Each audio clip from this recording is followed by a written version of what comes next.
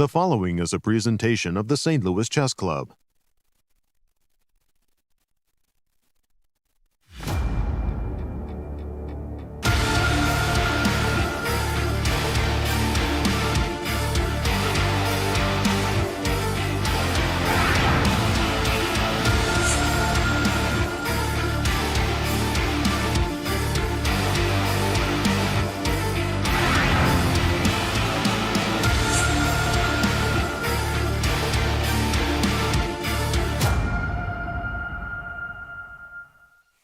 Welcome chess fans to day one of the 2023 US Chess Championship and US Women's Chess Championships held here at the St. Louis Chess Club. We have the best chess players in the United States battling for that coveted national title. Let's go to the studio and start the action. Welcome to St. Louis, the home of chess in America, as the St. Louis Chess Club proudly presents the US and US Women's Chess Championships. We are live from St. Louis.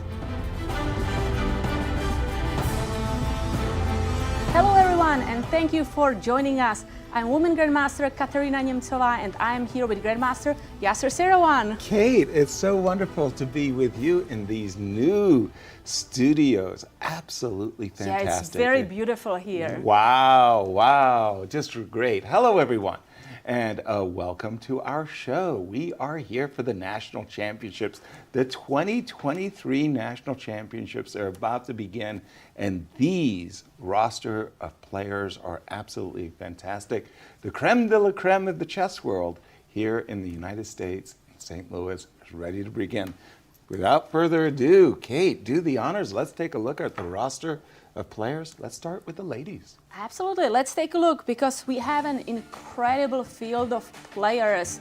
Irina, Krush, Alice Lee, Carissa, Anna Zatonskih, Begim Tokhirjonova, Nazi Paikidze, Jeffery. The defending champions in the middle of the field. That's amazing. And there are so many U.S. women's champions. Atousa, Pourkashiyan, Tatev, Abhimanyu, Talia Cervantes, Ashrita Eswaran, and Ruyang Yan. And tell us about the open section roster. We have another fantastic field. Also, if you take a look at the first four players, they crossed the 2,800 rating barriers. So we have Fabiano, Caruana, Wesley, Levon, Aronian, Leinier, Dominguez, Sevian, Robson. What a name! I know, right? It's just incredible. Jeffery, Xiong, Shankland, Niemann, Dariusz, Swiercz, Abhimanyu, Mishra, and Tang. Those last two players, the junior players, oh, fantastic. Welcome to you both. And tell us about the format for these two national championships. Yes, so we have two 12-player round robins, which means everyone plays everybody else in their respective field. The time control is 90 minutes for first 40 moves, followed by 30 minutes for rest of the game, and there is a 30-second increment from move 1. There are no draw offers allowed. The players have to battle it out on the board. And we have a traditional scoring system, 1 point for a win, half a point for a draw, and 0 points for loss. And tell us about the format for the two events. Oh, pardon me, the schedule. We just did the format. Yeah, the schedule is very simple. We have one round a day, and every day the coverage starts at 1:20 p.m. Central Time. So we have 4 rounds, then there is a rest day, then we have another 4 rounds, rest day, and we will have playoffs if necessary on October 18th. Fantastic. And as we're in new studios, Cristian, you're right next to me. This is fabulous, and welcome back from Mexico. Your students did fantastic. Congratulations. Thank you, Yasser. It's great to see you guys. Great to be back in the studio, in the new studio. We're so close to each other. This is fantastic. It feels amazing, I have to say. I watched the best juniors in the world in Mexico. Now we're just about to watch the best American players. And let's highlight some of them. We're going to start with the ladies section. I have to say, I'm having my eyes on this one. Woman Grandmaster Jeffery, 21 years of age, USCF rating at only 21 years of age. She's already a 2-time US Women's Chess Champion, and she's the defending US Women's Chess Champion. What a tie breaks it was last year against one Irina Krush. And speaking of Irina Krush, we have to highlight this lady. Take a look at that. She's focused, she's determined, she's ready to rumble in this 2023 National Championships. And let's take a look at her highlight graphic. 39 years of age, USCF rating 25-13. She is a whopping 8-time US Women's Chess Champion. She's definitely vying for that 9th title in this one. But I have to say the competition is stiff, and take a look at the next lady that I'm going to highlight. That is the 13 years of age FIDE Master, Alice Lee, USCF rating 24-71, excuse me. She is the youngest American woman to achieve the International Master title. So right now she's an IM elect. That's why you don't see the IM title next to her name, because we're still waiting for the next FIDE Congress. I have to say, just an incredible competition this one is going to be. And let's take a look at what's happening in the open section. We're going to start with the junior champion. That's how he qualified to this US Championships. Only 14 years of age, USCF rating 26-77. He is Grandmaster Abhimanyu Mishra. He's the youngest ever to earn the Grandmaster title at only 12 years of age. Just an incredible young man, and he's bringing a bag of experience with him. We've had him in the studio giving interviews. He's just a remarkable young man. But I have to say, once again, the competition very, very tough. And take a look at this one. 3-time national champion Wesley So is joining the mix. 29 years of age, USCF rating 28-22. He hasn't had the best years up to this point, but he can definitely turn it around with a win in this competition. It's not going to be easy because the defending champion is here as well. That is Grandmaster Fabiano Caruana, 31 years of age, USCF rating 28-61. The 2018 Candidates winner. What an incredible tournament that was. He qualified to play Magnus in a very, very tense match in London in 2018. Take a look at him.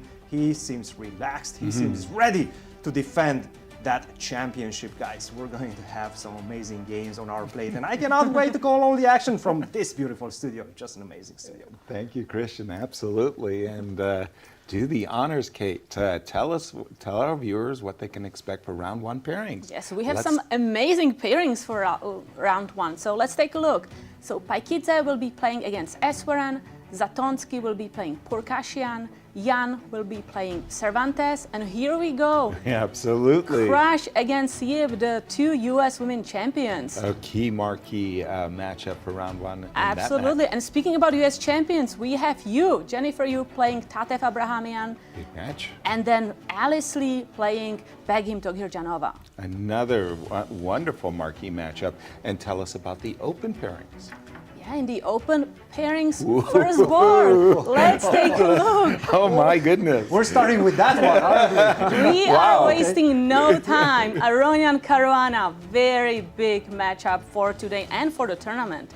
Xiong playing Mishra, Tang playing Shankland, Robson playing Sevian, Niemann playing Swiercz, and So playing Dominguez. Essentially, for the next 2 weeks, these players are going to be fighting hard. What will they be fighting for in terms of prize money? As we get a view of Fabi in the World Chess Hall of Fame getting ready for the big match. Players will be fighting for a very big prize fund. So in the women's section, we have a prize fund of $152. $1,000, excuse me. I'll take the zeros if you don't mind. And the first place winner will win $40,000, second place $30,000, third place $20,000, all the way to the 12th place $4,000. Nice. And in the open section, the prize fund there?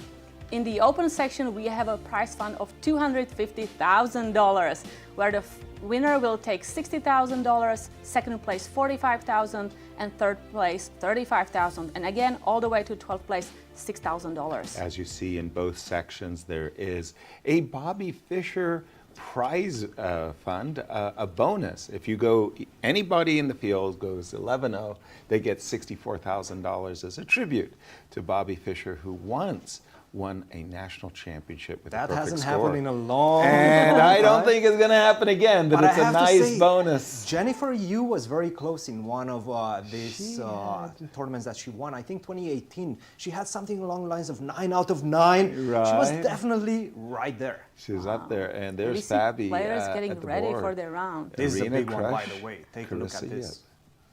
Now, Carissa, just coming back from Mexico, She didn't win the gold. She No. did not win the gold, but she was fighting and did medal at the end. Absolutely, she Yeah. took second place on tie breaks. So Right. first through the third, the whole podium was on tie breaks. They scored Exactly. 8.5 out of 11.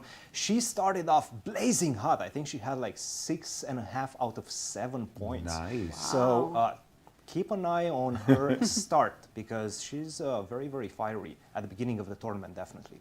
And we see Hardy. handshake, and the Yeah. games are starting.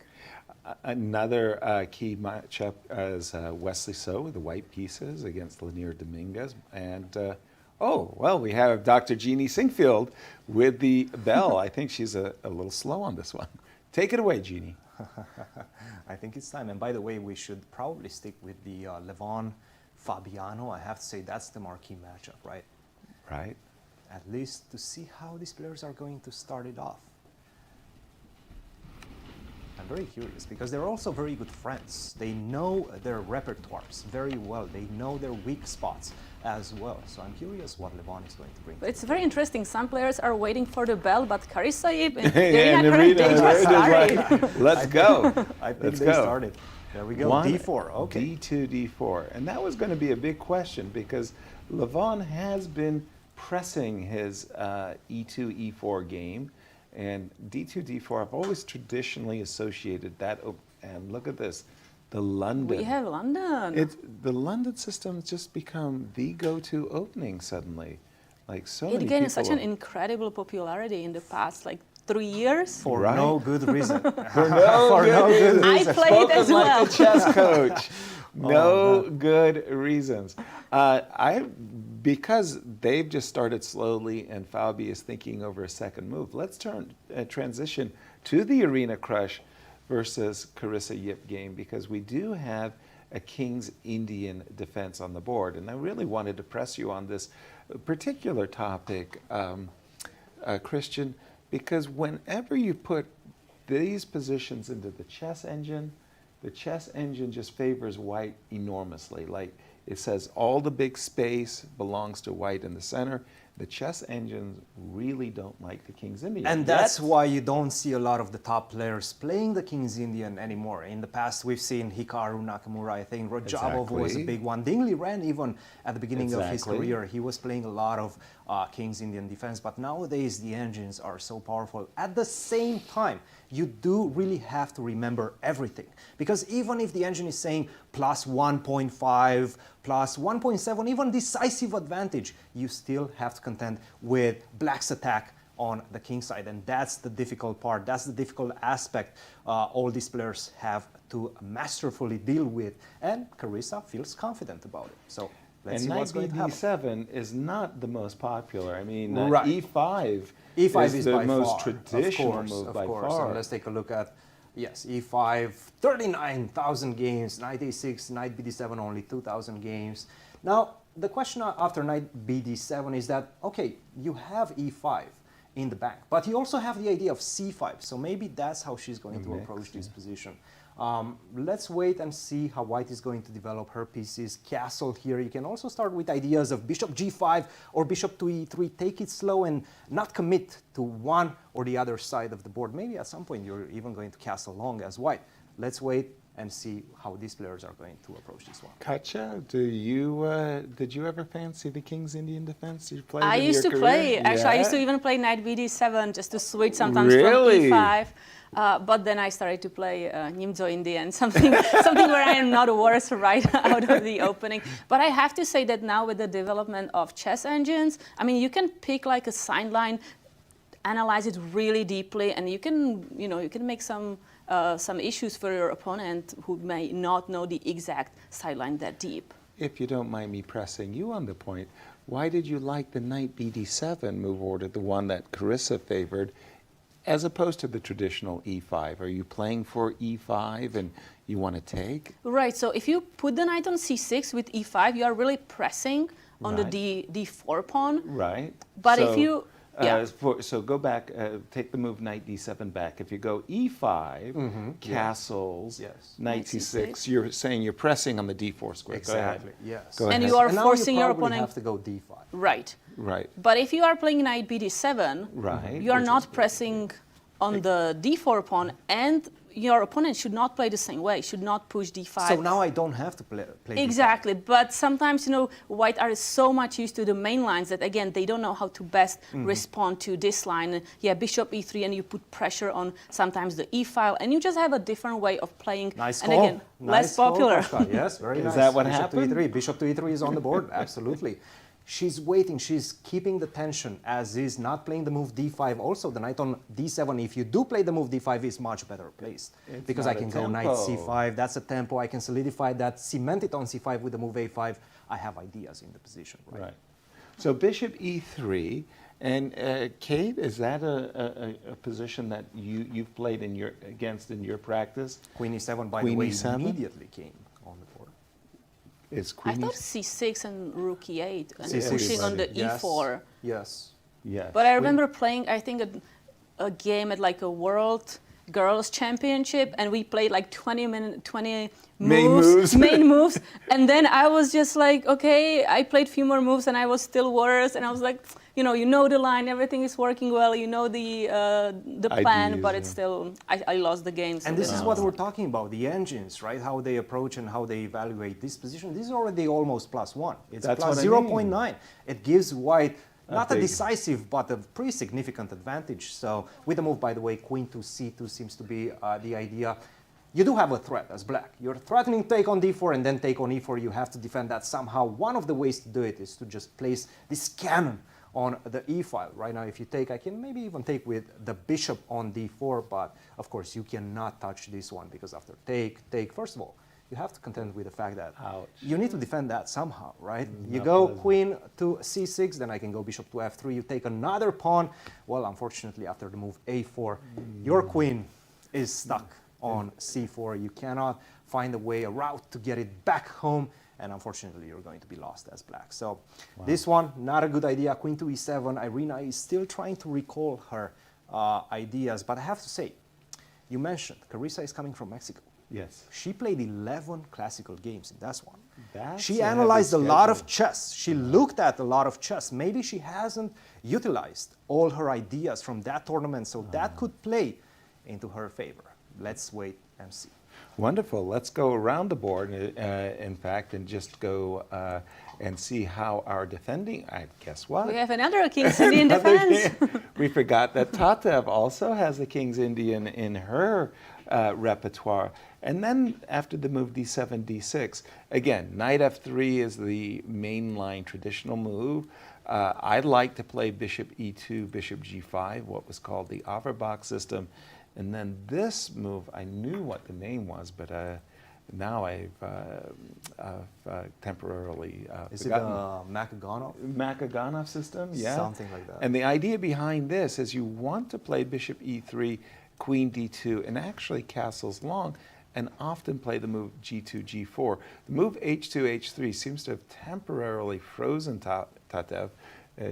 She's considering her options again. The traditional castles, and then white has got to reveal her development setup. Is she going to go for bishop e3? Is she going to go for these early g2, g4 attacking ideas? This one promises to be fun. And then our very own Nashi Pikitsa, who usually I have her commentary with her. She's white in a Catalan, but this is a little bit different. I'm not used to seeing a setup with h6, bishop d6, and I'm surprised knight to c6. see the knight on c6. That's a mixture very of all unusual. kinds of ideas here.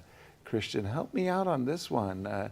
Knight c6, bishop d6, It h6? does seem to be some sort of theory. Hybrid? I Yeah, don't some know. sort of What a is it? hybrid theory. Yeah. It almost well, it kind of is looking like a Catalan, right? With this g3, bishop to g2, but a very weird Catalan. And take a look at how this started. d5, knight f3, h6. Right? Bishop g2, bishop d6.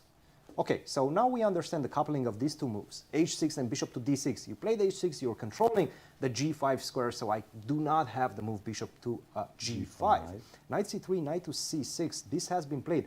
The top game, in this position, is Aronian versus Carlson in 2020. So definitely it has been played at the most elite level in chess. Castle, we expect castle, or perhaps try to go for this pawn, right? And perhaps this is the idea of this whole setup with the knight on c6 and the bishop on d6 controlling the square e5. So you want to meet the move e4 with the move e5. That's the only reasonable idea behind this whole setup, because once you play e4, you have to defend e5. You don't have another way to do that. You can drop back, but that's not a good idea, right? So you want to play e5. We see castle not taking on c4 yet. Let's wait and see. Maybe she's waiting for white to play something like rook to e1, but she is giving her a tempo to potentially defend this pawn with the move b3. Decisions, guys. Well, for me, being the traditionalist that I am, the move h7, h6, that doesn't play in the center. It's kind of strange. I take away the move b3 for just a moment, and I'll try to be, channel my inner aggression. c4, c5. Okay. Bishop e7. I have to go bishop e7. Rook b1. I always like. You're trying to go b4. Yeah, I always like these. What if I how do you stop say, here? pawn storms? A3, let's go. And now the question is, do I go? So I cannot go a4 because obviously take you're it. just simply going to take that. But what if I stop you with the move knight e4? Then I got to go queen c2 because C2, yeah. yes, If you yes. do take on c3, By the way, e5 in this position, Wow. the engine is saying already black is better. what? What Yes. did I do? I know. What did Knight- you do? This is completely normal, right? Natural moves up I to this did. point. I was going to play knight takes e4. I have this idea of bishop knight takes d4. F5. Knight takes e4, I will take back. Oh, e4, okay. And knight takes d. You take on e5, the I take rook on on d4. b1. Right, exactly. Queen takes e4. Exactly. No. Boom, you lose this one.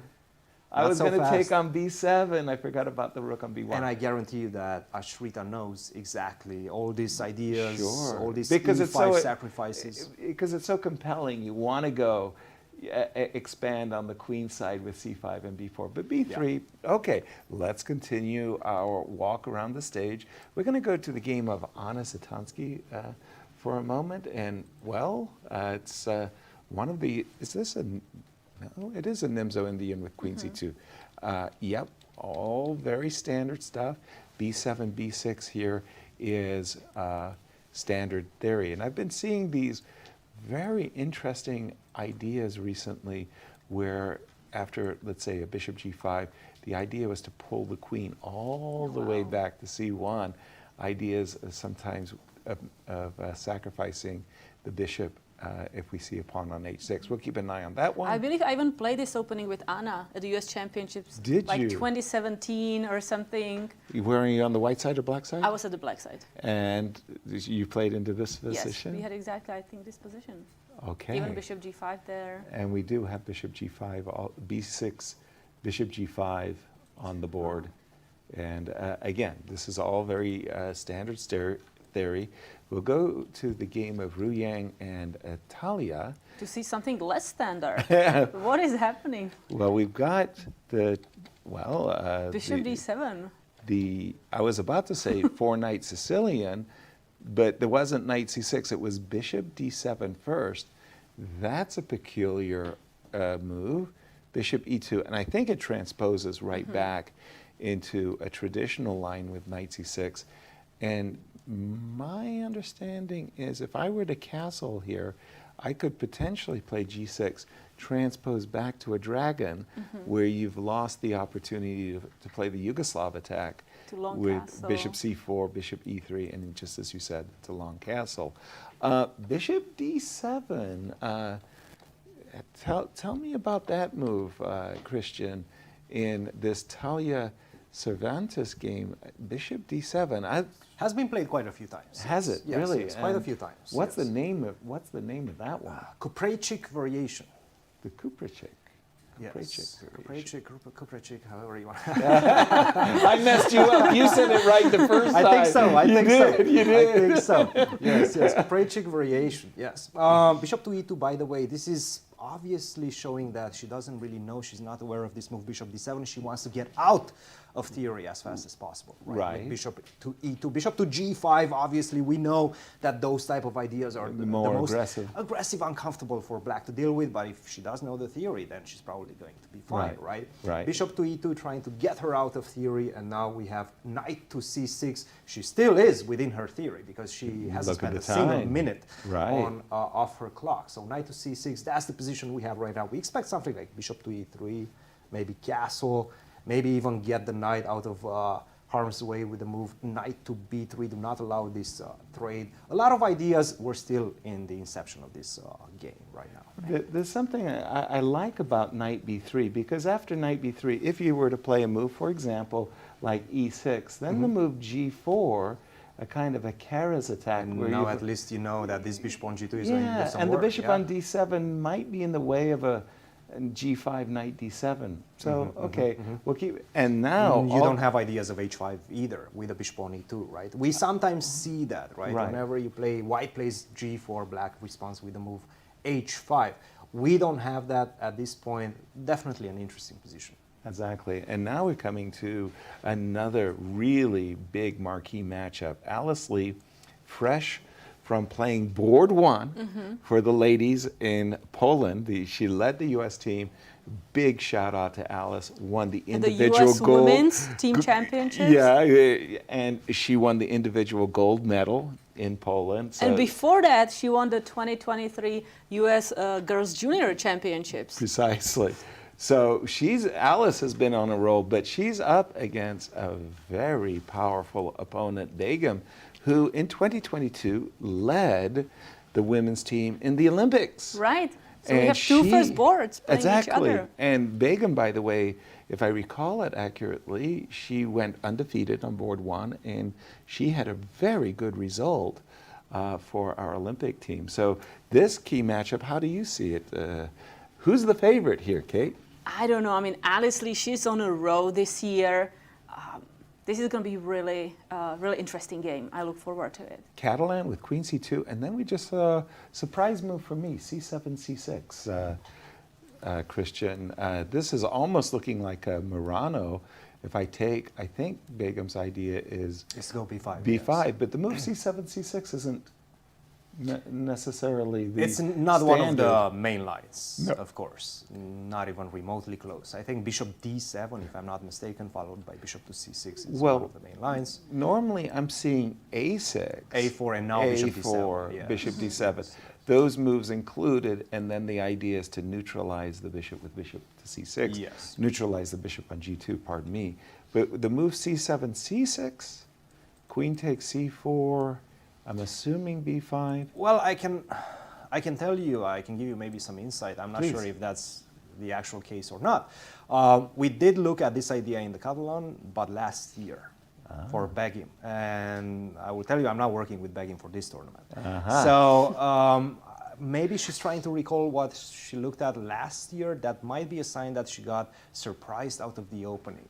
Because that move c6, she played it a little bit timidly, right? She just like looked at the camera a little bit, c6, was I supposed to do this? Was I supposed to play it? Because it's a very aggressive line, by the way. You're taking a lot of risks. You're going to surprise your opponent, of course, but you're also going to take a lot of risks. And by the way, I'm not even sure if she surprised Alice, because she played queen takes c4 instantaneously. So a tempo. Pressure is on Begim right now. Exactly. We'll keep an eye on this one, and let's turn over to our Open Championships. And as we were coming on air and we looked at the pairings, we said, okay, come on, this pairing between Levon and Fabi is huge. Talk about starting with a bang. And it started with the London system, bishop f4. When we left it, Fabi was hard at work, figuring out how he wanted to meet the London. He decided, you know, anything you can do, I can do better. Bishop f5. Bishop f5. And after bishop d3, just dropped his bishop back. And I really like this approach personally. Whenever you develop the bishop outside the pawn chain. Guys. Yes. Breaking news. I mean, I'm sorry to Please. Interact here, but take a look at this one. Andrew Tang, just big blunder. After a move knight to a3, d6. Take a look at this move, c3, just giving up the pawn on b2. What is he doing right now? He qualified by winning the US Open, but we know That's he's right. not an active player. Right. He works full time. He doesn't play that much chess. He hasn't looked at these openings in a long time. And this is a big. Did he take? Yes. Wait a minute. No. He did not take. He did not take on B2. He believed Andrew. He played the move G6 and missed a huge opportunity. Queen takes B2 is just winning, guys.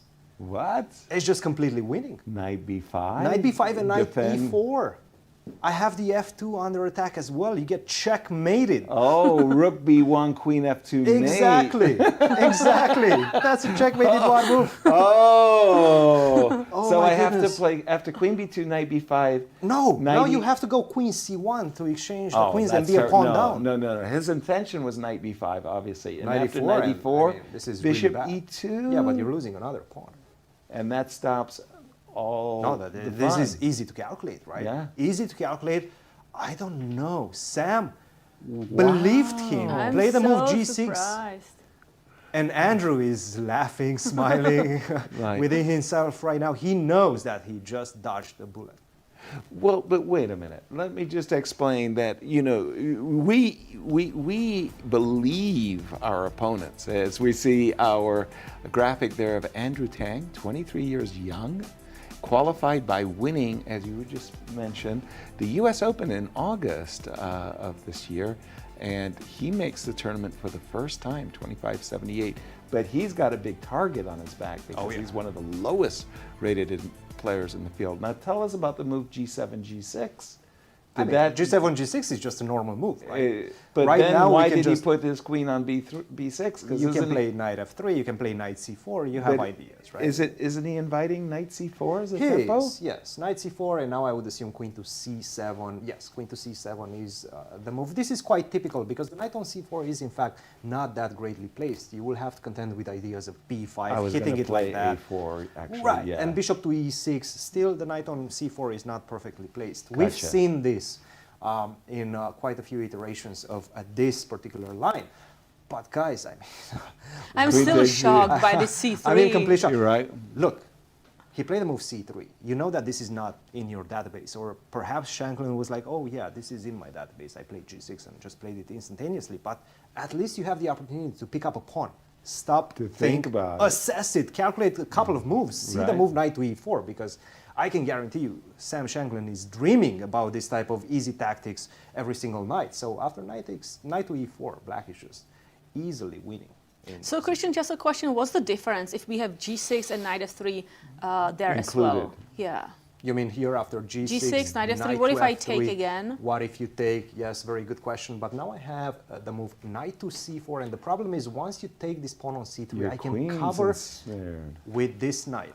Oh. You cannot cover. You don't have to cover with a queen because if you cover with the queen, you lose the rook on A1, and that was the Sure. big difference. Of course, if you cover with the other knight, the knight is no longer placed Right. nicely, actively on C4. So right now, No, it's is going to in be fact very difficult for the queen to escape. White is right? winning. White is White is actually just really winning right now. Yeah. The queen is my going to be trapped. I'm going to go A3, rook to C1, and your rook is going to be trapped. So again, if I capture on D4, you're playing A3? If you capture on D4, I mean, you opened up the C5. Yeah, so the I bishop. should go- and then you got knight takes D6 check, big and rook ideas. takes C8. Yeah, Gotcha. Yeah. Ooh. By the way, the best move in the position is to go. To sacrifice the queen and see you Take later. my queen. Yes, See you yes. later. Yeah, What can I okay. do? But of Well- course, black is completely losing right now. Wow. Okay, let's jump back to that game. The best thing, by the way, for Mm-hmm. Shankland right now is to not realize that he could have played queen takes b2. Right. Just live in oblivion and just... Exactly. Ignorance is bliss. Exactly. I mean, right? Yes, yes. But I wanted to say that for me in my practice, the double blind spot is so common. I make a move, my opponent believes me, he responds as I expected, and then some kibitzer comes to me immediately after the game and he says, do you know he could have played the Zwischenzug? And I would, oh, queen takes f2 mate, oops. Yeah. You don't see it at the board. Jumping back to the game of Levon and Fabi, again, this was the London system, which was met equally with the move bishop f5, bishop d3, knight f3, and we're catching up with the players bishop d6. So everything's in equilibrium, and you look at the position and say, well, what's the problem? And at the moment, I'm not seeing any problems. I mean, Black has just kind of matched white move for move, and the challenge is here before Levon. Yeah, Black will try to push for e5 or do long castle. Yes, can Levon make anything out of this position? But also, are we still in theory, No, Cristian? no. We When actually did we leave? exited theory at this move, bishop takes g6. By the way, this is the computer's main choice, so Levon knew about it. Bishop takes g6, h takes g6, and now we have knight d2, knight c6. Still best move, still Fabiano knew this. Queen to e2, and I have to say, I was looking through some variations, and it does seem like Black has to be a little bit careful in the position. Like, for example, if you play the best move according to the engine, knight to e4, I take on d6, and now the best move is knight takes d2, which is not an easy move to make, right? Because you have to start calculating. Bishop takes c7, of course, that's easy. Knight takes f3, but still, you have to be very precise with your move order. If you do take with the queen after h3, Which was my move. Queen takes d6. I was very I'm not going to take because once I Right, move my knight, h2. you checkmate me. So I get ready for that with the move h3, right? But now you have to be a little bit precise. For example, the very natural castle, right? Loses instantly. Right. after knight g5, 2 pawns under attack. You cannot do that. So what you have to do is take on d2, but now I can take with the knight and then get ready to play the move e4, for example, right? You go castle, I go f4, I stop you like this, I go c4 next. What is the knight doing on c6? Where is your attack on the queen, the king side, excuse me, because I know where my attack is, it's on the queen side.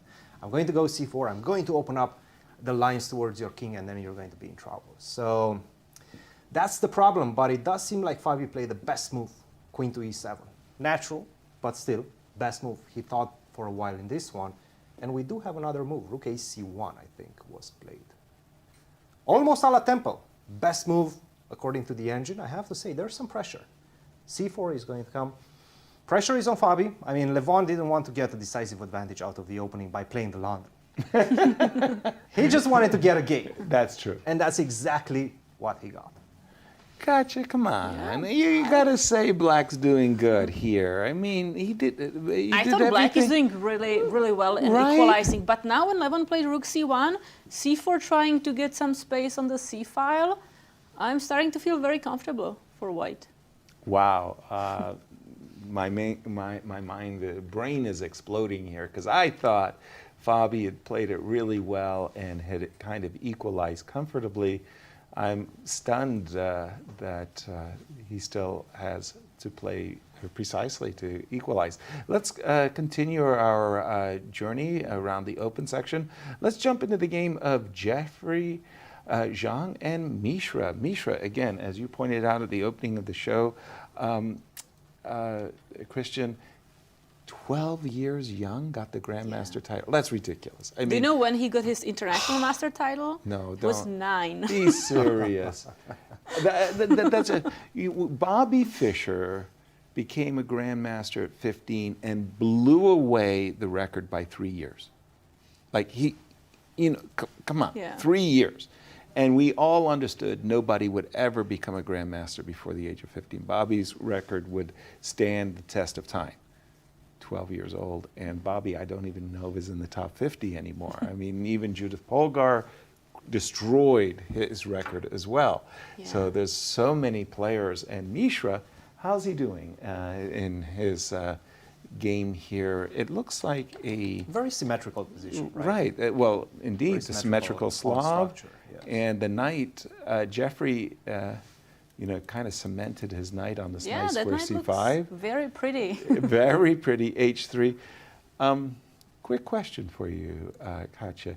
When you get into these types of positions, do you ever give up the 2 minor pieces for a rook and 2 pawns? Do you go for these types of lines, where you take, and take? So I don't think I've ever played that, but I don't think I got a chance. To play these types. So you these get two these pawns, right against the 2 minor pieces. I don't think I like it that much for a white. Really, because I like the 2 pawns. I like the open c file. But okay, so the move h2 h3 is waiting for. Well, why did you play rook c7? Yes, I understood. You played rook c7 to defend the pawn, but also perhaps to double on the open C file, right? Or can I go knight d7 just to try to trade that annoying knight on c5? It is annoying, right? So let's say I do the old routine of a3 and b4 to cement the c5 square. Yeah, If you if I take, take, I'm a little bit indecisive whether how I should recapture, but I suppose in this case I would recapture with the rook. Now you're permitted to play rook c8 without any retribution of a sacrifice. Okay, we'll keep that one in mind. Christian, what caught your eye? Well, I have to say, first of all, before we move on from this game, Sure. it's not easy. And to get back to your point, after rook to c8, rook to c8 seems to be, at least according to the engines, and I can guarantee you, Jeffery knows about this. Knight takes b7 seems to be giving white quite a significant advantage. Really? Knight b7, rook b7, bishop takes a6. It says plus 1.3, Wow. 1.5 at times.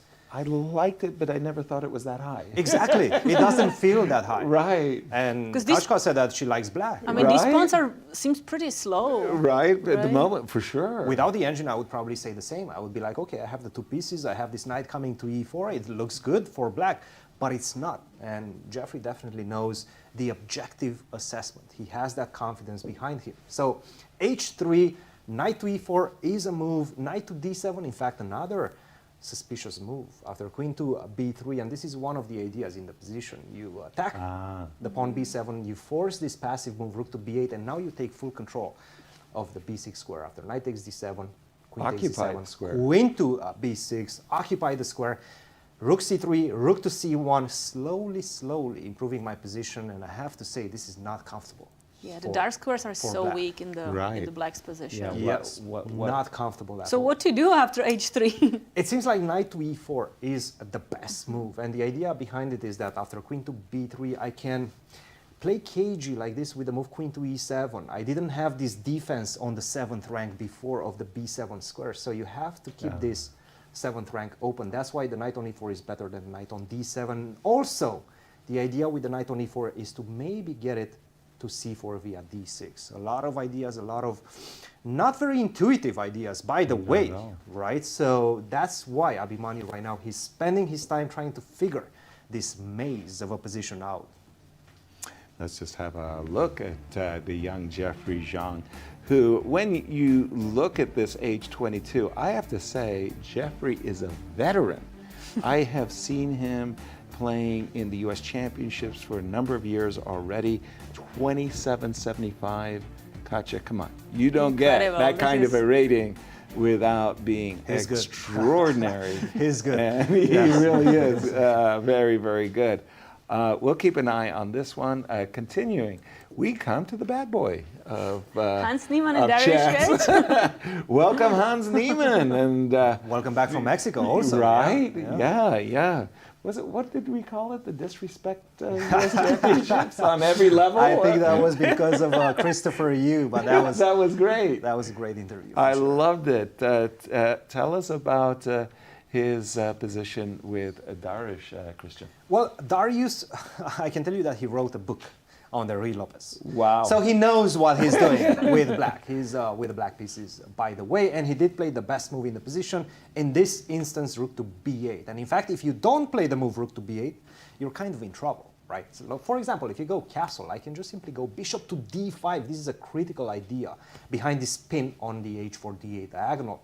Very difficult to defend the knight on c6. If you have to go queen to d7, then I can just take Ouch. your king is not safe. Terrible. Right? And right now, after h3, by the way, you're also forced to give me the bishop, because if you go here, I take on e5. And that's game over. All she wrote. So rook to b8, he played it. He did not spend a lot of time on this one.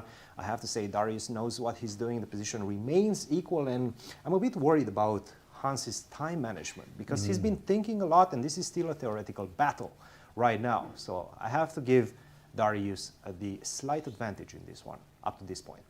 Not objective advantage, but from a practical perspective, I feel he knows the position better.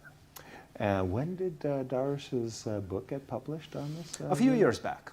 I think it was maybe 2021, 2022. I always am worried about writing books on openings these days because chess has exploded. Yes. There's all of these top tournaments. You write the book, it just comes back from the printer, and then somebody plays one of the most crucial novelties ever played, and chapter 6 is outdated. You know, oops. Bishop G4, just go ahead and give us what the main line might be from this point onwards. A takes b5. I would play AB to open up the A And file. you're trying to go towards that b5 pawn with the move knight a3, right? Yeah. Or do you go d5 or do you go bishop d5? You have some options, by the way. I'm inclined towards D5. d5, okay. But I closed my bishop, which hurt. Right. d7, and you're opening my bishop, right? And I was trying to double your pawns. I wanted to take on F6 and play H3, and I'm probably worse once I do that, right? Yes, you are. Remarkable I mean, the because G these, file on your Bishop king D7. also can be very dangerous. I Very good wanted point, to exploit yes. the double pawns, guy. Okay, But I how was do you gonna want to go get there? Knight H4 and Queen H5. That was like the big dream. But I play f5 immediately. Your timing Yes, is I'm not excellent. allowing you to pin me down with the move queen to h5. Yeah, get my grip on the position. Yes. It has shades of the Sicilian Sveshnikov Yes, with F5. Yeah, Yes, but it's a also- much better version. for black then. Yeah, because this bishop on B3. Also, Very good. Dariusz, he's a coach at the St. Louis University, right? So he wrote the book. He's in touch by coaching very strong players. Right. So I think he's up to date with the theory. Well, don't tell that to the Missouri coach over there. He doesn't want to hear no slew It's okay, it's okay. doing great. We have our representation here at the U.S. Championships as well, Right. so I'm not too worried. Let's jump back into the game between Ray Robson Yeah, let's talk and about Webster Sam. University. Sam Sevian, as these two are playing a double-edged French defense that Simon Agdestein, the great Norwegian champion, who was a coach of Magnus Carlsen, really essayed in his career. And boy, I got to tell you, the theory here is really deep, but Simon Agdestein, he liked to include the move Queen H5 check. There are reasons why you want to loosen white up on the queen side.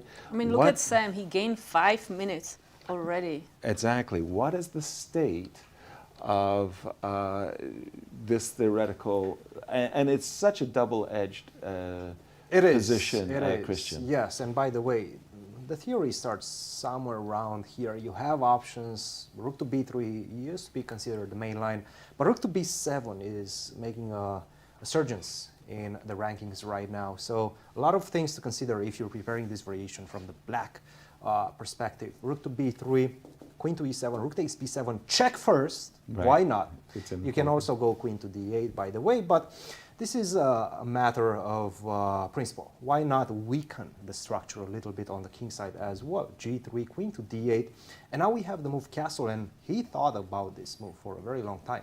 White has a way to get out. You don't remember the theory, you see that black is playing the moves a la tempo, you can do this if you want. Bishop to b6, which is going to more or less force queen to c8, rook to c7, and now, for example, you can just repeat the position with rook to b7, rook to c7, make a draw if you want to.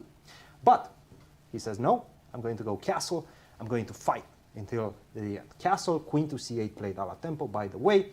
This is the position right now. Only 2 games have been played in this one after the move rook to b3. I'm seeing ideas of white having to expand on the king side with the move f5. I like the rook on the 3rd rank. By the way, after a move knight to e2, maybe later on I'm going to be able to swing the rook on via the f file and create some sort of an attack. So this is what we have. This is what we probably will have in the position. Let's wait and see who is going to know these structures, this dynamic better. Theoretically, only 2 games, the outcome of which were draws, or? Let's take a look. Draws, yes. Draws. Rook to b3, rook fb1, by the way. Yeah, was that played. would seem the more natural move. And I now must bishop say. to c5 might be a little bit problematic. Take, it just feels like the position simplifies, right? I go bishop to c8. Drive the rook away. As long as I manage to go castle at I some know. point, right? I mean, this is my dream. If I manage to go castle, I have a beautiful structure. Your king is a little bit weak, so maybe at some point I can even sacrifice with a move d4 and open up my bishop on that long diagonal. But I have to say, I like your rook b3 back, so we can keep the rook on f1 and maybe push f5. Right. This would be the novelty, yes. And let's wait. And by the way, yes, bishop to c5, f5, and the position explodes a little bit right now. So this is what the players are looking at. We know that Ray probably doesn't know the position. He has only 1 hour and 4 minutes against 1 hour and 34 minutes. Wow. For Sam Sevian.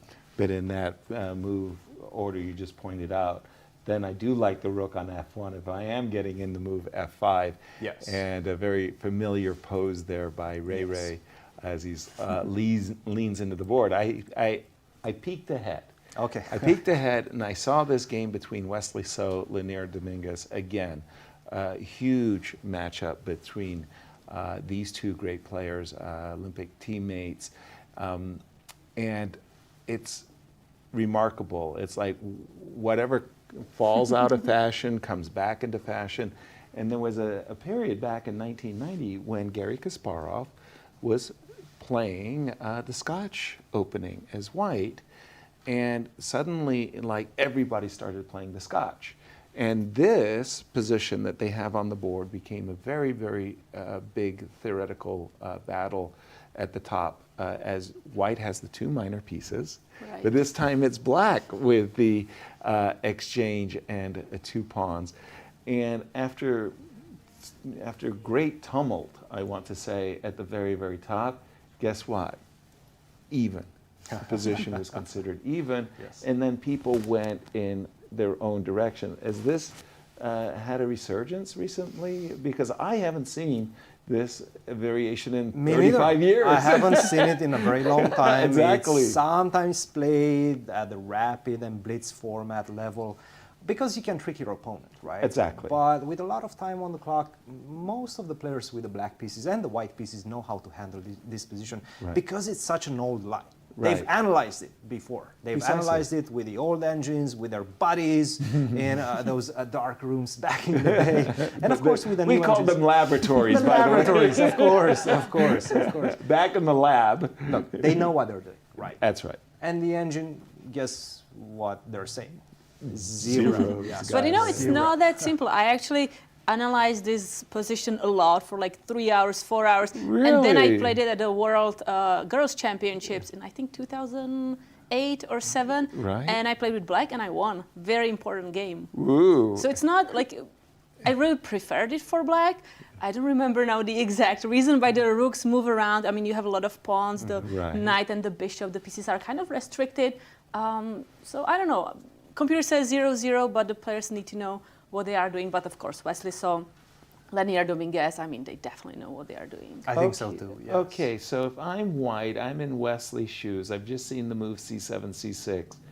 The situation that I would aspire for is I put my rook on d1, my bishop on f3, so I don't get mated on I'm rook not on mistaken, e1. rook to b8 was the idea. Try to get the rook on b4 Yes, and start looking exactly. at ideas of d4, right? Because that was what I was trying to do with white, was put my bishop on f3 and my rook on d4. My rook on d4 would swing over to the a4 square. Exactly. But now I can go rook to e8, and I think this is the maneuver that black knows nowadays. Obviously, you have to Watch be out worried. for the mate, right? Don't go hunting pawns because No. you get checkmated in one move. Gotcha. Right? So you have to go bishop f3, maybe Right. rook to d1 back. But if you go rook to d1 No, then back, I wouldn't have played rook d4 in the first Exactly, place. No. exactly. Yeah. Yeah, exactly. So this is the look. I'm not expecting much more than maybe a fight, but it's going to end in a draw. I think. Okay. And finally, we go to the game of Andrew Tang versus Sam Shankland. For those of you joining us late, let me just say that it seems like Sam missed an enormous, or should I even say golden opportunity. Sam was offered a chance here by Andrew with this last move, which Cristian described as a blunder, c2, c3, and well, g7, Healthy pawn. g6 came very quickly. But there is a healthy pawn on b2. But after the move queen takes b2, knight b5, in the mind of both players, the threat of knight c7 was so powerful, it was going to produce a move like knight a6, and then after rook b1, black could be in big trouble. But instead of knight a6, knight e4 just turns the tables, and it's actually splat. The threat of mate, the threat of knight takes c3, trump knight c7, and Sam would have been a pawn to the good, and maybe even 2 pawns to the good after the move queen takes b2. He played g7, g6, missed a golden opportunity, and update us with the current position. I suspect we're in theory, aren't we? Still in the game of Not yet. Tang? No, we're not. I mean, c3. No, and by the way, queen to b3 is kind of a bailout move, more or less. Bishop to e2 can be played. Once again, the idea, obvious, to stop this idea of queen to f2. So after queen takes b2, I go knight to b5. There's no more knight to e4 to attack both the f2 and the c3 pawns. So now I can just simply defend, and the queen, in fact, is completely trapped. Right. I'm going to go rook to c1. I have still in the back the idea of knight to c7 to pick up the rook, but also rook to c2. And that's going to be trouble for black. So bishop to e2 was an idea. He played the move queen to b3. You know, maybe he's just trying to tame the position, make a draw, start it off slowly. Right. He knows is a rookie. This is his rookie year. He has a target on his back. Right. So slow things down, get into an endgame. But by the way, the engine is saying black is better.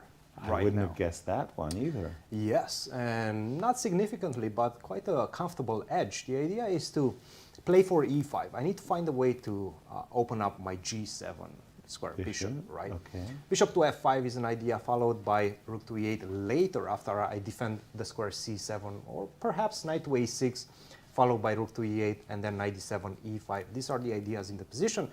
It does seem like black has a comfortable edge. And Cristian, can I be a little sneaky and try to play bishop c2 and just grab that pawn on a4? You can definitely do that. Yeah, I like the way you're thinking, Kate. I love it. Bishop c2. Let's see. And that's why he plays bishop to e2, because after bishop to c2, you want to defend from the back with bishop d1.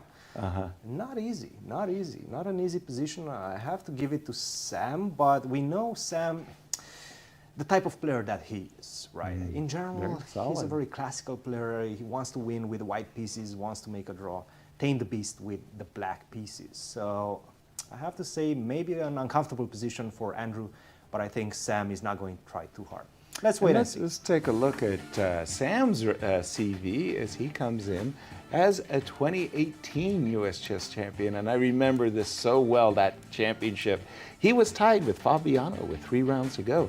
Fabiano scored 2.5 out of 3.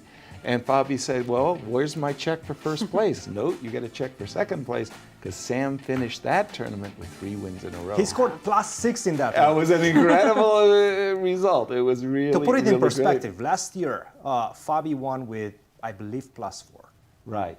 And before that, +3 was enough as well. Also so to +6 to win it. I mean, that's a humongous score. That was a great race to the finish. And bishop d7 was Sam's choice, by the way, not the bishop f5 that you prescribed. This part of the show, this is where I get to do the big reveal and tell everybody who's going to win the national championships. I am curious what you think. The answer, but ladies first. Who's going to win the ladies championship, Kate? So I think it's going to be very close. I don't expect one player to just fly away with points, but my guess is Alice Lee. Alice Lee, just a second. Let me she has an incredible year. She won the 2023 U.S. Girls Junior. She played the first board at the U.S. At the World Women's Team Championship. Exactly. She won gold medal there. I mean, she's doing incredibly well. No, it's been a remarkable year. And in the Open? In the Open, I will go with the classics, Fabiano, Caruana. I can't believe this. That was me. She's taking it away. I mean, come on. What is this? You're killing it. You're killing it. Yeah, no, for me, I mean, it's just a phenom. Alice Lee has been on this tremendous roll. She's Wow. At a certain moment, we were interviewing her and discussing all of her successes, and I just had to make the quip, when are you running for governor? Because it was sort of like, I'm completing my collegiate course, and I want to get my doctorate, and then my grandmaster title, and after I win the Olympics. It's like, wow. She's doing it. Alice is, for me, a favorite. I just want to say on behalf of Rex Singfield, he wanted to get that in. He thinks Irina Krush, just to say. And Fabiano, you came on. You're getting Fabi. Yeah, Cristian, you came on. How am I supposed to get Fabi now? I mean, come on. Fantastic result. I mean, everything. Yeah. He He's feels had an like amazing he's back. year. He's had a very good year. Yes, yes. He qualified for the candidates 5 times in a row. Wow. That's phenomenal. if it's not a record, it's just phenomenal in itself. Yeah. Right? I think Especially Lajos nowadays. Portish in the past once, I think he had 9 candidates. I'm not sure they were all in a row, but the Lajos Portish, but it's an extraordinary accomplishment to get to the candidates once. Yes. To do it 5 times. Absolutely. I mean, I would go with Fabi, obviously, but let's start with the ladies section. I have to go with a wild horse in this one, dark horse in this one. That's going to be Begim. Begim. Begim. Not working with her, but she's still my student at Mizzou. I'm going to Right. pick her because otherwise I'm going to get in trouble. So Wise decision. I'm going with Begim in this one.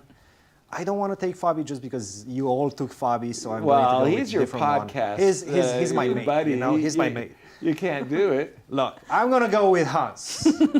The bad boy. Why not? Let's Why go with not? the bad boy. He's angry after Mexico. Right. He finished in 8th position in that one. He wanted to win Right. the World Junior Championship. He didn't. He's angry.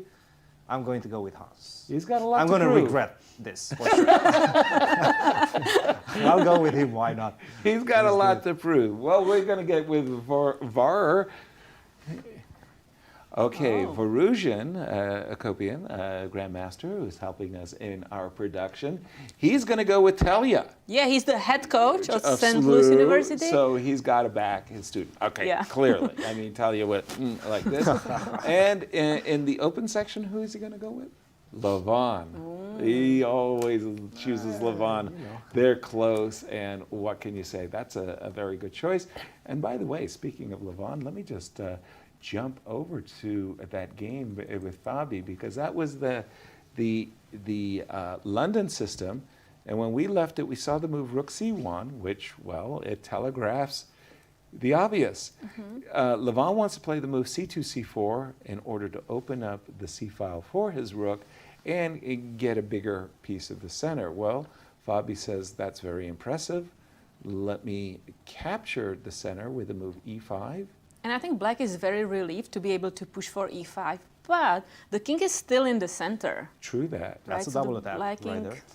But this is, I like that. I mean, you grabbing a pawn. and Simple that but A2. efficient. Just Why don't not? play c4 right now. And knight f3, it is on offer. Would you be would you take your hand in the cookie jar and say, okay, give me that one? Why not? Why not? Okay, Let's go well, rook it's going to B1. go rook b1. Yes. And you got to take a Queen. second one now, Sure. right? Let's take the second one. Okay, so here I Really, oh, not queen c3 and just castle? Okay, let's grab another pawn. Let's grab another pawn. Here I have to pause because the move queen b5 check, I do appreciate I'm 2 pawns down, but something about the move queen b5 check and potentially harassing the king could be... Well, I think you have to give both of those pawns that you just took back. So Exactly. queen b5, you probably have to go c6, right? Right. Then you take one on b7. I have to defend the rook, castle, Castle. probably, and then you take Right. another one on c6, and we end up with equal Right. pawns, right? Well, I was there's rook thinking, c8. yeah, I was thinking with the king over here on, I don't know. Maybe I- start with knight d5. Yeah. Yeah, but if I squeeze anything out of this, this is going to be very, very, very tiny. I take on c2. You probably will Exactly. end up taking on c6 and a7, and most likely Yeah. it's going to be some sort of a draw. Okay, this looks like it may be petering out after the move knight f3. The fact that Fabi is thinking about the decision to play queen takes b2, what else could he be considering, Kate? If you're not going to take the pawn on b2, would you drop back with your queen? Big queen h5. with like some Queen knight H5. g4. Well, now you are, I can resist anything but temptation. But you, pawns. you are going to give me the pawn. If you drop back, then I think Levon gets to do his idea, which was to open up the c file for his rook after a move like queen e7, c4. What's going on in the Ray Robson Sam Sevian? It's a big one, and Ray did think for a very long time at this point, and he played the move, the novelty in the position, rook to b3. Well, that was the move Kate wanted to play. Right? No, Cristian first. That's the I just engine. copied. Don't give me all the credit. That was the engine. That was That was the engine. Okay. It's the best move by the engine. Rook Okay. to b3. He Queen played to it. c4 immediately played. So a novelty immediately responded with the move queen to c4. Sam Sevian is ready. He knows what he's doing in this position. Knight to d1, I'm looking at the position. The idea of this move queen to c4 is pretty obvious. You want to put a lot of tension and pressure on the bishop on d4. How you do that is after you play the move bishop to c5. Right. So you have to get ready as white for that sequence of moves. And how do you do it? Also, how do you take advantage of the queen being placed maybe a little bit too advanced on the square c4? You have to attack it, right? With the move knight to d1 followed by knight to e3. Attack the queen on c4. Also support the idea of f5. That's the way to do it. Bishop to c5, most likely. c3, that's another reason why you play the move. Some sort of move f5, and Right? You can't resist. I have to play it, right? You can't resist. And by the way, at this point, you have to take on f5. If you allow me to go f6, you're getting checkmated on the king side. Don't do that. Do not No. allow me to go f6, knight g4, queen g5, queen h6. You get mated. You have to take this one. Don't take on f5 because that's going to be an easy draw. Right. Take on d5, create some unpleasantries in the position. You still have disconnected passers, but according to the engine, after queen to d8, black is perfectly fine. Right. And I have a feeling Sam knows this. He probably knows this. He analyzed this. This is move 24, guys. He's I mean, been this is playing deep. This is super deep. By with the tempo. way, he's coming off an incredible victory in chess 9 LX. Exactly. That's a boost of confidence for a young man like Sam Sevian, right? I mean, winning Right. that field, that's Precisely. Gary What a Kasparov field. there. What a field. Sam is indeed. good. Sam is really, really good. He's showing that he's working a lot with his coaches, by himself, in this particular position. He's a hard worker. Yeah, I have to say, queen to c4, he knows what he's doing.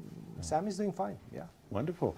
It's come that time in the show that we check in with our friends at Q Boutique and to see what their specials are. As always, we do offer a 5% discount to friends and families only. What do we got here? We have a World Chess Hall of Fame athletic jacket. This is the newest edition from the World Chess Hall of Fame jacket. It is here, and it is not to be missed. Jackets are 95% polyester, 5% spandex, and feature an outstanding, durable, hot-press logo of the World Chess Hall of Fame on the front, available in men's and women's style. For all your shopping needs, chess shopping needs, do check out QBoutiqueSt.Louis.com. And as we get to break, we are going to have a very, very special guest coming in studio. And that's all I'm going to say. See you on the other side of the break.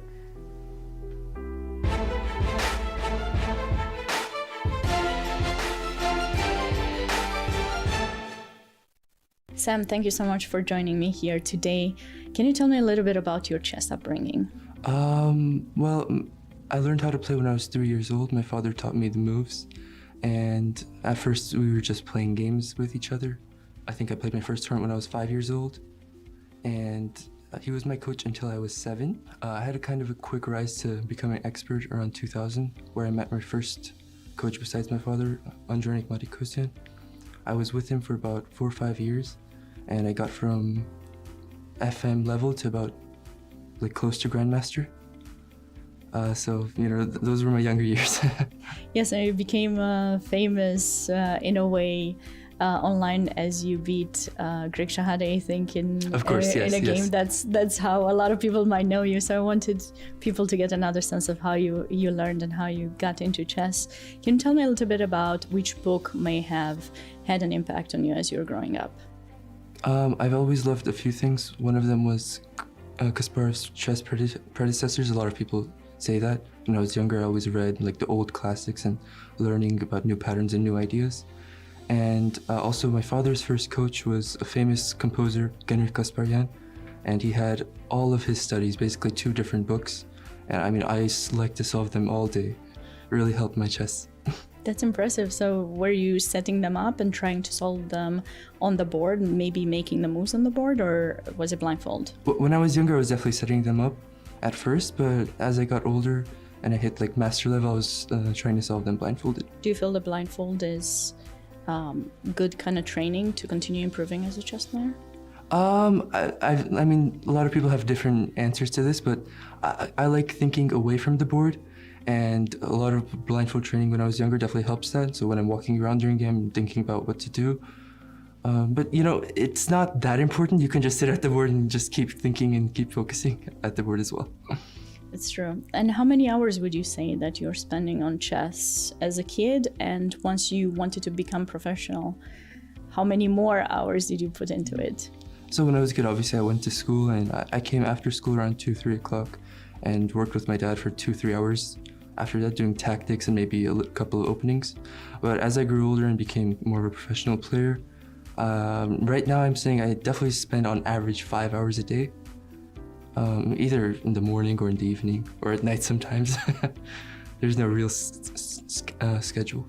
I see. So it just depends on your day and then maybe the tournaments you're preparing for, right? Yeah, absolutely. So it could be more or less. And you recently have surprised a lot of people maybe by winning the Champion Showdown Chess 9 LX tournament. How did you train for that tournament, and how did it feel when you became the sole winner? Yeah, I mean, that event was definitely the biggest one I've ever won in my career, the strongest one at least. Training for it, I mean, I love chess variants. I've played a lot of chess variants in my youth, and 960 has always been my favorite, as I said, for that event. It's just playing different starting positions with other people, just sparring partners and trying to understand more pawn structures and positions. And do you prefer classical chess to rapid or blitz? I think they're all unique in their way. When I'm playing a rapid tournament, I play completely different than when I play classical tournament. You know, sometimes you can take a lot more risks when there's less time on the clock. In general, I think I'd say I do like classical the most. Nice. And I know you've had some really great years playing in the US Championships. How do you feel ready for this event to win it? Yeah, absolutely. I mean, I've been preparing for months for this tournament, and you know, I think I'm ready. I'm focused. Okay. Thank you, Sam. I wish you good luck and looking forward to seeing your games. Thank you.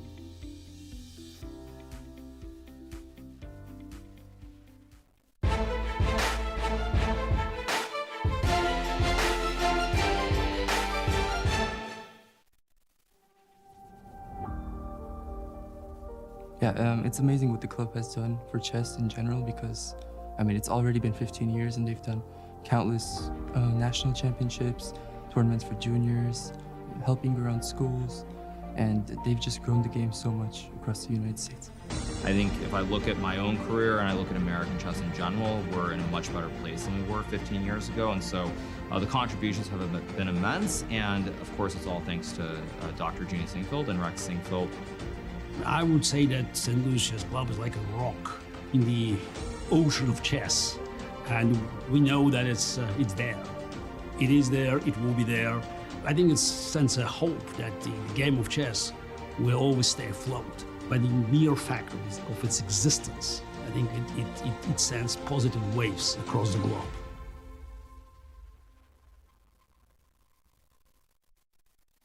The St. Louis Chess Club is the premier chess facility in the United States. We bring the educational benefits of chess to thousands of students across the St. Louis area. We also promote chess at the highest levels, hosting all levels of the U.S. Championships, as well as high-profile tournaments that attract the world's best players. Become a member and enjoy perks such as free classes and lectures, weekly tournaments, and so much more. Visit stlouischessclub.org to claim your membership today. The World Chess Hall of Fame, located in the heart of St. Louis's historic Central West End. Want to know why chess has intrigued people around the world for nearly 1,500 years? Stop by and learn about the impact of chess from our 3 floors showcasing the art, culture, and history of the game. The World Chess Hall of Fame has something for everyone to enjoy. For more information on current exhibits, please visit worldchesshof.org. The St. Louis Chess Club Scholastic Program brings the educational value of chess to kids in schools across the St. Louis area. Active in over 100 schools throughout the St. Louis City and County, the St. Louis Chess Club has been able to reach over 85,000 students in both in-school and after-school programs. We created the Select Chess Training Program and the Junior Select Chess Training Program in order to elevate the skill level in students across the St. Louis area. These students receive professional training from Grandmaster Varuja. Other programs include Chess Cops, a partnership with the St. Louis Police Department, looking to improve relationships between at-risk kids and police officers in the St. Louis area, with over 600 students playing chess over the board since 2019.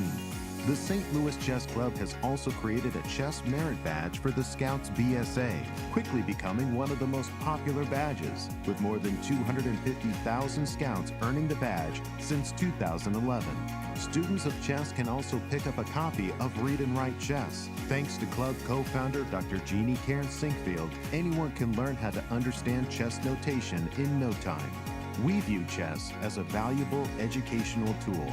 Learn more about our scholastic programming by visiting stlouischessclub.org/education.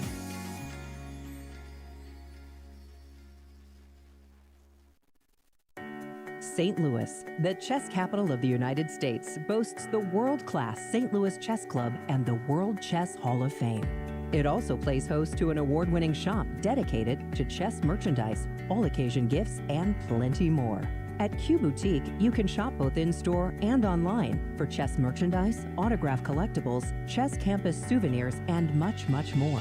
From quirky greeting cards to luxury chess sets, there is something for everyone at Q Boutique. And all purchases go right to benefiting new exhibitions and programs at the World Chess Hall of Fame, dedicated to exploring chess and its immense impact on art and culture. Located on the first floor of the World Chess Hall of Fame, enjoy a shopping experience like no other and become everyone's favorite gift giver. If you can shop in store, make sure to check out QBoutiqueSTL.com for a wide variety of gifts for everyone to enjoy. The St. Louis Chess Club is the premier chess facility in the United States and is among the best in the world. Thanks to co-founders Dr. Jeannie Karen Sinkfield and Rex Sinkfield, the St. Louis Chess Club is a non-profit organization committed to promoting the game of chess locally and internationally.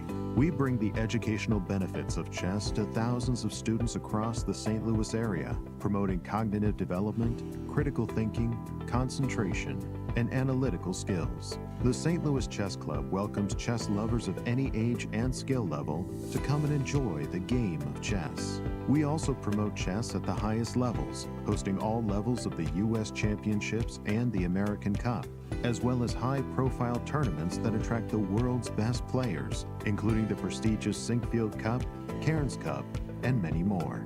All tournaments can be streamed via our YouTube and Twitch channels that also include over 2,000 chess lectures for anyone to enjoy. Become a member and enjoy perks such as free classes and lectures, weekly tournaments, merchandise discounts, and so much more. Visit stlouischessclub.org to claim your membership today.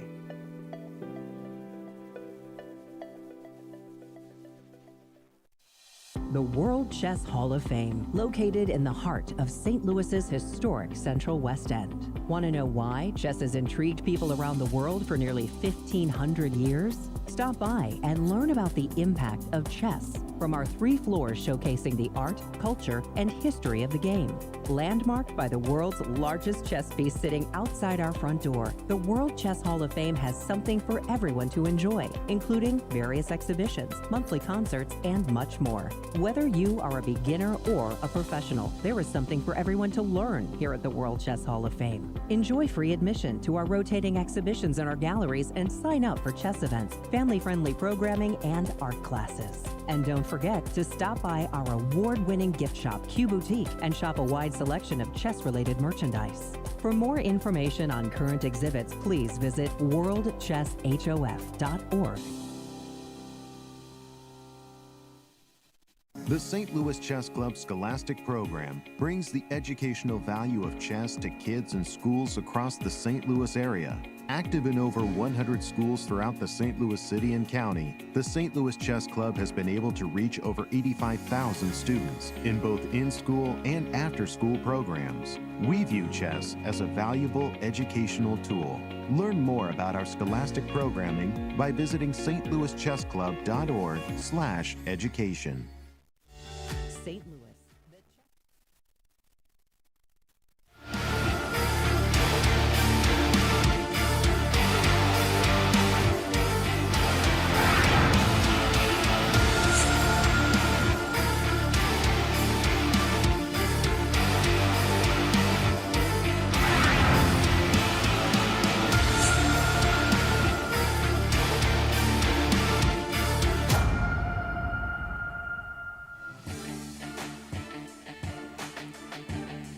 Hello, everyone, and welcome back to our show. We are honored to be with a very special guest, Grandmaster Yuri Shulman. Yesterday, at the opening ceremony, Yuri was inducted into the Hall of Fame. Yuri, welcome to our show. It's so good to see you. We've played together on world teams and U.S. championships.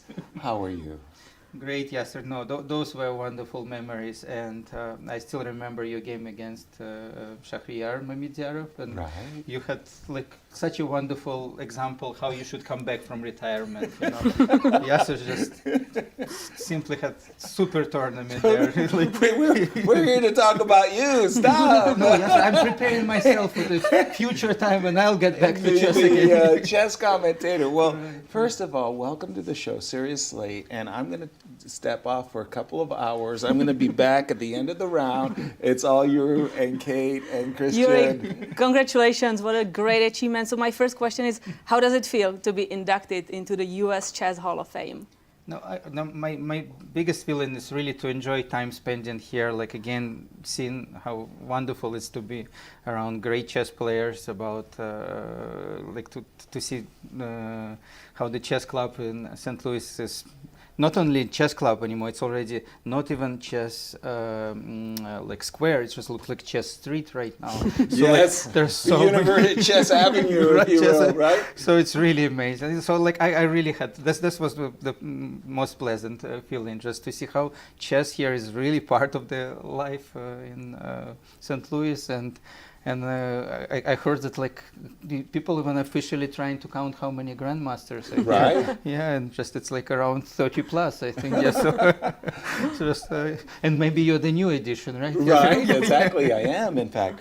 And as we do our U.S. Championship coverage, honestly, don't you miss it?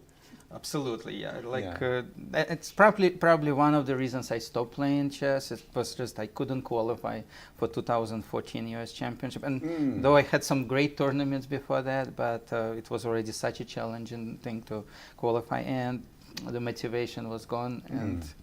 And again, Yasser, only your example might help. Challenges of today. What are you doing?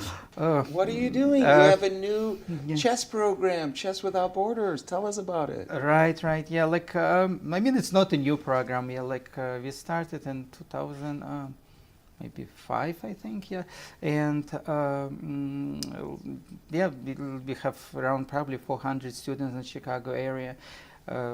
some of them are really getting strong, and finally I'm happy to see that our students are getting better and participate in strong tournaments. And let's go to a shot from last night's ceremony where we get to list some of your outstanding accomplishments and the induction.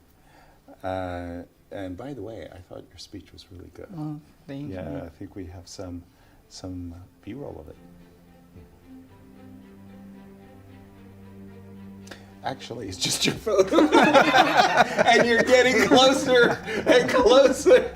Okay, this is your match with Gregory Kaidanov. Photos of you, Alex Lenderman from the 2012, pardon me. You remember, very young-looking. Right. By the way, did you come through the Texas program, or did you do things at University of Texas? Right. Yeah, like 2000. Yeah, like that's how I came.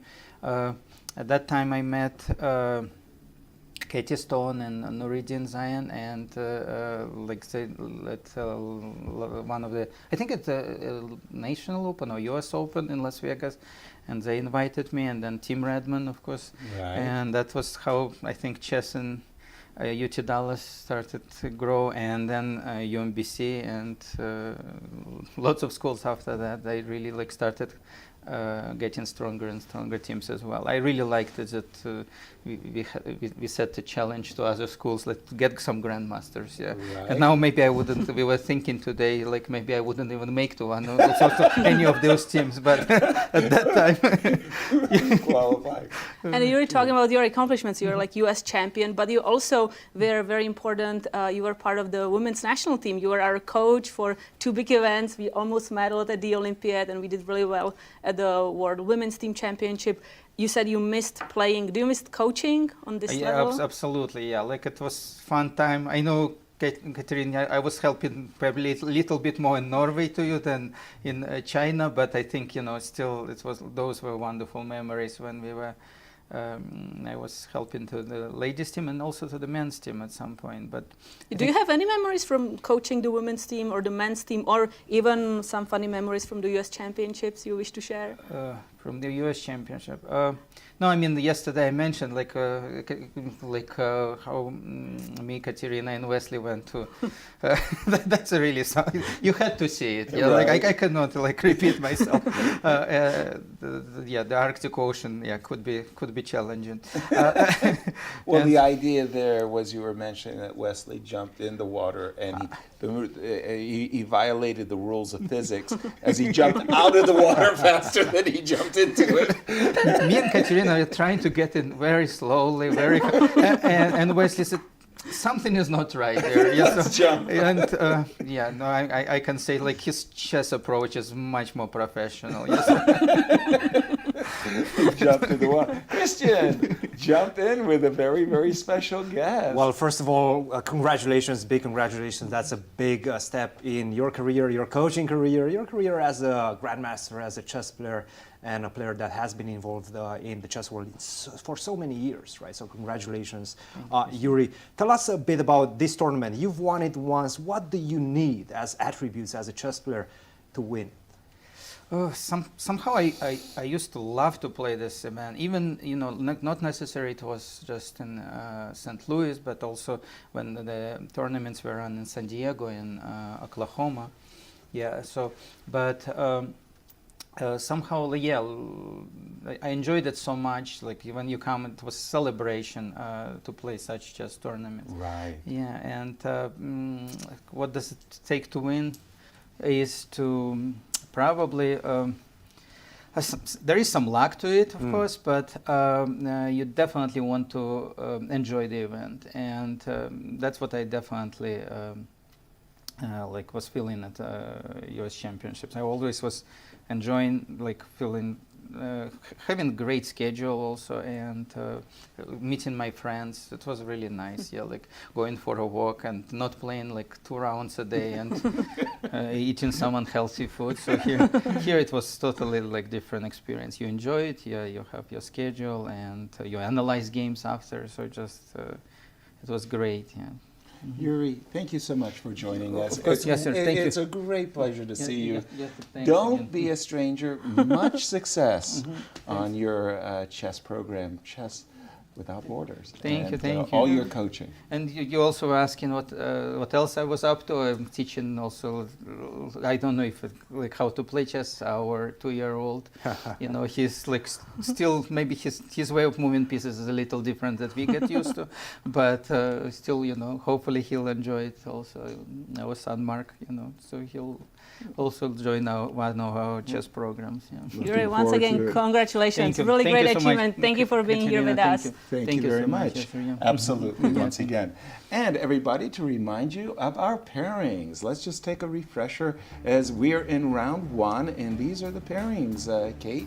Yeah, for so the we have ladies. We have Paikidze playing against Eswaran, Zatonskih playing Pourkashiyan, Jan playing Cervantes. Very big matchup of today. Krush playing Kiev.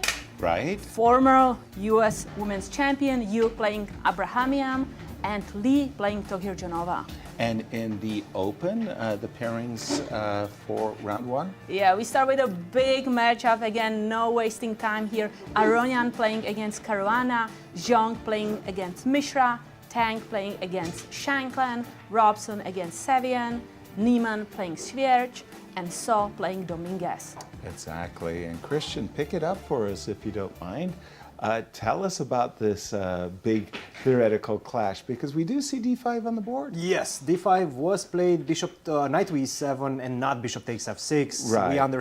We understood 30 minutes ago why, because The timing is wrong. the timing is just wrong. I haven't castled, my king is perfectly safe on e8 in the center of the board, and I'm just simply going to go rook to g8, f5 at the right moment. My 2 bishops, this bishop is now opened up on b6 on the long diagonal. This one is not looking good. So he played the move h3, bishop to h5. At least now the bishop is committed, right? So what you can do is bishop takes f6 and follow it up with either g4. At least this bishop is not committed to the c8, h3 diagonal to support the move f5. So this was an opportunity. He did not play it. He played the move queen to d3, not taking on f6, getting out of dodge, off this pin, and this is the position we currently have on the board. He's still waiting. He's waiting for black to castle. This would be a tremendous mistake, because after bishop takes f6, now I can The take timing is brilliant. I can even go g4 right now. You don't have h5 with supported by the rook on h8 on the h file. Right. This one is looking really tough for black, right? Exactly. No counterplay with f5. Nothing is going your way. So I can just simply go king g2, knight h4, knight d2, f4 at the right moment. Not looking good. So the question is, how do you improve your position as black? And the answer seems to be knight to d7, which, if you think about it, makes a lot of sense, Sure, right? you get Because out of finally it. the bishop on g5 doesn't really have a task, a job in the position. And what I'm getting ready to do is not only the move knight to c5, which is creating some havoc in your position, some chaos, but also maybe just simply castle. Castle, you don't have bishop takes f6 to destroy my pawn structure, and then I'm just simply going to play it as some sort of a King's India type of structure with the move f5 and try to open up the king's side. So knight d7, critical move right now. Still, Hans is spending a lot of time, 40 minutes for Hans, an hour and 11 minutes for Dariusz. And by the way, we've watched Dariusz play so many of these US championships, and there's one aspect of his game, one weakness that we all know about. Time trouble. It's his time management. Yeah. Right now, he's looking great on the clock. So definitely an improvement. Maybe this is something that he worked on. We have knight d7 on Knight the board. d7, great On the move. board. Great move, good speed with his decision. And right now, the ball is in Hans's court. Hans, come on, I picked you to win this one. Come on. Don't let me down. And just a quick gander there at the graphic for Dariusz. He's coming in as the St. Louis University coach, but with a 2686 rating, Kate. You got to say, look, dude, he's good. Yeah, and He's really I didn't good. even know that he's the world junior chess champion. I mean, that tournament is so strong, and What, winning it. Mexico, yeah. Yeah, that's exactly. incredible. I wanted to turn our attention to what we know is a marquee matchup, and that's the game between Alice Lee our picks. You're an influencer. I went with Alice And before. Christian's pick. And she's up against Begim. When we left it, it was a Catalan with the move C7, C6. A really kind of an offbeat choice there by Begim. A7, A6 is the main line. And the players, not a big fan of the move E2, E3 by Alice, but she had a very specific idea in mind. She wanted to open up the diagonal for a bishop and to leave her pawn on E3. Very well protected. Knight D7. Begim's basically saying, it's a challenge, Christian. Take my pawn. Yes, yes, no, actually knight to e5 with this iteration without the castle is not good because after knight d7 black already has a pretty significant edge. The problem with capturing the pawn, you're not castled, No, I'm so going that to the take bishop back. on C1 is attacked. So after bishop takes, the desirable move would be queen takes, but rook C8 would be a very unpleasant skewer against the bishop. I'd have to take with the bishop, but that would allow rook c8 with a very unpleasant pin. Yeah, Yeah. yeah. And he probably against the- realized that very quickly, had to go knight to d3, but you're losing so many tempis and you're not stopping me from getting my moves in. So And we know what black wants in this position, right? So the move knight d7, the most challenging, provoked knight Knight d3, d3. and then you understand You're that kind of you accepting wasted defeat, right? Yeah, when you play a you move such wasted as a knight lot of d3. tempi, and look at what Begim is doing. She's ready to play the move Yeah. c6, c5. The long diagonal is neutralized, and you know, it's always one of those things that you just recognize. It's not an intuition, it's just the absolutely stone cold facts. When your pieces are on their original starting squares, Yeah. you've done something wrong. Plus, we know that black's delayed pawn on c6 is the only problem, right? So if black Exactly. manages to push it, to get rid of it, The only question in my mind is how big an advantage does black have? And I've got to say, I really like black's position. What do the engines think about the current position? More than Christian?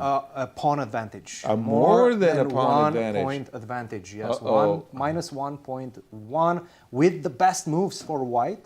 Now it says minus 1.3, so it seems like it's just developing into a much stronger attack. Maybe even on the king side, for example, ideas of knight takes c5, bishop takes, and even just go h5 like this. I was First of even- all, I can just simply go for the pawn, right? Yeah, either 94 or 94, 97. 97. Right. And to be honest, 94 maybe not that much because it allows me to go c6, which is going to force the queen trade. You know, it's funny because I wanted to go knight e4 with threats of knight g5 and Yes. take advantage of the diagonal, and then you closed it off and forced the Look, trade of queens. Black is still doing better Yeah, of in course, this endgame. sure. You have this very, very unpleasant attack Rook over C2, the a5. yeah, Rook yeah, to yeah. c2, knight c3 to defend the b5 pawn. It's Yeah. still looking good for black.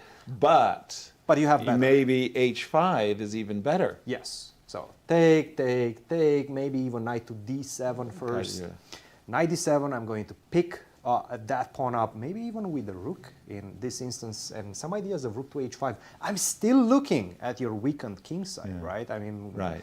due You'd to the lack almost of like light to square play bishop. e3 back to e2 And then f3, and then bishop e3, and protect thank you. your king, right? I'm doing great in that situation, but that's not the case. I have to say it's looking really good for black, for Begim, and right now Alice needs to find a way to pull the brakes Right. because she's in trouble early on with the white pieces. And by the way, breaking news, we have the first result of the US Chess Championships. And that is? Wesley drew his game, as we sort of anticipated, against Leinier Dominguez. Leinier, two heavyweight matchups. That was the two pieces, by the way, versus the rook and two pawns. That theoretical dispute that came from the 1990 World Championship match between Kasparov and Karpov. And this was a very topical position for the players of the 90s as Gary essentially single-handedly revitalized the Scotch opening. The Scotch opening had been played 200 years previously, and actually it was a standard repetition. Nothing really happened in this game. Christian, back over to you. Tell us about Irina and Carissa. Big matchup, right? Absolutely, In the marquee. ladies section, the 8-time national champion against Carissa, who is on a roll. I have to say, a medal at the World Juniors, that's a big result. And she's showed that she's improved a lot. She was kind of experiencing a slump in her chess career because she went to university. She's at Stanford, I mean, come on. You have to study at Stanford. Like a dog. And then on top of that, also look at opening ideas. Well, she's definitely doing that. And this is the position we have right now. I have to say, the engine is saying plus 1.3, but we discussed this. This is the King's Indian defense. White most likely, objectively, has an advantage, but it's not easy to prove it. I'm looking at the position. You just played this move, g4. I stopped you correctly, so with the move bishop to h4. What you don't want to allow is something, let's just make a silly move, like rook to b8. Now I'm going to go g5, kick you back, h4, solidify. You don't want to open up with h6. I'm attacking you potentially on this side and on this side as well. You don't really have a way to maneuver your pieces. It's not looking good, right? So you're just going to get positionally crushed. Yes, as black in that situation. So the move bishop h4 was the most honorary, challenging move, and what's makes a lot of sense. And right now, as we kind of discussed, White wants to get some advantage on the queen side and the king side as well.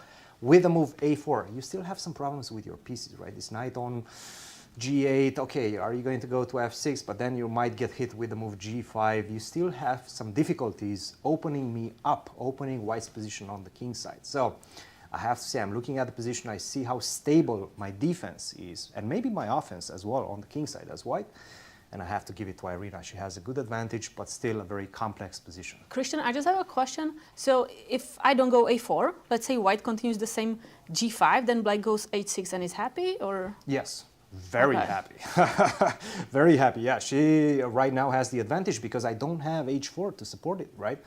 If the g file opens up, now I have ideas. Yeah, you take, rook to g8 is coming, queen to g7 to follow up. You still, okay, you have the knight on f2, but you don't have a lot of avenues to set up your defense on this side. And by the way, right now we understand all of my pieces are playing. This knight is going to go to f6 and maybe sacrifice itself on g4, rook to g8, bishop d7, double up on the, it's not looking good, right? So do not allow the move h6.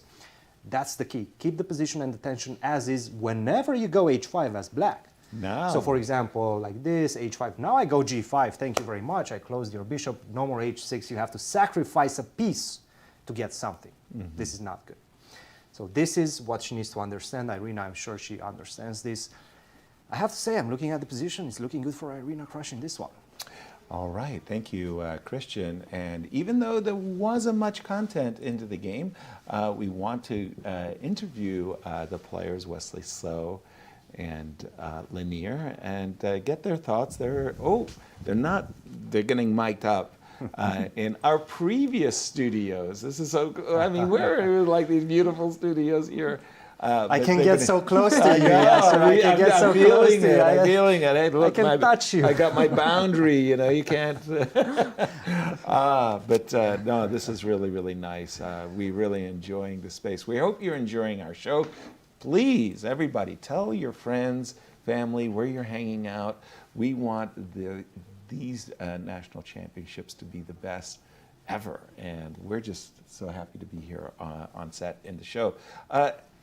I wanted to check in with Levon and Fabi just to see, because the two players have followed us. Remember, it was this moment of the double attack, right? The queen was hitting h2, the queen was hitting b2, and after the move knight f3, Fabi didn't want to pull back his queen e7. He wanted to grab that pawn. He did go for it, and after rook b1, he grabbed the a2 pawn. This is the line that we were looking at, and I was suggesting, I believe, knight e5 here.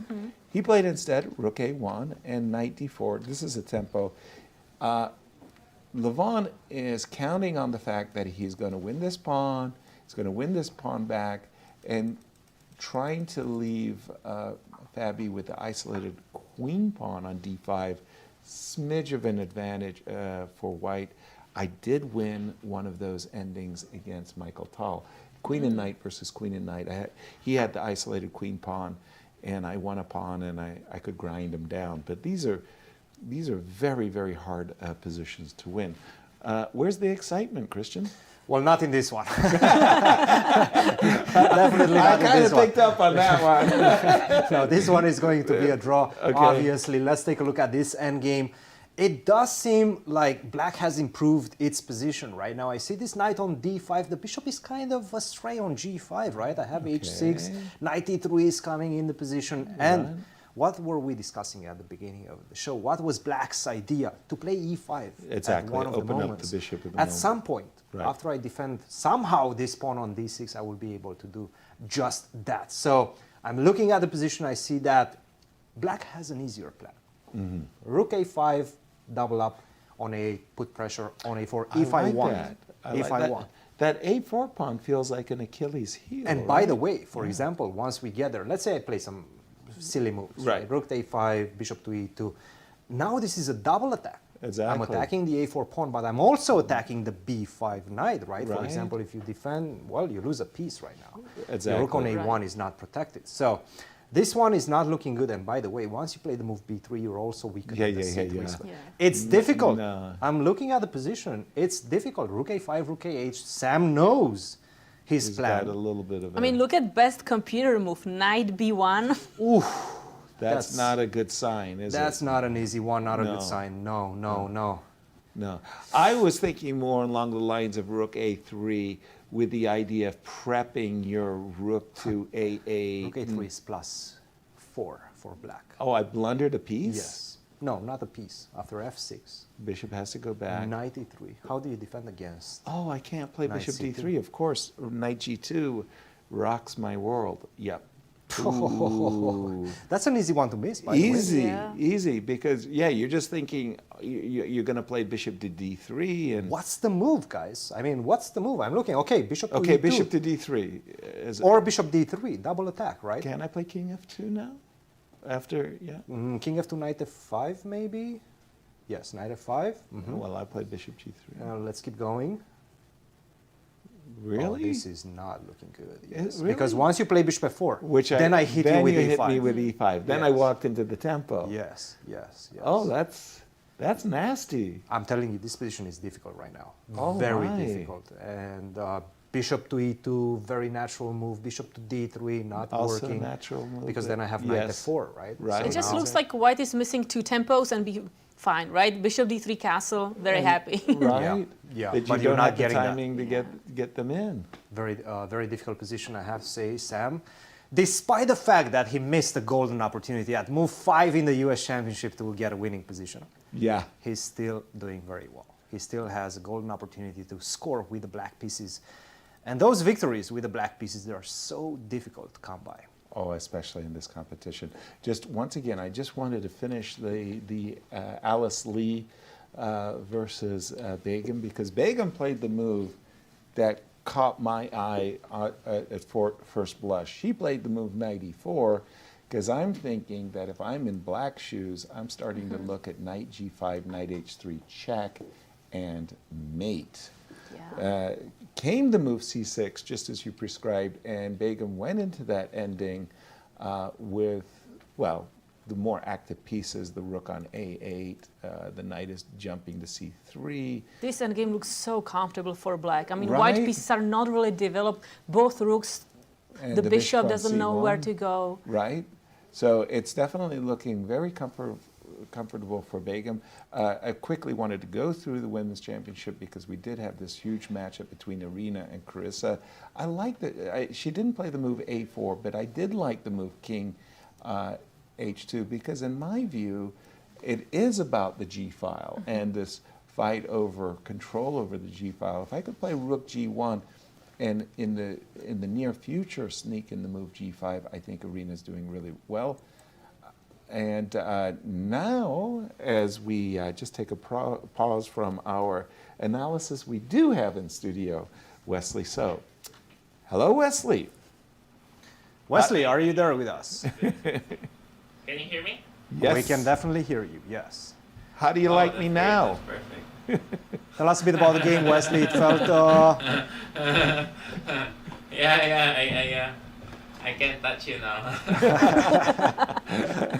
Talk to us about the game. Tell us a bit about anything you want. No. this Scotch opening, Wesley. Sorry? Tell us Talk to about us about your the game. What happened? Yeah. Well, I mean, you know, it's a long tournament, but I didn't really expect him to play second move knight c6. I thought I had some small ideas here in the scotch. I faced this before in some speed games when I was black.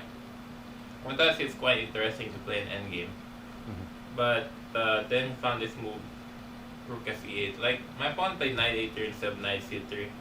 But knight c3 is the main line. I mean, the computer is giving 0.00.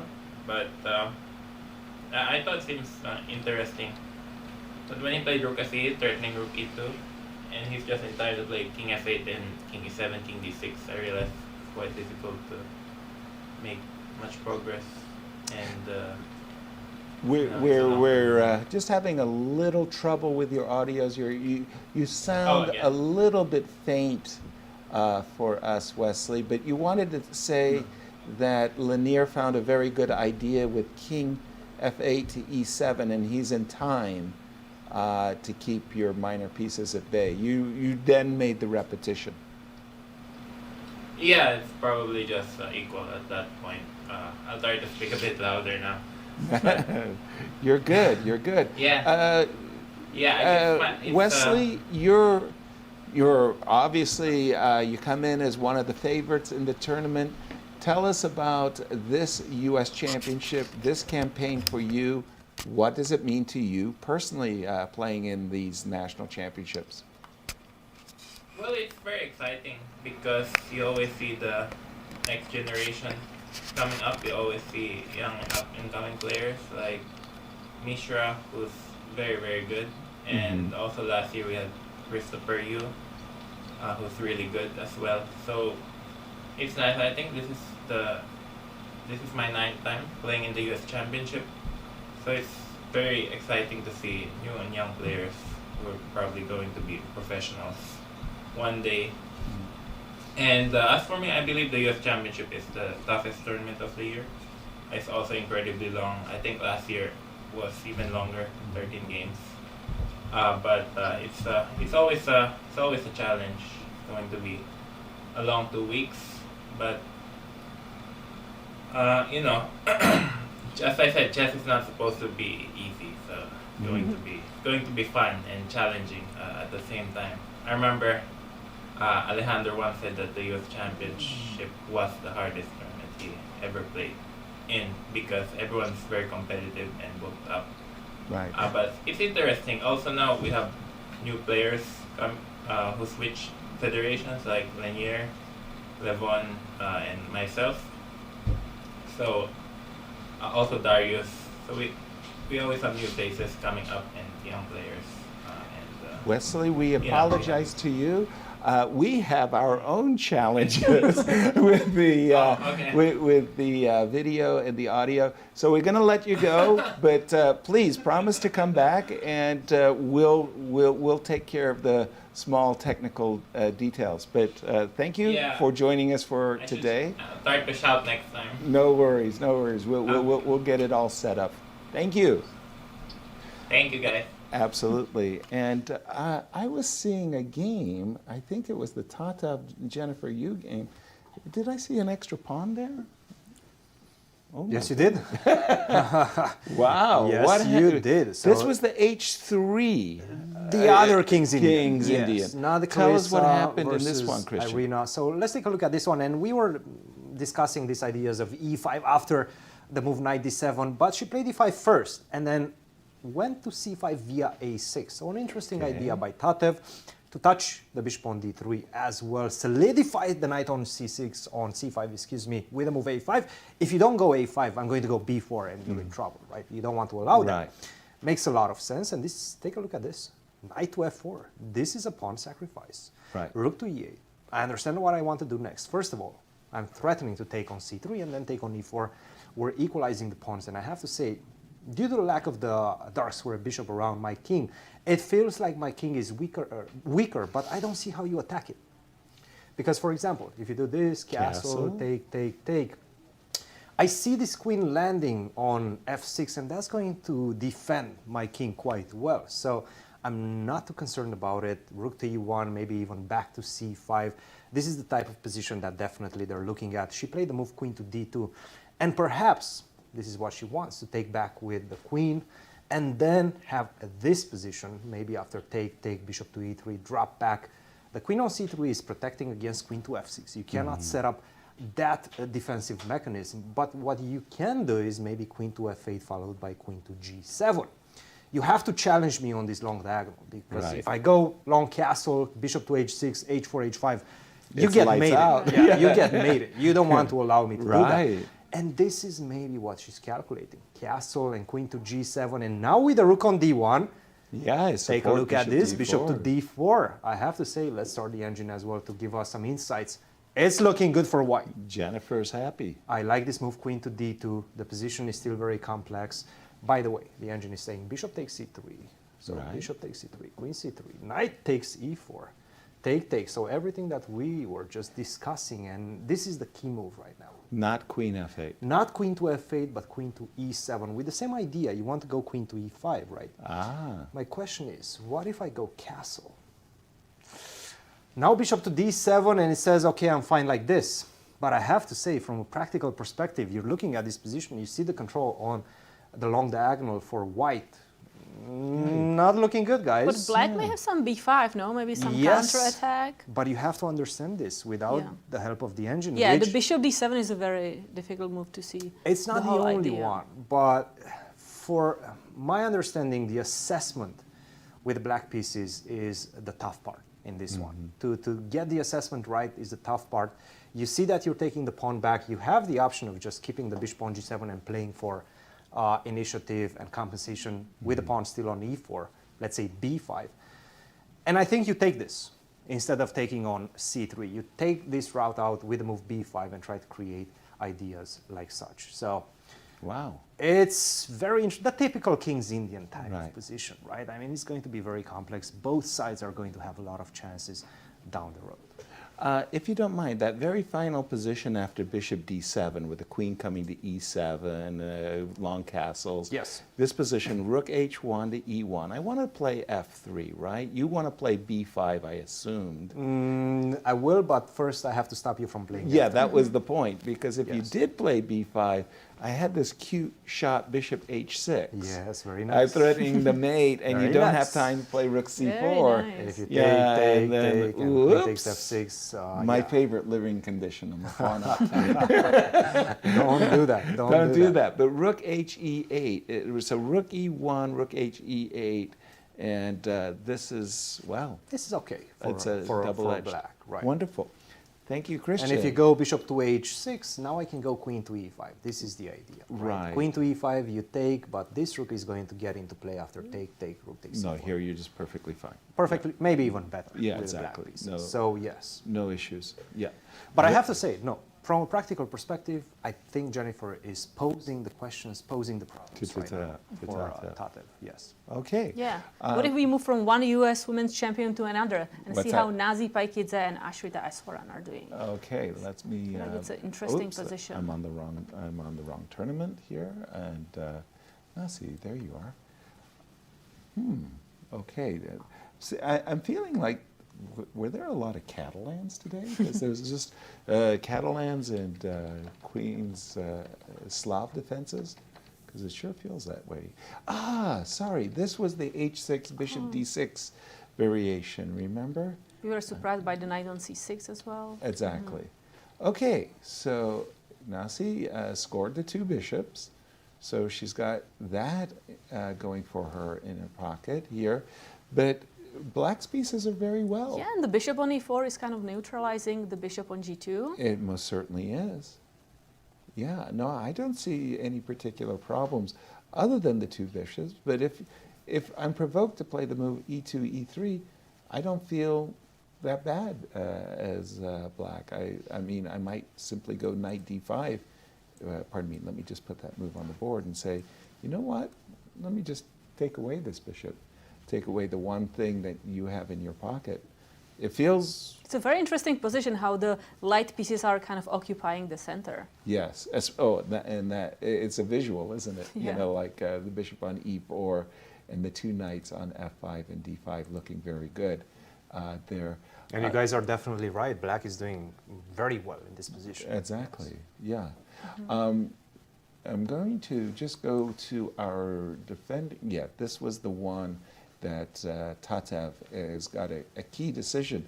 By the way, in these positions, while we were talking about bishop takes c3, and even a potential of b5, it's not outlandish that in such positions you do play f5, but it comes with a consequence, right? The problem is, I feel that you're helping me. You take on f5, if you take with the bishop, then I go f3, right? Okay, Doesn't and that- you're not worried about any hakasitos? You do give me a check, but after king to d1, I'm not too worried. I have a very strong center right now. You do supported indeed. by that f3 pawn. That is true, that is true. So, yeah, I have to agree, f5 is not, it's not scary. So it really is about bishop takes c3 and trying to properly judge this bishops of opposite color Not an easy middle decision. game. Because once you've played the move g6 and you voluntarily give up your dark squared bishop, you know that down the road there's going to be consequences. You just don't want to see a bishop h6 or a threat on the long diagonal. And Kate, where would you like to take us? I would like to see the game Andrew Tang and Sam Shankland, because I see Okay. h6 on the board, and I wonder if white is in trouble there. Indeed, that was that. In this moment, just a moment ago, right here, this is where the engine was prescribing the move knight b1, and we were thinking, well, that's an indication. No one's gonna play that. Exactly, that something has gone afoul. He played bishop c4. We also understood that after bishop e2, h6, I got myself all in a tangle. There's a double threat of fork on c2 as well as g2. So Andrew played bishop c4, h7, h6. I'm assuming Andrew intends to capture this I knight think that's the only move. But now, do I capture back and there? I have rook e8. So now you're attacking two pieces at once. right.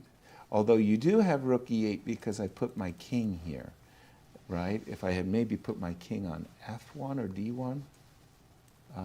Jump in, Christian. Is this what Andrew has calculated when he played the move bishop c4? It's Is the he best intent- practical shot. No, Yeah? no, I have to say bishop to c4, I applaud that move because that knight on d5 was giving me a lot of trouble. Right, it's ready to Jumping jump to e3, e3. f4. No, I don't like that. So get that knight off the board. Bishop takes d5. You cannot take on e7 because of rook to e8. No, we're continuing the line. Our line was knight c7, and we were trying to decipher after rook takes e7 check.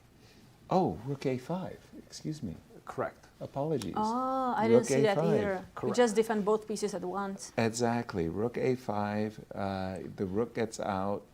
What about and b4 now? b4, and I am assuming you can move the knight? Or, Knight f6, yes. Knight f6, Yeah. yes. but what's the body count on this Oh, this stuff? is really bad. Is it really bad? Really bad for those two bishops are so strong. Yeah, this is one of those cases where the two minor pieces are going to overwhelm the rook. Fair enough. So bishop c4, bishop But you takes take, and you go bishop e3. And you right? just, drop back like off. That. Yeah, okay, look, I mean, you have the two bishops. You definitely have the advantage. You're going to open up the position with e5 at one point. But I'm not losing tactically. I'm not a pawn down. I Right. solidified my position more or less. I'm going to go Right. castle next. So, you know, the material, we're still in an endgame. If the material gets chopped up a little bit, then I'm going to be able to try to claim that I'm close to a draw. So what is Black going to be trying here? Rook a5 to double the rooks on the a file? The same ideas, right? With this bishop to c6, maybe rook to a5, rook to a8, maybe even try to take more space on the king side. Generally, when you have these two bishops, you try to take as much space as possible, make it difficult for the knights to find outposts. One of them is on e4, take that away with the move f5. That bishop on e3 is going to get targeted after f5, g5, f4 as well. So take as much space as possible, play a long game, and just enjoy your long-term advantage. Yeah, I have to say it doesn't look very comfortable for No. white. I understand maybe the advantage is not that big, but I see clear plan for black pieces, and really not sure how white is going to be handling the weak light squares and kind of zero cooperation between his pieces. And we have to also mention the time situation. 35 minutes for Andrew. We're only at move 15 right now. That's a lot of moves still to be played and not that much time. So definitely Andrew, and we discussed this at the beginning, he doesn't have not the experience necessarily, but he hasn't practiced playing as much. He's a full-time working man, and he doesn't play chess that much. He did win the US Open Chess Championship to qualify for this one. But it's going to be difficult when that clock starts ticking towards those last final minutes. Exactly. I just want to go around the horn. I'm checking in on the game between Jeffery, Xiong, and Mishra. When we left it, we liked what Jeffery was doing. There was a bit of a massage going on the queen side. And the move queen b3 by Jeffery was an indication that white was hoping to capture the knight on d7, play the move queen b6, and somehow just infest these dark squares. And I remember I was suggesting knight d7, and it wasn't a great move, right? Knight e4 was much better. Yes. And Cristian was saying that white should have an advantage here. Yes, it was right. After the move h2, h3, there was this idea that the queen would defend on the 7th rank, and to do that, you didn't want to interfere, and the move knight e4 was the engine's recommended ideas. We're going to catch up with the players as we're here. It's almost a puzzle rush tactic. Just don't capture the rook. And allow the back rank checkmate. Rook takes c5, queen e8, queen d8, b2, b4, and f6. This feels very safe play for both players. If anybody has anything, maybe white a little, but I can't imagine this being anything very serious. Even if I'm in the worst case scenario, capturing on c5, either pawn captures, I don't think that this is offering white so much. And you feel like too many pieces have been exchanged, right? Just to stay with that one for a second, because he did have a pretty good opportunity at this point. Wonderful. Jeffery, yes. When this tension was created on the c file, I can start with the move queen to c3. Okay. And there's a big difference. You take, I take with a pawn. But I'm also supporting the landing of the knight on e5, right? And after that, we still have one pair of rooks on the board. I'm going to be able to expand b4, a4, b5, knight to e5. I am controlling so many squares, and knight jumping to d4 as well. You don't have the avenues to get your pieces back to the defense. So queen to c3, I have to say, it was a missed opportunity. It was a missed opportunity. You can also go, and you cannot avoid it. That's the thing, right? Because if you go knight to c6, first of all, knight to e5, this is over. Right. I can even start with bishop takes a6 first, and then knight to e5. It's looking really bad. Don't do that. Right. And if you go rook to c6, I can just simply go knight to e5 Thank you. now, right? Take, and again, the same plan. I'm going to push. I have a very simple plan. b4, a4, b5. You're getting squeezed, massaged, as you mentioned. I feel it. Yeah, I feel it. It's not looking good right now. He played the move queen to a4, missed a bit, and right now I have to say, you know, I'm one move away from, even if I take on c5 and I'm giving you this structural advantage, we still exchanged all the rooks right now, right? Yeah. I want to leave one rook on the board, one pair of rooks on the board as white. He did not do that, and right now I have to say Abhimanyu is closer to equalizing the position. Yeah, is that a shiatsu? Turning to Hans and Niemann and Dariusz.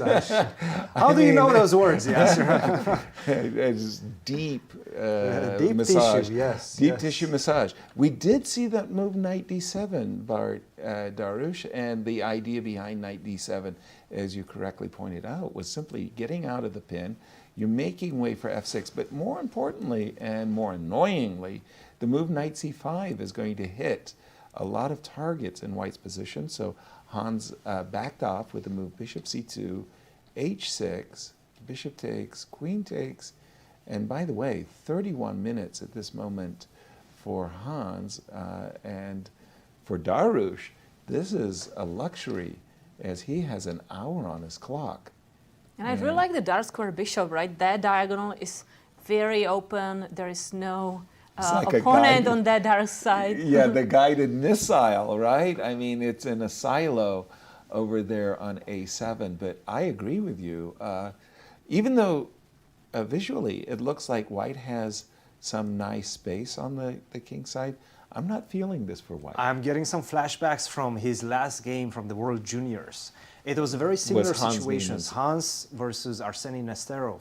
With the white pieces, Hans, very similar situation, fighting against the two bishops. Right. And he did not do that very well, especially when his clock started ticking down to those last final minutes. And that's what's happening right now. 25 minutes for Hans against 55 minutes for Dariusz, with a lot of moves to go. 21 moves to go still.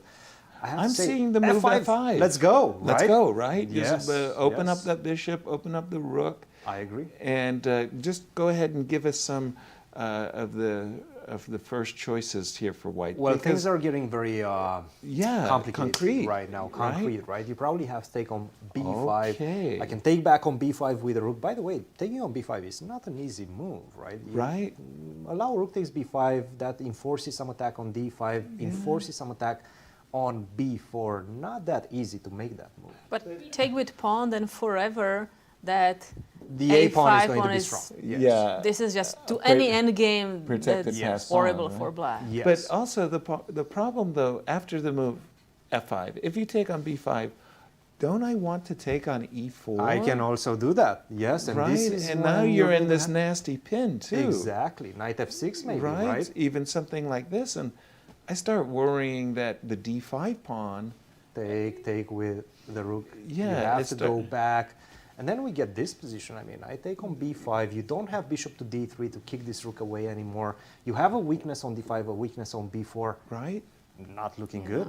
And a lot of pressure on the F5 As as well. well, I mean, as look at well. this bishop on A7. It's alive. Exactly. Right So okay, I now. By see the way, some Knight issues. F6 was played. Knight No F5. A bit slow. Not a big fan of this move because right now I can take on B5. And if you do take with a rook, now bishop to A4 is an idea, but also no more F5. I understand you have knight takes D5 and rook takes D5.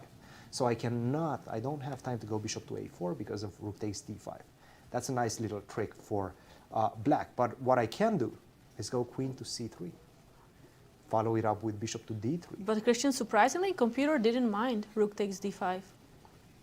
After rook takes B5. Yeah. Bishop a4? Rook takes B4. Yes, I think Because we here take, queen maybe takes I take on A6. A6. Yeah. Wow, everything is hanging there. You're right. Yes, but I do take this one, Right. and now I do attack the pawn on E4 as well. So you can take this one, but you're losing a pawn on E4. Bishop to C5 is also a move to just get out of dodge. It's not looking good. Knight F6, but maybe missing a bit. Maybe missing that opportunity to open up fully the position on the king side with the move F5 and take advantage finally of my two bishops. You know, this is an interesting conversation about this move Knight F6 versus the move F5. So really, in my career, the move F5 was just played.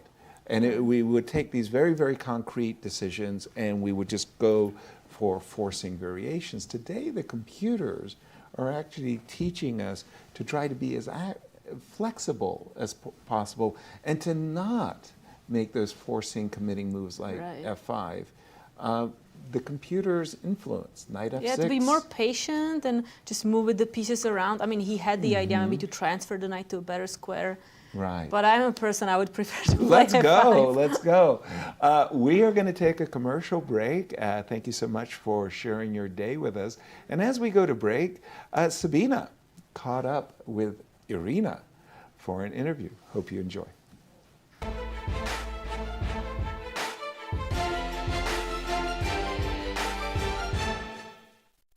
Irina, thank you so much for joining me today. Tell me a little bit about your chess upbringing. Oh, my chess upbringing. Okay. Well, I learned to play chess when I was around 5 years old. My dad taught me. He was quite a good amateur player. He loved chess, something that stayed with him his whole life because he still plays on chess.com every day and does puzzles and tells me about his, improvements. So my dad taught me to play chess, and he really, kind of cleared the path for me to be a chess player. He brought me to tournaments, found my teachers, made sure I was studying, right? All those things that kids need help with. And so he was a very big part of me becoming a chess player.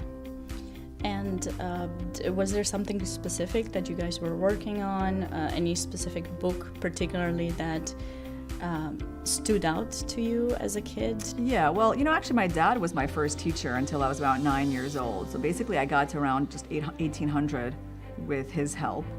And I have pictures of myself as like a little girl, like sitting on the black leather couch with my dad working on chess with the wooden pieces, One thing I remember is that he definitely taught me endgames, right? I think he kind of bought into like what Capablanca said, right? That you have to start learning chess by learning the endgame. So I think for my age, like I was always quite decent in the endgames, right? I had some of that like foundational knowledge. And I remember when I played one of my first World Youth Championships in Bratislava in '93. I was like 9 years old, and I saved some rook endgame down 2 pawns, and Jeremy Silman, was the coach back then. And he was impressed, with my knowledge of rook endgames, and it's because my dad made sure I learned them. That's very nice. Are the endgames still your favorite part of the game? No, they're not. No, of course. Well, the interesting part of chess, I don't know, it's the middle game, right? So everything, I love that. I mean, the transition between opening and middle game and the planning and the trying to outplay, definitely the technical part is not like my favorite, but yeah, it's the middle game. Nice. In recent years, I know besides coaching, you've also started doing a lot of commentary as well. How do you combine everything? How do you have time to do everything? Yeah, it's definitely a little hard. This year has been super busy, just a lot of traveling. Obviously, you cut down on certain things, right? Like I don't play as much as I did like 10 years ago. I can't just pick up and go to any tournament that I want to go to. I have to really be more like selective in order to manage all these things, like the teaching and playing and the commentary. But I do have some thoughts of like getting back into chess more seriously. Actually, in large part because of the number of events in St. Louis. Because when 10 years ago there was one main event for us women, right, which was the U.S. Women's Championship, and now there's 3, right? There's the championship, there's the American Cup, and there's the Cairns Cup, and that makes a big difference, in terms of how viable it is to play chess. So I think you'll see me playing chess more. Also, I know that you've spent a lot of times in the past few years focusing on your health. Mm-hmm. You were mentioning to me that you consider health is very important for chess and being in shape. Is there a specific sport that you practice to stay in shape throughout? Yeah, I have to say it's one of my favorite questions, Sabina, because it's really something that I've put so much time and effort into in the last few years, and it's definitely a passion of mine, the whole project of getting well. And I have to, in a way, you look back and I'm very happy that I had such a tough time with COVID, right? That I never just had that easy recovery, because without that, I never would have been so into health that I am now. But in terms of my favorite things, I'm a daily walker. I walk every day for an hour. And today I actually went walking already. I got in let's say half of my walk in Forest Park. And I did something else extra to kind of make it more beneficial, which is combining it with this idea of grounding or earthing. It's like walking on the earth to pick up those electrons. And so I took off my shoes and I walked on the grass. And it was actually an amazing experience to be there in nature. This year for this competition, did you do something specific to get yourself ready? You have 8 titles of U.S. Women's Champion. What's it going to take to take a few more? Well, I didn't do anything too specific, and I have to say it's always, I always feel like I wish I had more time to prepare, to be better prepared. But I'm going into it feeling quite good, I think, mentally. And I do have some ideas of some things that I'll do differently, I think, to conserve energy. And if that works out, I will tell you all about it at the end. Sounds great. Thank you very much, Irina. I wish you good luck and looking forward to your games. Thank you, Sabina.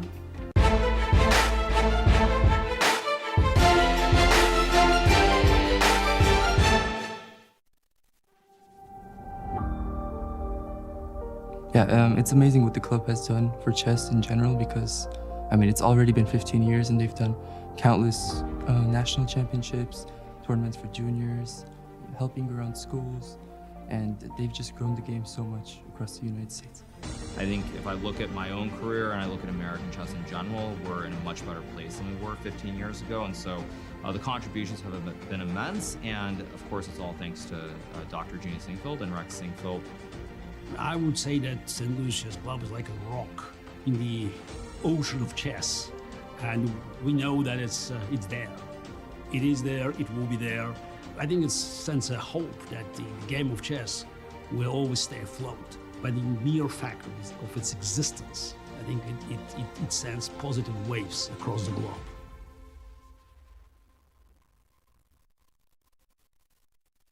The St. Louis Chess Club is the premier chess facility in the United States. We bring the educational benefits of chess to thousands of students across the St. Louis area. We also promote chess at the highest levels, hosting all levels of the U.S. championships, as well as high-profile tournaments that attract the world's best players. Become a member and enjoy perks such as free classes and lectures, weekly tournaments, and so much more. Visit stlouischessclub.org to claim your membership today.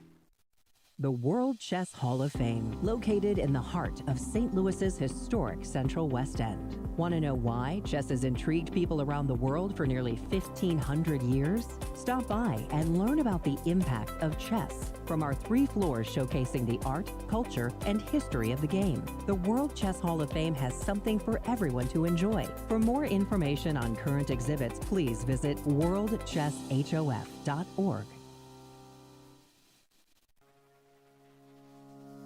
The St. Louis Chess Club Scholastic Program brings the educational value of chess to kids and schools across the St. Louis area. Active in over 100 schools throughout the St. Louis City and County, the St. Louis Chess Club has been able to reach over 85,000 students in both in-school and after-school programs. We created the Select Chess Training Program and the Junior Select Chess Training Program in order to elevate the skill level in students across the St. Louis area. These students receive professional training from Grandmaster Varuja Nakobian.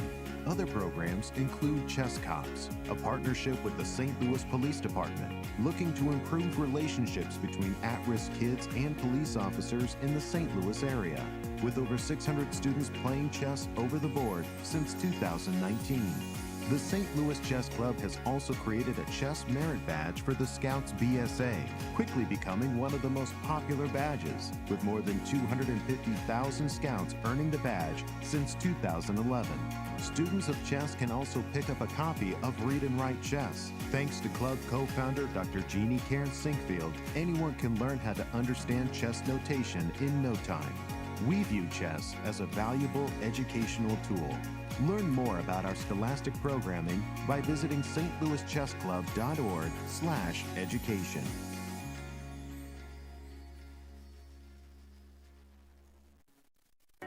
St. Louis, the chess capital of the United States, boasts the world-class St. Louis Chess Club and the World Chess Hall of Fame. It also plays host to an award-winning shop dedicated to chess merchandise, all-occasion gifts, and plenty more. At Q Boutique, you can shop both in-store and online for chess merchandise, autograph collectibles, chess campus souvenirs, and much, much more. From quirky greeting cards to luxury chess sets, there is something for everyone at Q Boutique. And all purchases go right to benefiting new exhibitions and programs at the World Chess Hall of Fame, dedicated to exploring chess and its immense impact on art and culture. Located on the first floor of the World Chess Hall of Fame, enjoy a shopping experience like no other and become everyone's favorite gift giver. If you can shop in store, make sure to check out QBoutiqueSTL.com for a wide variety of gifts for everyone to enjoy.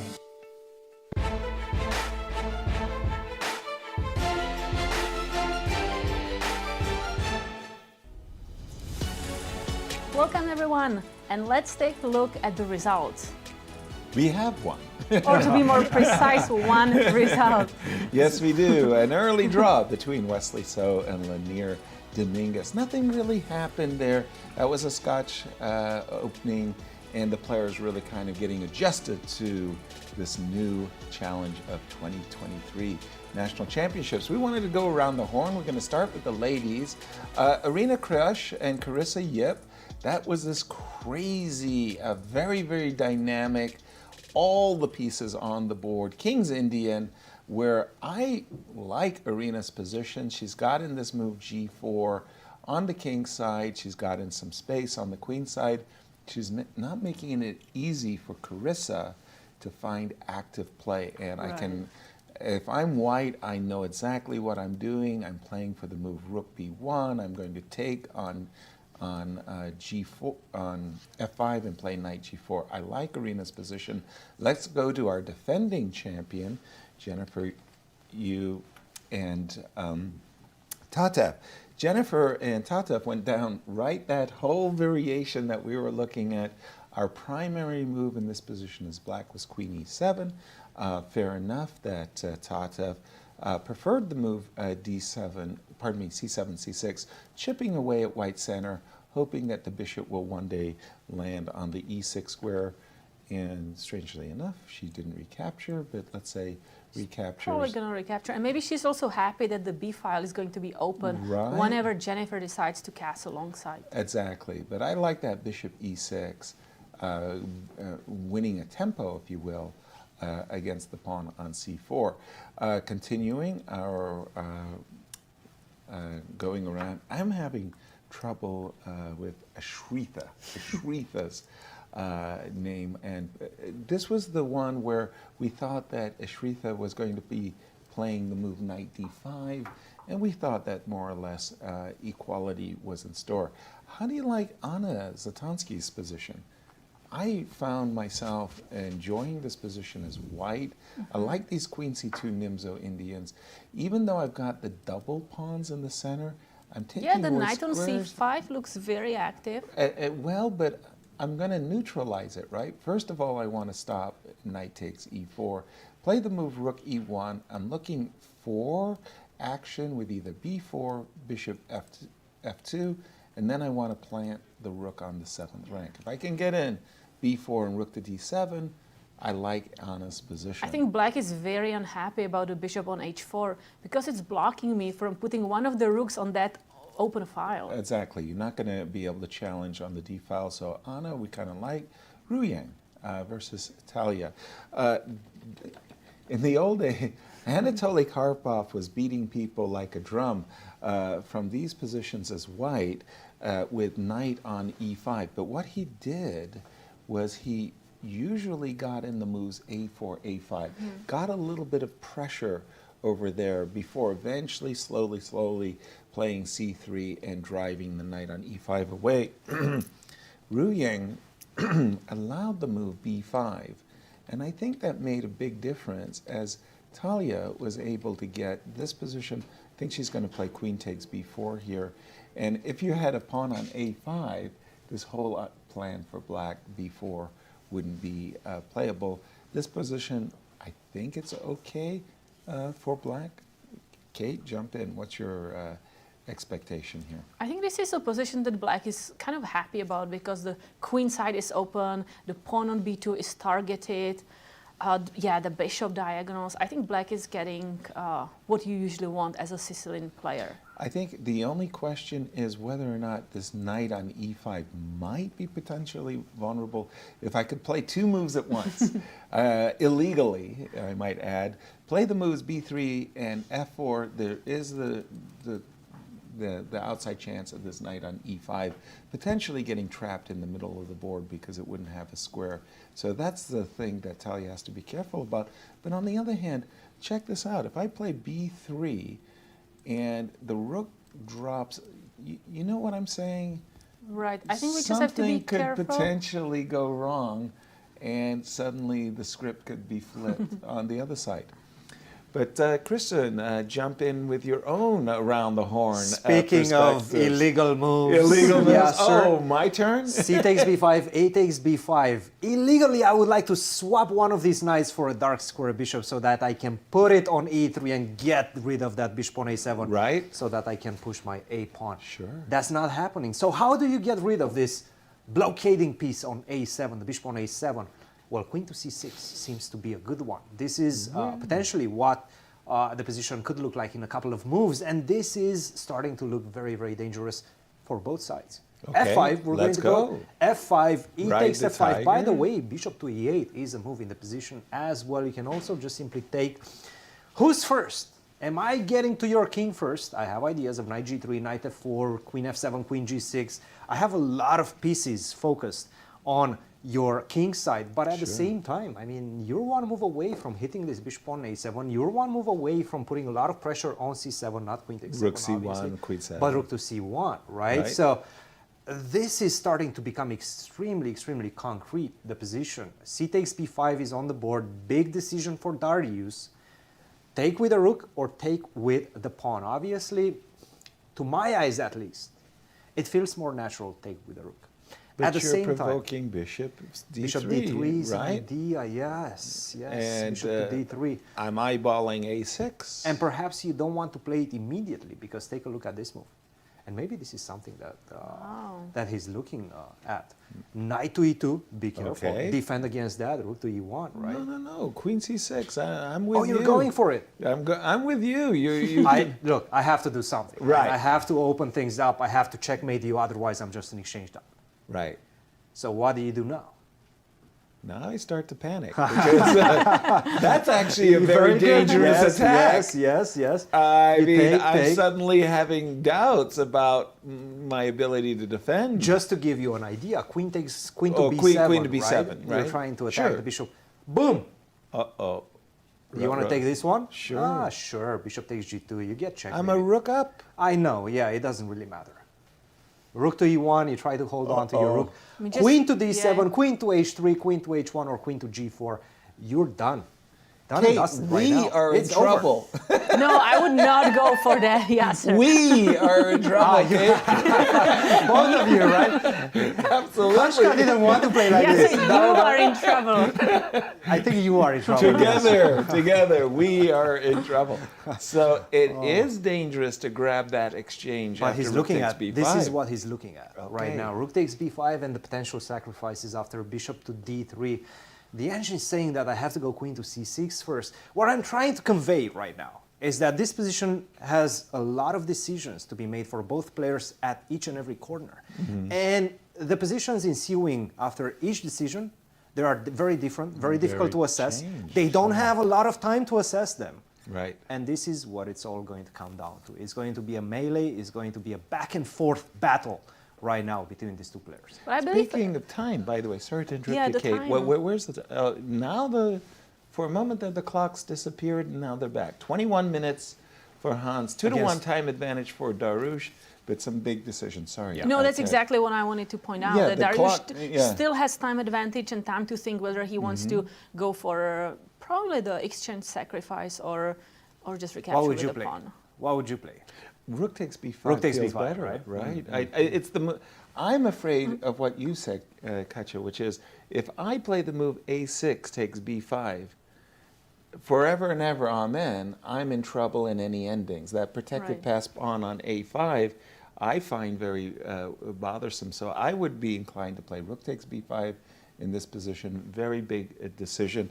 But guys, please, let's go. continue in the open section because I Please. have to say we have a big pending result in this one.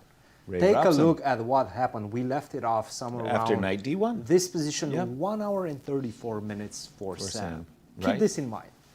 The best move, and we mentioned it on the broadcast, was knight to d1. Knight to d1 to get to e3 to solidify and cement the bishop on Bishop d4. c5 is what you With- prescribed. Exactly, and now c3. Right. But take a look at the next move. What? Wow. Bishop to e7. I mean, you've helped me. Big you time. gave me 2 big tempes. You cannot afford to do that. Wow. So I guess Sam was thinking that c3 is blocking the rook from going to c3. Precisely. So he's happy Maybe. about that, and then But he just wants to go back. There's nothing to be happy about because immediately Ray Another tempo. pounced on the opportunity knight to e3, queen c7, And f5. now this is what we were talking about. F5 is the big Yes. break for And, white. what is this bishop on e7 doing? I'm getting hit with f6. Queen to c7 was not the right spot for Probably the queen. had Queen to go to all c8. the way back, right? But it's already very difficult. I mean, even F5 is right now, coming anyway. F5 is coming. You Yeah. have to take on F5 and assess this position and say that maybe you're okay after bishop to D8. This is not easy stuff, guys. But that's the thing, we can at least capture the pawn, right? After queen c7, we simply cannot capture on No. f5. No. Right? It's untouchable, right? No. If you take, I take it with a tempi. Yeah. By the way, this is +4, +5. This is over. +6, actually. +6. Okay.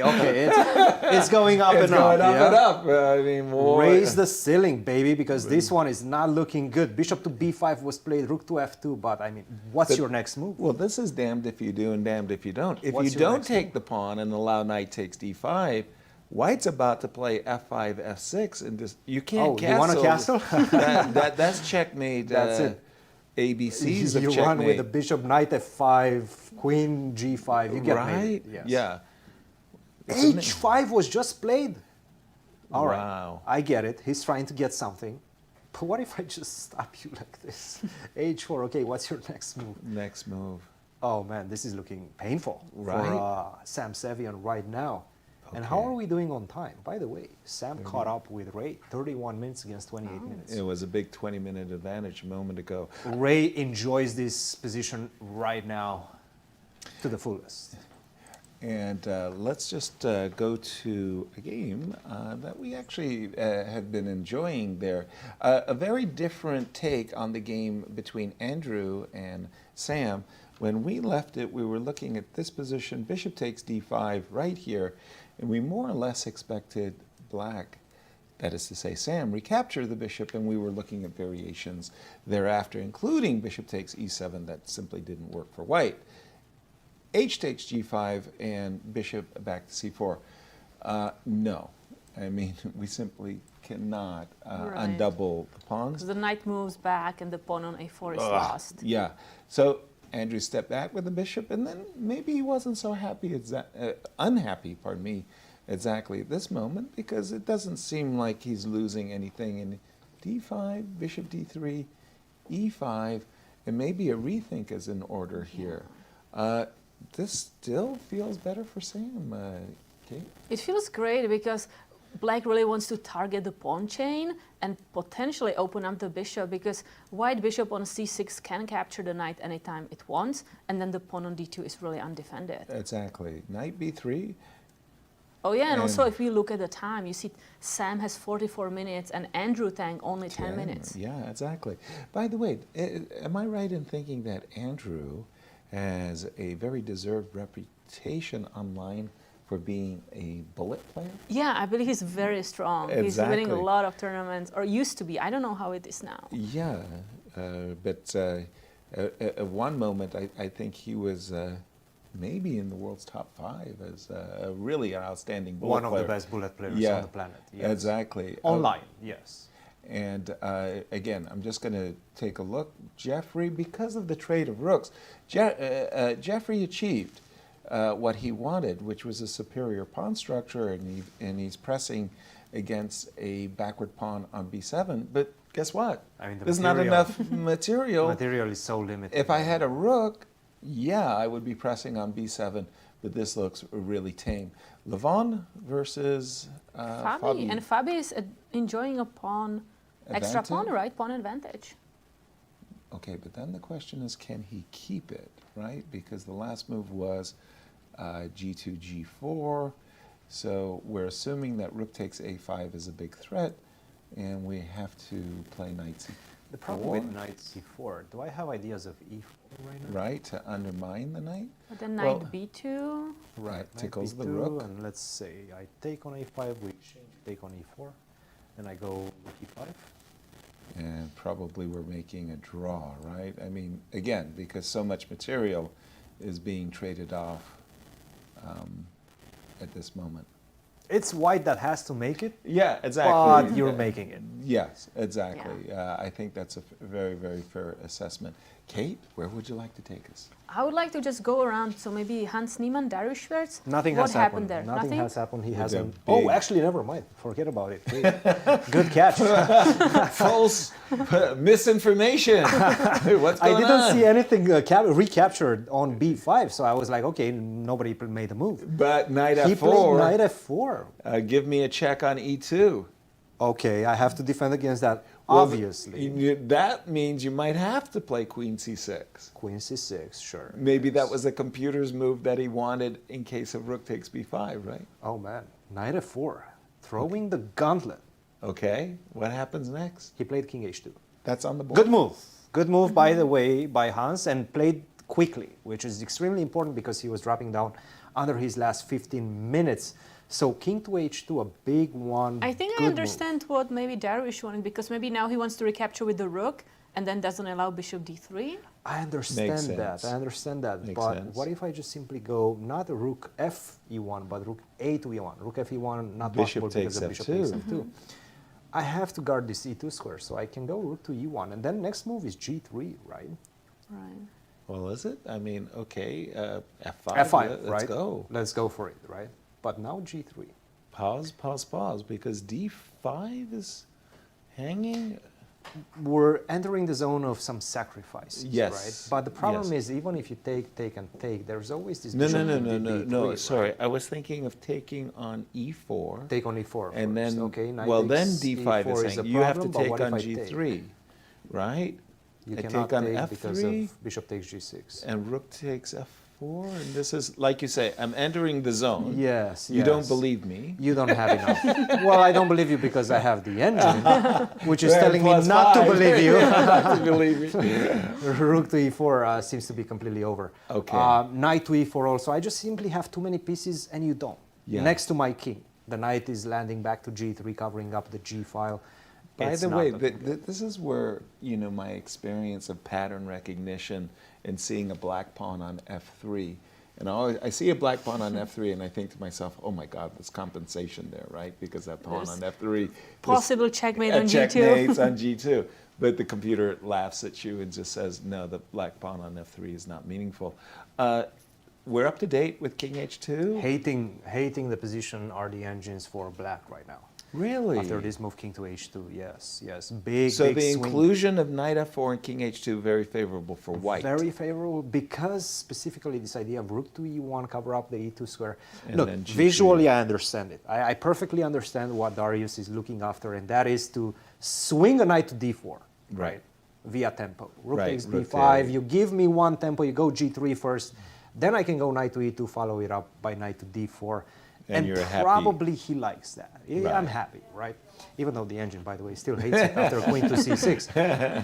But at least visually it looks good. It feels good, right? You're Right. centralizing the knight. Why not? But what the problem, and this is what I think the engines don't like, is that you're exchanging some of your forces that are meant to attack my king, right? Okay, I understand you get the knight centralized on d4, but how are you going to continue your attack? Your idea is clear. You want to go f5, open up the position, kill me on the king side. That's not going to happen the more pieces we exchange.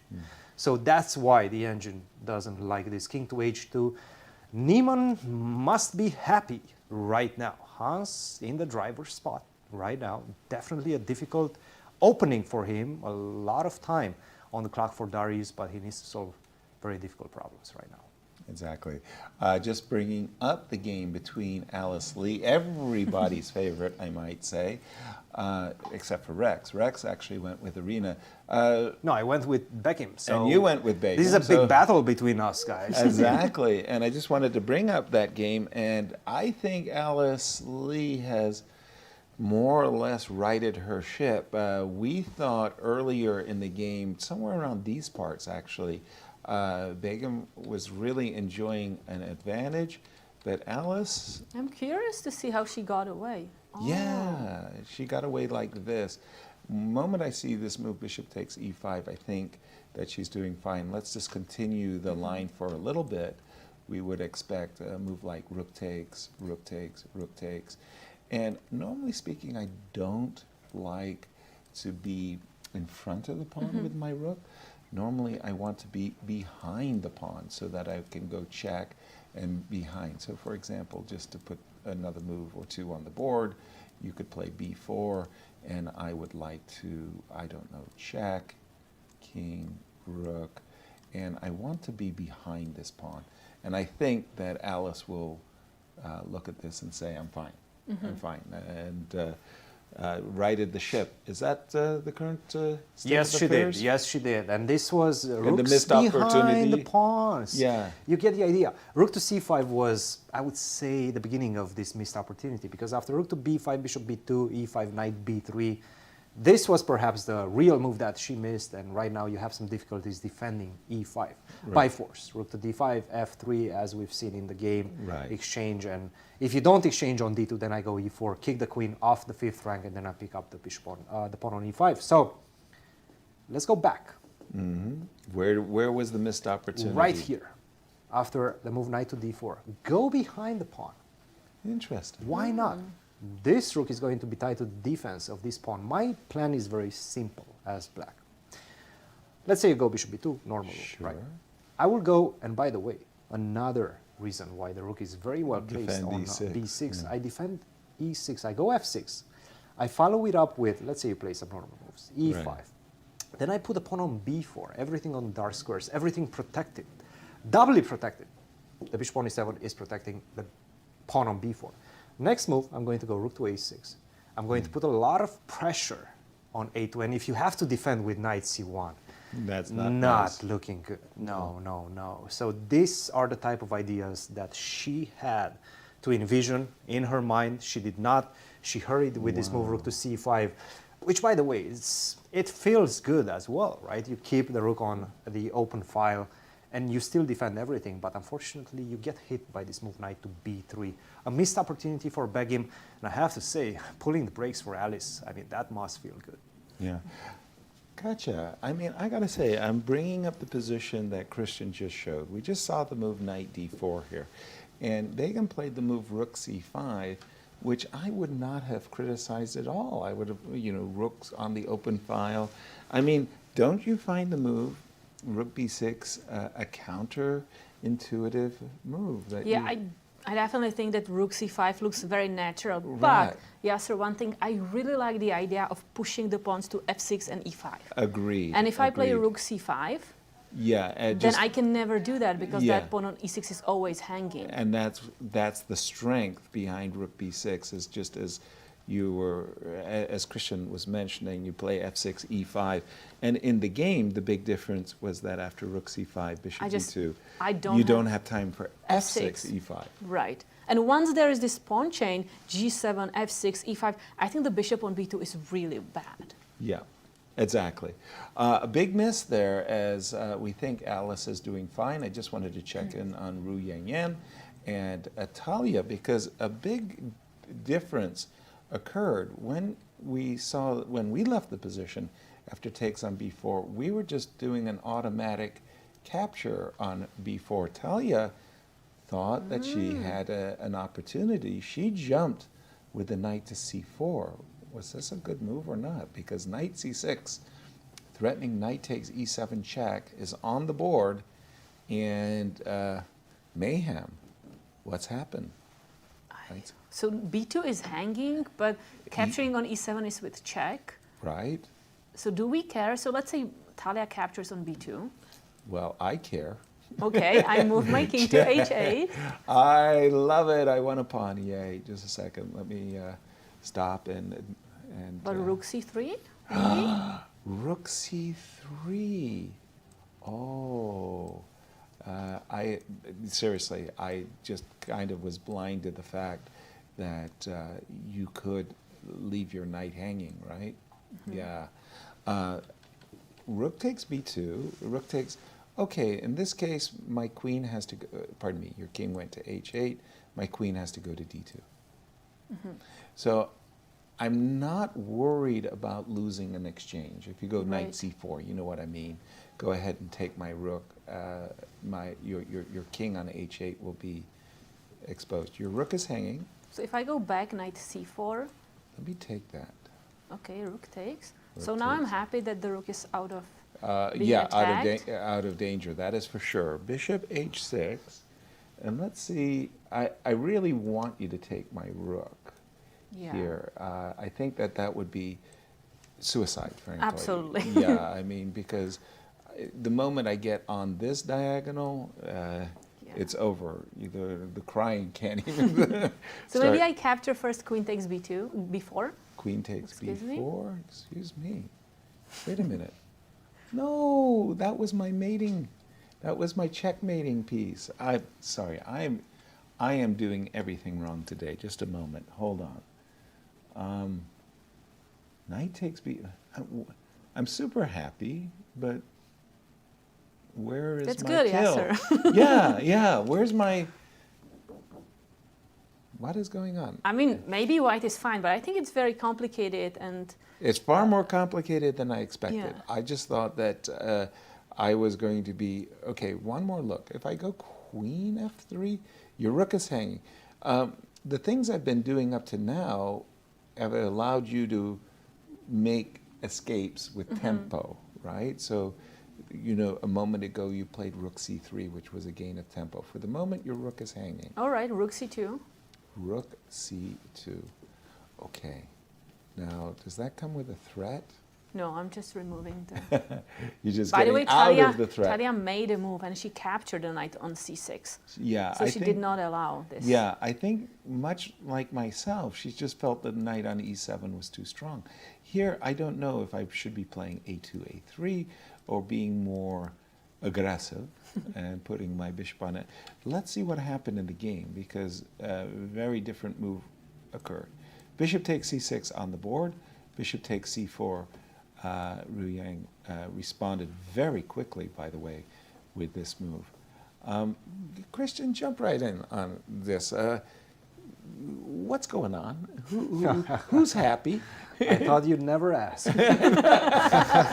Who's happy? White is happy. White is happy. Right now. Yes, okay, that's good to know. I mean, I wasn't even sure. But why wouldn't she be? Do we have bishop a4? Bishop a4 right now? Yes. I mean, I'm thinking a lot of pawns. Take probably, actually bishop to b3 is even stronger. Bishop to b3 seems to be much stronger, in fact. You take, I take back with the queen, I'm still a pawn up. I'm a pawn up, I'm and pushing a my big pawns. majority too, by the way. That's the big problem, right? I go b5, a4, support that. You cannot touch the a pawn to play a6 because then I'm going to go b6 myself. As well. And if I capture on What's this b4 with the... pawn g7 doing, right? It's Yeah. only attacking this pawn on b2, but it's not doing that much. Cristian, but I don't want to capture on b3. I want to capture on b4. Okay. Wait, but you cannot do that, right? Oh, okay, never mind. Yes, that's the problem. Let me show you what you might have missed. Let me show you. Don't be stealing my lines. It is what it my is. best It is what it lines. is. We're spending too much time with each other anyway. So. And if you do go bishop to d7, if you go bishop to d7, promise I solidify my position so nicely with this move b3. No. I invite B3. you. Hey, take my rook. Yes, take I was on a1. Not sure about that. You're getting You're killed threatening after bishop bishop to eight. h6. And by the way, e7. It's not looking good.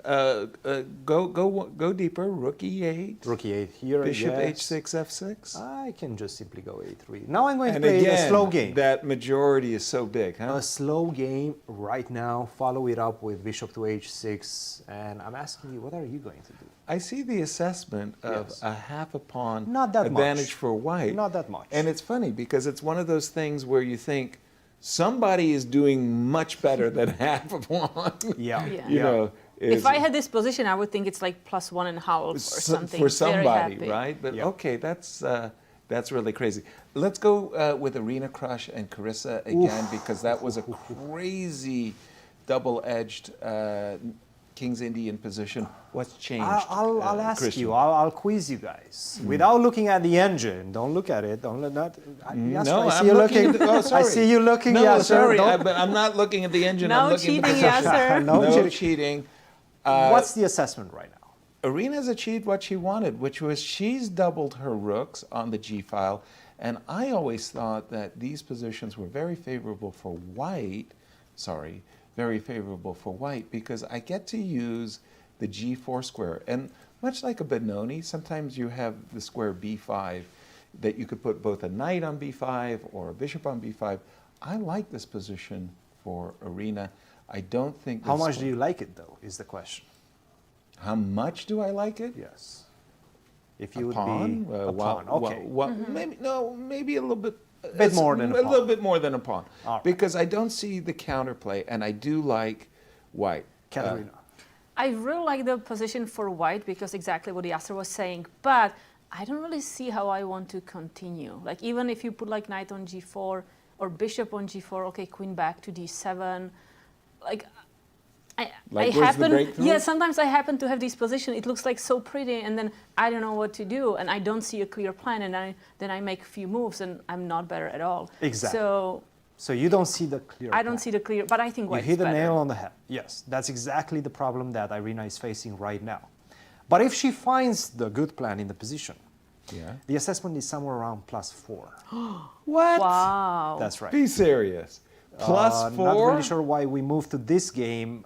That's back to the Dariusz. It's a beautiful game. We'll get back to that one in just a second. But the Irina Krush game is +. No, I would never have guessed that. Yeah, no. That's an extra piece. Correct. So there has to be some tactics, like not really. Is it No? B4? B4, and exactly. bishop to D4? Exactly. B4, you drop the bishop on D4, and then you maneuver the knight D1 to E3. Right. So And that's going to achieve the maximum potential for my pieces at the expense of a pawn. But you're getting killed after that. But then the king on H8 is... I mean, once the bishop is on that diagonal, that's it's obvious. collapsing. So we're thinking B4, B6, however. And now I go A5. And Exactly. you break up the team. Exactly, yes. This is painful if she finds it. So wait, Cristian, you give me 2 pawns, so knight D1, I take another pawn on A5, and it's then still you- +4. And you still get killed. By the way, because what did these- she do? Bishop to D1. Okay, she's trying to rearrange her pieces. Probably not a bad move. Okay, but not bishop the D- plus infinity that move B4 was. Well, interesting that you were saying, vacate the diagonal, like the knight on C3 is in the way. Even if the queen was on C3 or a bishop was on that. So bishop to D1 is making room, right? We're obviously prepping the moves knight E2, knight G3, knight G4, student body right, queen goes to C3, and we break through. +4. Yes, incredible. Wow. Okay, I wasn't even close to +4. I was at, again, one and So a half. can Carissa here try something like rook F7, rook E7, rook G7? Rook F7. Probably Go a good ahead. move, yeah. What would you like to do? The other rook to E7? I need to The trade other the rook? rooks, right? Okay, and then, for Irina, it's pretty straightforward what she has in mind. Give me the bishop. She's trying to get the knight to G3, yes. And yes. it's there. That's her plan. That's Okay, her and if plan. I capture that knight on G3, unfortunately, to give up that. Okay. And rook G7. And rook to G7. Okay, so finally I am on the good diagonal. With knight G4 or without knight G4, I'm on this great diagonal. Right. And on a good day, okay, knight G4 could be trouble. And what do we have? We have here, so they're well, thinking- they caught up with us a little bit, right? Let me just, excuse me, I'm just going to refresh my board for just a By the way, brief we were moment. told that there are only 2 pawns exchanged in that game in Irina Krush and Carissa yet, after 3 hours of playing. Right, the G pawn and an F and E pawn have been traded. Oh, wow, very good. A game that's kind of slipped away from us. What's happening in our defending champion, Jennifer? You and Tatev, when we left it, we left it just about these parts, and the bishop swung out to A6. I thought it was going E6 direction, and whoa, H4. Okay, that's an indication that Jennifer is very ambitious, as she's looking to get in the move H5. She doesn't mind giving up the pawn on G4. Please take it. Yeah. She's saying, please take it. Take my pawn? After H5 is not Alpha looking Zero looks going on over there. I'm not very happy about the bishop on A6, to be honest. Right? Right. Exactly. I'm not very happy that I'm getting checkmated. Yeah, that's the the king other side. issue. That's Can my you only guys problem. believe this? You know, during the opening ceremony, Nasi came up to me and she said, Yasser, could you please do me a favor? Don't pick me as your choice to win the U.S. Championship. You're never right. And I was like, Nasi, you're not thinking about my moral victories. How's she doing, Katya? This was the knight was on d5, the bishop was here. Two bishops? I mean, she's not doing very great on time. She has only 11 minutes left for 13 more moves. But I think it was worse before, right? I feel like White recovered. Did she? Okay. Not only recovered, I would say that she has some decent advantage right now. Right, because if I stable, not much, but there's something for if sure. I could play Queen C7, trade queens, I'd start to get even more ambitious, right? Because then the two bishops. There is the problem that this pawn on A6 is a potential. Anytime I could trade queens, and on a good day maneuver my knight to A5. I could do some pressing. Yeah, but you were very happy about the light pieces being in the center, and now they're kind of off. And even the pieces are not having such a cooperation between each other as before. So maybe knight d5 could be played to stop. not allow your queen c7. That makes a lot of sense. And then I would probably, I'd end up having to move my queen somewhere. But now I have to worry about, not yet. D4 will be hanging. Okay. Yeah, D4 would be hanging. It was a pity I had to choose a square where I take away my own threat of E4, right? But I was trying to keep the queen under surveillance. By the way, we have queen A4 on the board. So no knight D5, but queen A4. Well, that's a kind of a challenge, I would say. You know, she wants to activate the queen, maybe queen D1, potentially to... Queen D1. Something with the knights. But aren't you provoking me to... I mean, B3, queen C7 is on my agenda. Where are you going with the queen? A2. A2. So you really I really want to go to the back rank, right? yes. Okay, so I start... You're going after me on the second, and I'll go after you on the 7th. So who gets there first? Maybe I just go knight d5 now. Just trade the bishops. Trade the bishop. Okay, so check. King has to go. Queen takes. I take. Queen takes. Your knight is attacked on d2. How unfortunate. I was just about to capture that pawn with glee, I might add, on f7. But so probably knight c4 and you're doing well, because 2 pawns are hanging? Are gonna be attacked. Okay. Yeah, I don't think I like this very much. Okay, that's but queen a4 is on the board, so this is the type of thing that Ashrita is provoking. Now the question is, if it's good for her or not, we'll keep an eye on that. Anna Zatonskih, it seems to be enjoying an advantage in a rook ending. Nothing. Wait, isn't she pawn down? What? Is she? You're right. What happened? Whoa, whoa, whoa, whoa, whoa, whoa, whoa. When we left it, we had the knight on. She sacrificed. No. We were looking at rook e1, and something happened. No, Anna just...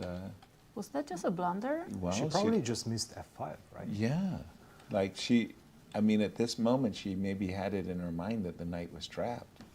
Sometimes you just get blindsided by a move like f5. Or perhaps she just thinks that she has a lot of compensation in that position. After rook d7, maybe. Yeah, I don't think she missed f5. But maybe... Probably just thinks that rook to d7 should be fine for her. You know, the funny part is I thought White had advantage before Katya boldly pointed out the obvious that, you know, she's a pawn down. But I thought that rook d7 was going to, you know, put a pawn on c2, and yeah, it would be good. Now maybe it's good enough for equality, right? No, I think rook to d7, yeah. This looks pretty decent, right? Decent, yeah. Okay. You still have to worry about the a7 pawn, and if you do try to defend it with rook a8, rook g3, rook g7 is coming, and that's when you get in trouble. Exactly. Easily, that things could go south. So, okay, maybe what Anna did is not that bad, after all. Okay, and again, we are expecting that Alice will play rook c1, rook c7, rook b7, and she will be comfortable. Cristian, over to you, and tell us about the Sam Sevian game. So, I think we left it somewhere around these parts when he played the move h5, right? And we were discussing ideas of h4, things like that. But we were loving Ray's position. Oh, it's beautiful. Yeah. So, take a look at this. F takes c6. He decided to go a4. Give up a pawn like this. I'm still trying to wrap my head around this. a4, bishop takes a4, rook to b6. Okay, I understand. You need the pawn on e6. Yeah. How do you defend it, right? I'm activating my rook and I put it on a very nicely protected square, so I'm creating even more tension in the position that you have to deal with as black. Bishop to c6, I believe this is on the board right now. This is the position, 12 minutes for Sam Sevian. He's been thinking for a long time. And right now, it does seem like white has a decisive advantage. The question is how. Right. How do you create d3 to hit g6 and a6? I thought so too, and I do believe that this is probably what we're going to see on the board. But it's not the best, because I saw the evaluation go down. It's not the best, but not by much. I mean, rook to queen to c2 apparently is better. That was my move, by the way. I wanted to play queen c2. Did you really? Nice. I mean, you don't want to go queen g6. How do you defend against that, right? It might be your question. So rook to h6 seems to be the only way out. Right. How do you continue right now? And I think this is probably what he's going for. c4, right? c4, you take, I take with a queen. This is problematic. You want your queen on c2. And the other rook is ready to move from f2 to c2. Oh my goodness, this is looking desperate right now. I mean, rook to c8, maybe beyond desperate at this point. This is game over. King to d7, rook takes, followed by rook to a7, not looking good. Okay, this one is over. So perhaps queen to c2. Wait a minute, but how do you defend it? I mean, rook h6, c4. Rook h6, c4. This might be it, guys. But Cristian, can I just go like king d7 and say... At what point? Right now? You mean no, before. Invite the... You're trying to escape. You're trying to escape. Just try to escape and trade rooks. Okay, all right. Where are you going? So hold on. Let's take back the move king d7 for just a moment. We want to see you play queen g6. So let us play rook f8. Rook f8. And if you go queen g6... I'll give you a check. Okay, then we'll go king d7. Yeah. I'll take this. Why not? Okay, I take the rook. Rook takes f2. Now you take on f2. Okay, all right. I retract. I retract. Okay. You see how we work together? I gave you a way out. Okay, I was trying to be a nice guy, but not anymore. All right. No more nice, Mr. Nice Guy? And now I'm going to be vicious with this move, knight to g2. Oh, knight g2. Oh, knight f4. And it's like I can't move with my pieces anymore. That's the problem. We're stuck. That's the problem. You're stuck right now. Oh, no. And you don't have any counter chances. No. That's the problem. The queen on c7 is actually terrible. I'm going to f4, and then I can if you even somehow get to give me a check, I can just simply walk to h3, and that's it. Your checks are over. I hate this position for black, actually. Bishop to c6, 19 minutes for Ray Robson, winning position. I have to say, golden opportunity for not the newly minted. Last year during the US Championship, he was a newly minted 2700 player. After that tournament, he played a tremendous event. Almost won it, not really, because Fabi was always ahead. But he was in contention at all times. He was pressing. I mean, Cristian, can you bring it back? I mean, this move a4 looks that's just so strong. It's a nice move to activate your pieces. It's just give up the pawn so you can improve your rook. Yes. I like it. I like it. Follow it up with queen to c2 or queen to d3. Follow it up with c4, and it's looking really good. Wow. Well, again, the difference between queen d3 and queen c2 is subtle, but once you see queen c2 followed by c4, you're understanding why Ray is grooving to this position. Yes, he is. Hans Niemann versus Dariusz. Let's get caught up. We saw, when we left it, we saw king h2. I'm assuming that Dariusz spent some time in deciding how he was going to recapture on b5, because we thought that rook takes b5 might have been, something about this pawn on a5 just really leaves you with a great impression for white. Rook e1, and something that Cristian was advocating for. You go g2, g3, you just start kicking the pieces backwards. And that's why queen d7, a very strong move. I don't allow the g3 because I'm targeting h3 pawn. There, bishop, whoa, bishop b1. What is that? I mean, if I really wanted to be insistent and say I must play for the move g3, I could have played knight g1. At least I know what I'm doing. Bishop b1. How does It's in that fact the help best me? move in the position. How Bishop does to it help me? b1.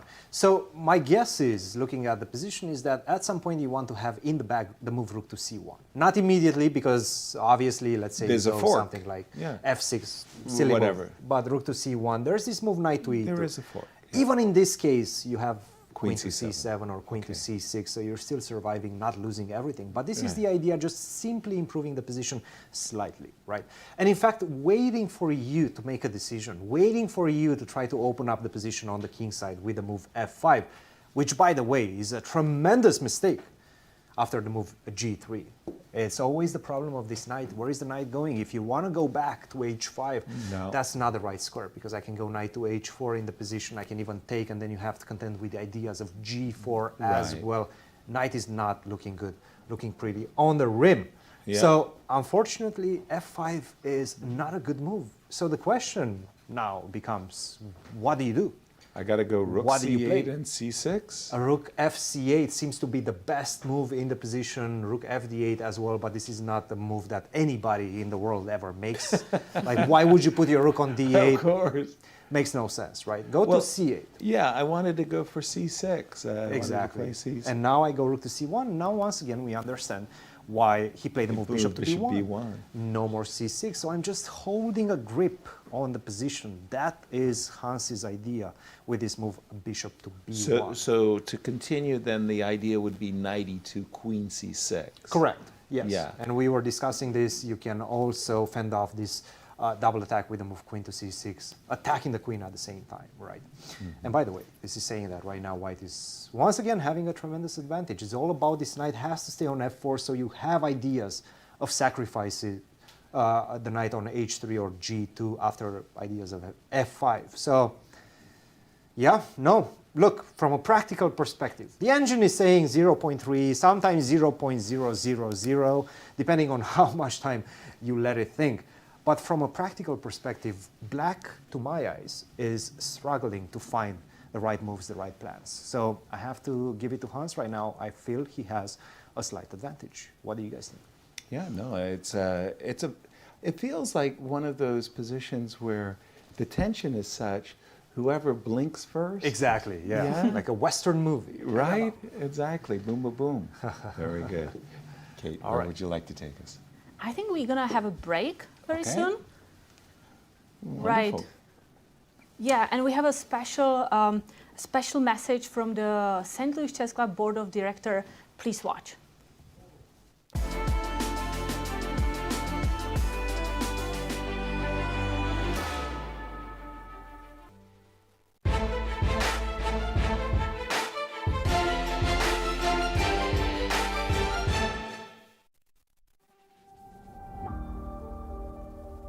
Yeah, it's amazing what the club has done for chess in general because, I mean, it's already been 15 years and they've done countless national championships, tournaments for juniors, helping around schools, and they've just grown the game so much across the United States. I think if I look at my own career and I look at American chess in general, we're in a much better place than we were 15 years ago. And so the contributions have been immense. And of course, it's all thanks to Dr. Gina Singfield and Rex Singfield. I would say that St. Louis Chess Club is like a rock in the ocean of chess, and we know that it's there. It is there. It will be there. I think it sends a hope that the game of chess will always stay afloat. By the mere fact of its existence, I think it sends positive waves across the globe.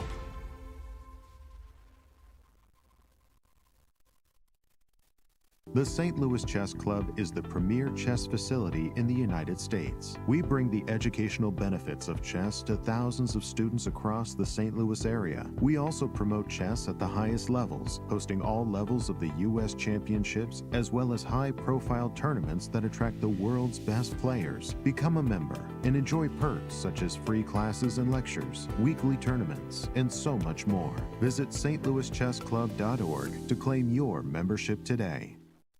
The World Chess Hall of Fame, located in the heart of St. Louis's historic Central West End. Want to know why chess has intrigued people around the world for nearly 1,500 years? Stop by and learn about the impact of chess from our 3 floors showcasing the art, culture, and history of the game. The World Chess Hall of Fame has something for everyone to enjoy. For more information on current exhibits, please visit worldchesshof.org.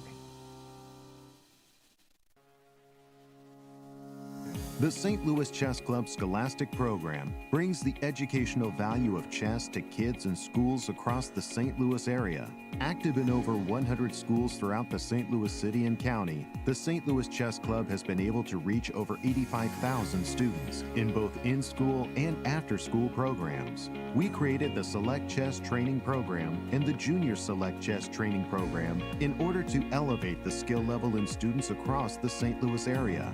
These students receive professional training from Grandmaster Varuja Nakobian. Other programs include Chess Cops, a partnership with the St. Louis Police Department, looking to improve relationships between at-risk kids and police officers in the St. Louis area, with over 600 students playing chess over the board since 2019. The St. Louis Chess Club has also created a Chess Merit Badge for the Scouts BSA, quickly becoming one of the most popular badges, with more than 250,000 Scouts earning the badge since 2011.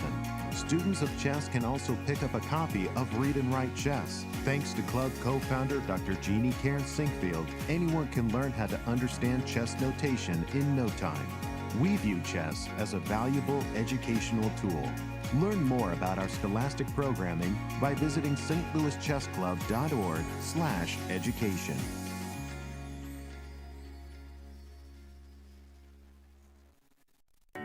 St. Louis, the chess capital of the United States, boasts the world-class St. Louis Chess Club and the World Chess Hall of Fame.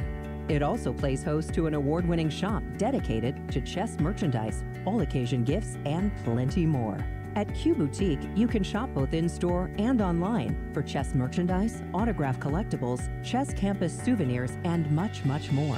From quirky greeting cards to luxury chess sets, there is something for everyone at Q Boutique. And all purchases go right to benefiting new exhibitions and programs at the World Chess Hall of Fame, dedicated to exploring chess and its immense impact on art and culture. Located on the first floor of the World Chess Hall of Fame, enjoy a shopping experience like no other and be his favorite gift giver. If you can shop in store, make sure to check out QBoutiqueSTL.com for a wide variety of gifts for everyone to enjoy.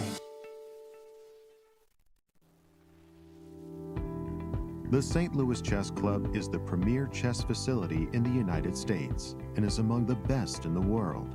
Thanks to co-founders Dr. Jeannie Cairns-Sinkfield and Rex Sinkfield, the St. Louis Chess Club is a non-profit organization committed to promoting the game of chess locally and internationally.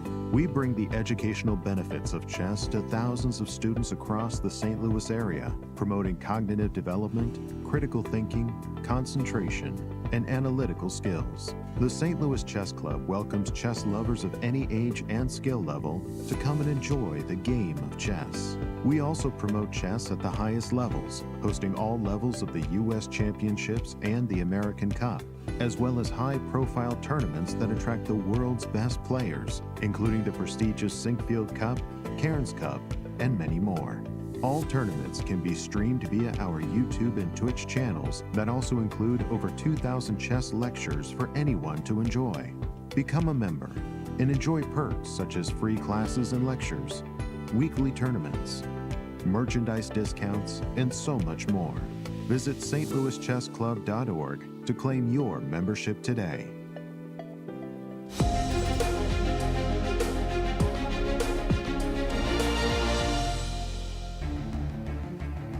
Welcome back, everyone. We have an exciting first round of the US and US Women's Championships. And which game we are going to look at right now? Well, first of all, the results, because we have a couple of draws on our break. Kate. Right. Aronian drew with Caruana, Xiong drew with Mishra, and Zo drew with Dominguez. Yeah, the Aronian Caruana, not too much happened, but underneath there was this tension of, you know, these two heavyweights clashing. I wanted to say that in the ladies section, if you don't mind me, I wanted to go to the game of Jennifer, our defending champion, and Tatev, because remember, that move, bishop a6, that was a big surprise for us. We thought Right. the bishop belonged in the center of the board, bishop to e6, and in the current position, I'm getting the feeling that the bishop actually is really misplaced. And Kate? Jennifer is wasting no time just running with her pawns and trying to attack the king. Exactly. What does Jennifer have in mind? It looks good for her, but she has to be careful not to allow a rook to a1 check at the end. Like, I want to grab the pawn, right? Like queen takes, right? King takes, rook takes d6, bishop takes c4, and we're going to get this crazy kind of situation. But I was looking at bishop d4 check and h6 check. How can I get those? So I'll start with h6, right? So that drives your king to g8. You don't want to walk to f8 because that would inspire bishop Some to checkmates. c5. Nice. So then you go here, and now I have the back rank checkmate that I want. I can simply take. Right. And then if you go for the rook, I got the checkmate. So we can take the pawn, right? Doesn't that make us happy? Queen takes d6, king takes c6, rook takes c6. And Jennifer is in the driver's seat. So let's continue with that. Bishop Yes. c4, what do you do? h6 check. Now I go king f8. Oh, maybe? I thought you would. I Bishop had c5. Now I go bishop c5 and I go king e8. I try to squeeze in like this. Okay, okay. That makes a lot of sense, actually, to... your king is in terrible danger. It's looking rough, yes. Yeah, yes. terrible danger on the Okay, so square. rook h5. Because now Wow. your bishop is hanging and I want to capture on g5 and go Wow. and still try to checkmate you. Yeah, rook takes g5, rook g8 is on your agenda. I see that. But as we keep an eye on this game, we have a special guest in our old studio as we go to Fabi. Fabi, welcome. Clash of Titans, clash of friends in this one between yourself and Levon. Give us the highlights of this game. Was it difficult to defend against this unexpected London, let's say? I wasn't too surprised by the London, a little bit for sure, but I thought that the position was more or less close to equal out of the opening. Maybe he was a bit more familiar with it, but certainly I shouldn't be so much worse or anything at any moment. Maybe a tiny bit worse. And then I thought his move rook c1 was definitely quite harmless. After that, I don't think I have any issues. And even at some point, I was pressing a bit, maybe not too much, but I felt like yeah, rook c1. I thought, okay, maybe h3 is better. Instead Yeah, of rook suddenly to I don't have c1, any. yes. Maybe h3. I mean, it's not much, but What was your Yeah, plan if at you would least- have went for h3? Were you going to go for e5? What were you going for in this position? yeah, here e5 doesn't work because queen b5 check comes and there's no pawn on h2 hanging, so I can't do this. But I can. Well, first taking on e5, Take on e5 and then queen yeah. b5. Yeah, and take everything. Queen b5 wins a pawn, so I can't do this. There's no more h2. Yeah. But I can play h3, a6, for example. I can play knight e4 also. It's definitely an interesting move. I mean, few options. Yeah, also knight e4 is very tempting Yep. after h3. So yeah, I don't know. It's probably anyway close to even position. But You I thought mentioned that h3 is you more felt at challenging. some point you even had more than equality in the position. You were the one that was pressing. At what point did you feel that? Well, in the endgame, I'm certainly pressing with the pawn up, but the pawn up might not be very much. I mean, I guess objectively it's always equal, but okay, I'm the only one who can potentially outplay him in this position. And Yeah, I thought maybe rook c8 wasn't the most accurate, but I guess it's always probably equal. Like maybe knight b6 instead of rook c8.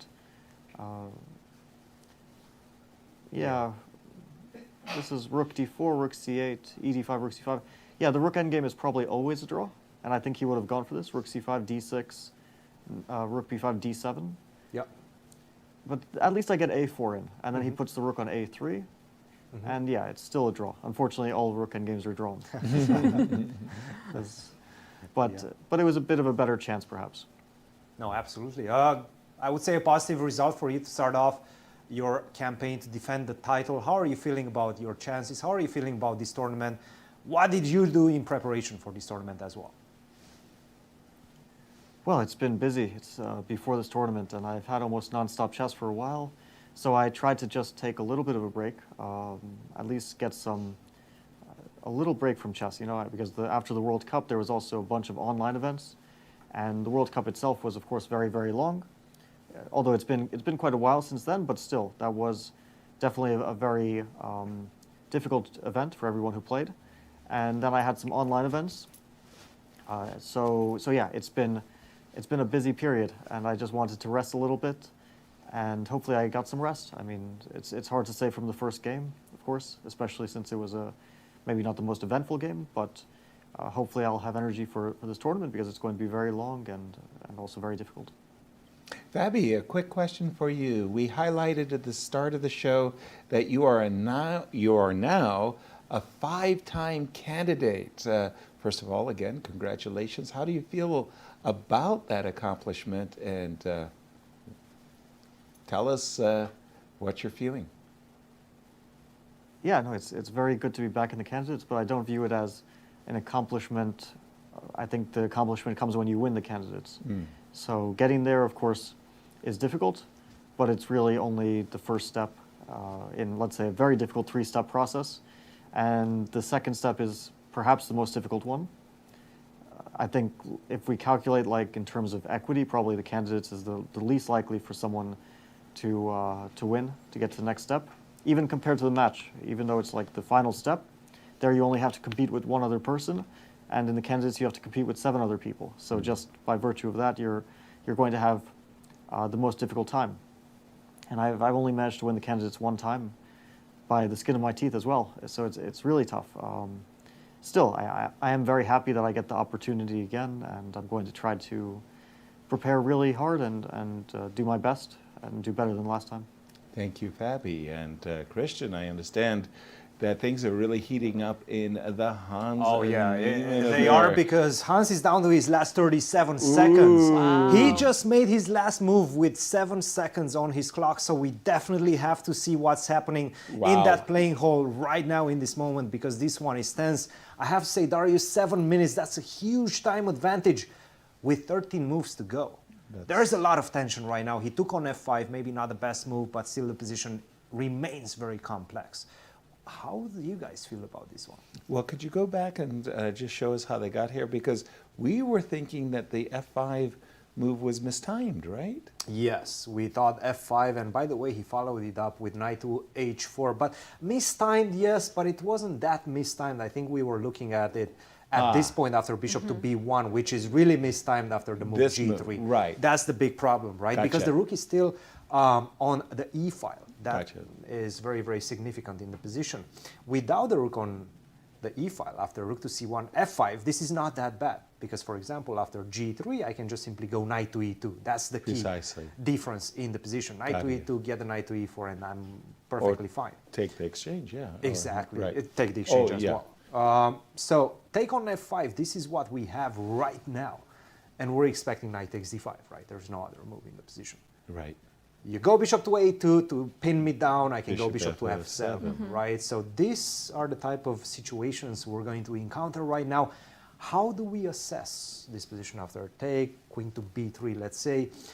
You have the a-pawn, beautiful advantage. You have the knight potentially landing on g6. You have some control over light squares, but I have to say, black's pawn structure is very compact. I have the 2 bishops. The center is opening up. Right. I don't know. This is going to go down to the wire, and especially I'm looking at the clock, because 37 seconds to make 13 moves in this complex of a position. I mean, look, I could make 13 moves in this position, maybe, no problem, right? Right. But not in this one. By the way, 92, huge blunder. He didn't take the pawn on d5. Huge blunder. Okay, go for it. Queen to d3, knight takes c1. We're expecting that you have to. You said A, you have to say B, obviously, and we're going to get this one. And now bishop f2 is his idea. Problem. That's the problem. f6 kills you. No. Yes, it does. Wait, so pawn takes f6? If you take knight f5. Oh man, this is looking rough. Queen f3, queen g4. Then the rook is coming via the third rank as well. Oh man. Wow, the pieces are just dominating on the board. Domination. Queen to e2, queen to g4 is a big, big problem. Well, this wasn't obvious to me, so just a second. It's not obvious to anybody. Bishop takes f2. Bishop takes f2. You went f6. Yes. Now, I understand what you're saying about the f5 square, so go ahead, play f6. Oh, guys, this is going to be it. This is going to be the moment, because you know rook takes c1. You know he's going to take on f2. Of course. Is he going to play f6? Of course he will. You think so? Oh, yeah. f6, g6. Yes. Knight g6. Rook f6. Not knight g6. Not knight g6? Not knight g6. That's the key. Knight to f3. Not this one. Sorry. Knight h8. What? Yeah, Thank you. It's so confusing. Because okay, if because rook of knight to recaptures. e4. Yes, knight to e4. And now Boom, f2 is hanging. Yeah. Okay. So many decisions. That's right? amazing. So many decisions to still. Oh my goodness. No, Oh no, my no, no. goodness, that was an amazing line. All right. Forget about what the engine is saying. Plus, completely destroying. No. Yeah. For white, this is not that easy. Wow. This is truly not that easy. He's going to take on f2, and then we're still going to have a game, because f6, to my eyes, it's not that clear either. Well, queen h7 mate is on your agenda, But so you are f6. giving up a pawn. You are giving up a pawn, and you can hold on to that pawn by just simply playing knight to f3 or g3, right? But then you're in exchange down. You are in exchange down, yes. But at least you hold on to your pawn. Does that make that? But at least you're laughing at me like it doesn't make sense. No, it's good. It's good. I mean, I love the fact that you like the little guys suddenly. I mean, I understand you want to give a checkmate, but you're sacrificing more and more pawns, and you are not giving the checkmate. You're just getting this beautiful square for the knight. Right? Well, I loved what you were doing. You were dominating the light squares with queen f3 and queen g6. But he needs to understand that with 13 seconds or 30 seconds on his clock. Wow. Bishop takes f2. Let's pan out. At this moment right now, let's see Hans and his reaction. f6, critical move. Will he find it? And his clock, it's hard to see from this angle, Kate, but I know around it's down 40 seconds. Around 40 seconds. Yes, I can 38 keep you updated. seconds. Here, I'd like to see our producer, Tom, go to Hans and say, Hans, could you lean back a little bit from the board so he can see the chess clock? But he did for f6. He played it. Wow, and how much time on his clock? Oh, 56 seconds. 26 seconds when making I thought the it was move. like 0.6 or something, you know, it was like, okay, f6. 56. That's move 30. Still 10 moves to go. Very accurate play by Hans. Well, he will be relying upon his increments for the rest of the game. And while all that action is breaking, we have a very special guest also in studio, Levon Aronian. Levon, welcome to our show. Levon, started with the white pieces, once again against a good friend. Tell us about your approach to this one. Are you satisfied with the result? Well, I wanted just to, to get a fighting game. The result is okay, Fabi is a strong player, but I don't like that I was, defending instead of putting pressure. But I think I blundered a couple of things at some point, and I got a bit careless. But generally, I was calculating, and I saw that the game really didn't, walk away from me, as to say, So it was always close to a draw. As players, especially when we first start a tournament, we always try to gauge our shape, our form that we're in. After the first game, how do you feel your shape in this tournament? It's okay. I think, I'm normally a slow starter. So I happened to lose quite a lot in the first round. So I didn't lose. It's already a good thing. Guys, any questions? Just a quick question. Levon, you played the move rook c1, which, as I understand it, you wanted to play for the move c2, c4, but then after you traded on e5, right here, you took the bishop, and after that, as you said, you were more or less required to defend the position. Why didn't you follow it up with your idea, which was c4? Yeah, well, this was my original idea, but I wasn't really sure about long castle. Long castles? Because after knight e5, queen e5, yes, knight f3, yes, queen h5, I didn't really like. Queen h5. So even in this position where you've opened up a file, you didn't like this pin that was happening. This, you know, the g5, g4 somehow G4 might come too quick. I got you. That's what I was worried about. So but there's actually a move for white which I didn't see. Instead of c take d, white has, and the queen h5, white has queen c2, which is very, very precise, stopping g5 because of queen f5, and maybe this is good for white. I see. Yeah, I just wanted to ask why you didn't follow up with what was obviously your idea after rook c1 with c4. Levon, I have a quick question. Fabi was just saying that his preparation for this tournament was more resting because he was playing a lot of tournaments, so he needed to take a break and make sure he is ready for the championship. What about you? Did you have any special preparation, or I believe you also played a number of tournaments, so was resting the main part of your preparation for this tournament? My main preparation, as always, is spending time with my family. So, and I succeeded in that, and so I'm ready for the tournament now, because my in-laws are in town, my daughter is here. You know, what else can a man ask for? A lot of support there. Exactly. Thank you, Levon, and we've got a very exciting game that's unraveling right as we speak, so we're going to get back to it. Cristian, what's happening? I mean, this is absolutely mind-boggling. Take a look at this.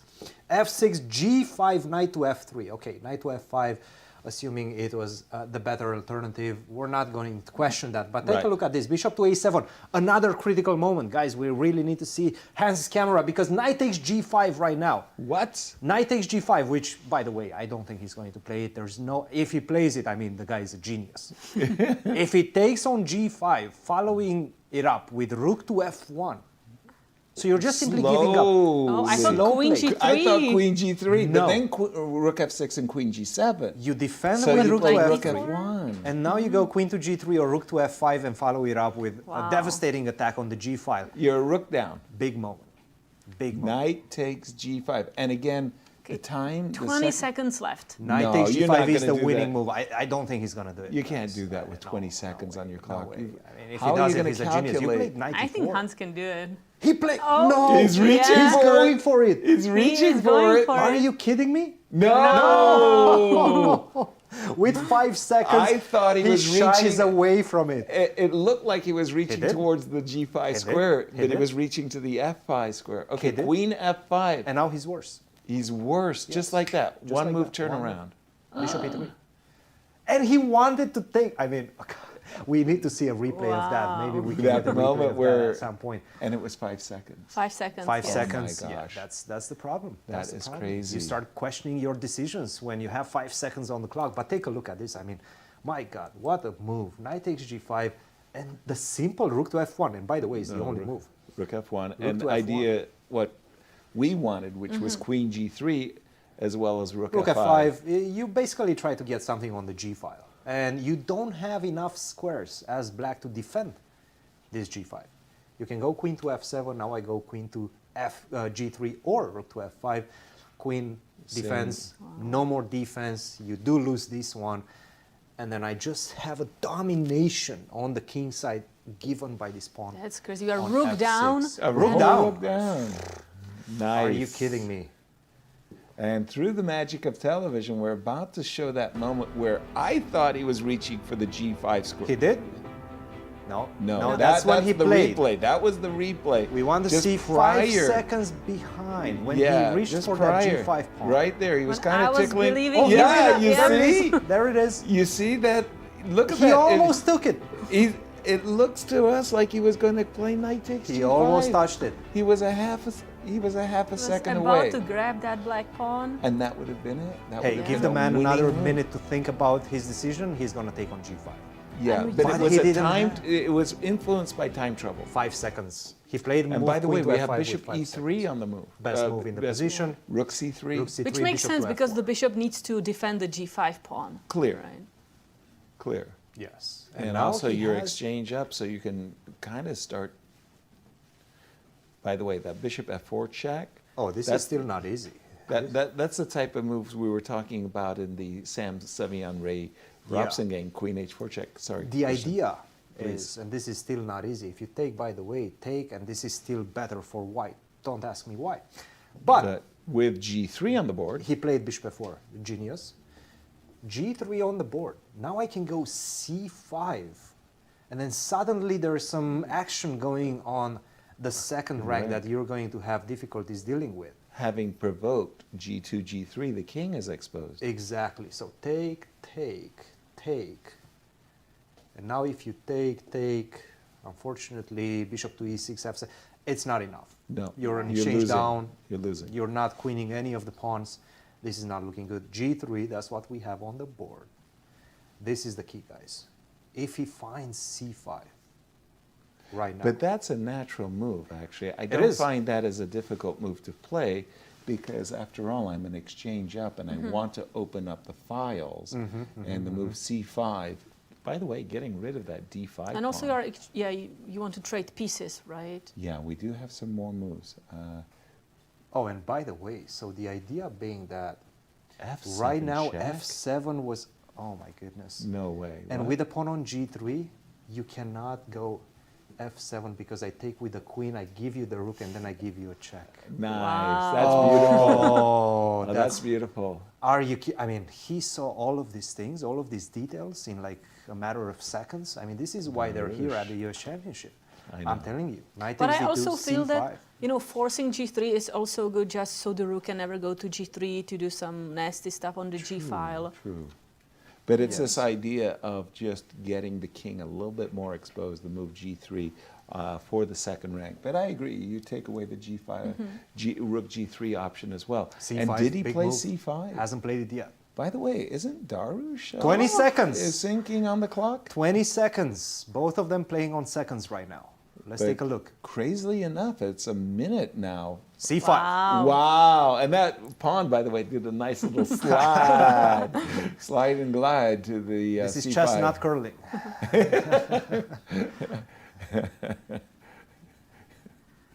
Wow. Oh, so it looks like black is out of Your trouble. curling just threw me right out. I mean, went into a stone cold silence after that one. C5. Good move. Excellent move. Good move. Wow. H4 What do you, right now. By the way, there's not What? an immediate threat because you cannot take on B4. H4? I mean, he has to look for some counterplay, but that's not easy. You shouldn't take on C6. You shouldn't play en passant because you're just inviting the rook trade. Yeah? 20 seconds for Haas. And counting. No more F7. He probably was banking on this idea of F7. No But more F7, for him. Queen F7, as you pointed out, Queen F7 and Queen F2, that would be lights out. Katja, there's no He's gonna time. capture. Take on Just make him- C5. Take Okay. on C5. That is a losing right now. Okay, all right. Taking on C5. Well, rook takes C5 would be, feels like the natural response. I want to trade rooks and take away, pardon me, to hit the pawn on D5. You Rook have takes options, C5. but you also have decisions to make, and you only got 17 seconds on the clock right now. For Dariusz, B4 is an option, rook takes C5 is an option, both of them very good. By the way, you can trade queens. You can also do that. Because now the rook on C8, 5 5 seconds. seconds, he Wow, needs to make make a a move, move. rook takes C5. Good move. And rook takes C5. He could have traded queens. Why did? Well, what I think he wants is now if you take on C5, I'm going to... Oh, he took on C5, now I can trade the queens. That's what I'm thinking. Queen Okay. takes F5 first, intermezzo, and then take on C5. And that's what I wanted, which was to get rid of the queen so that I'm no longer being checkmated on h7. That feels really There's going to be a really bunch good. of white pawns ready to go for promotion, but probably... How many seconds Yeah. does Dariusz No, have? Queen Down takes? to, well, 10, 10 pardon me. seconds on the clock right now. Big decision. Will he take on f5? Nope. No? Not Okay. yet. Wow, really challenging. But that gives up a pawn. Right, queen takes takes e5. He's going to take it. Why not? Because we have a5, d5, f6. You got some pawns there. Bishop f5, bishop b6 is coming, so you have to defend No, I that have to play diagonal. bishop f7. You have to. I have to hit that pawn on d5 right away. You have to do it. But I would have been, how he didn't trade queens in that moment, you have to have nerves of steel. I 10 would want seconds. those queens off the board if I was black. You have to make a move. 7. Bishop f7. 6, bishop f7. Good move on the board. Same move faster was better. Now Hans has built up a slight time advantage. And by the way, Hans was ready to move right away. What was he reaching for? Probably queen to e4, Queen. right? He wanted to move the queen, which I'm not Yeah, sure. queen e4. Okay. He's going for the checkmate. Don't take on d5 because of queen to g6. That would be Check. problematic.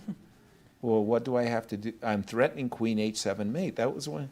Bishop h5 is the only move. And he He spotted played it. really fast. Amazing.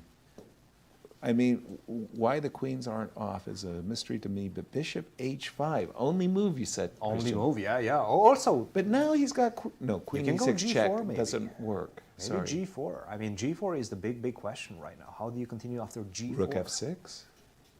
Oh, you're giving me... I have rook f2 check. That's fine, but I think you get checkmated. But then there's queen g6 always. Well, I got queen g7. No. Queen e... Ooh, I don't have queen e8.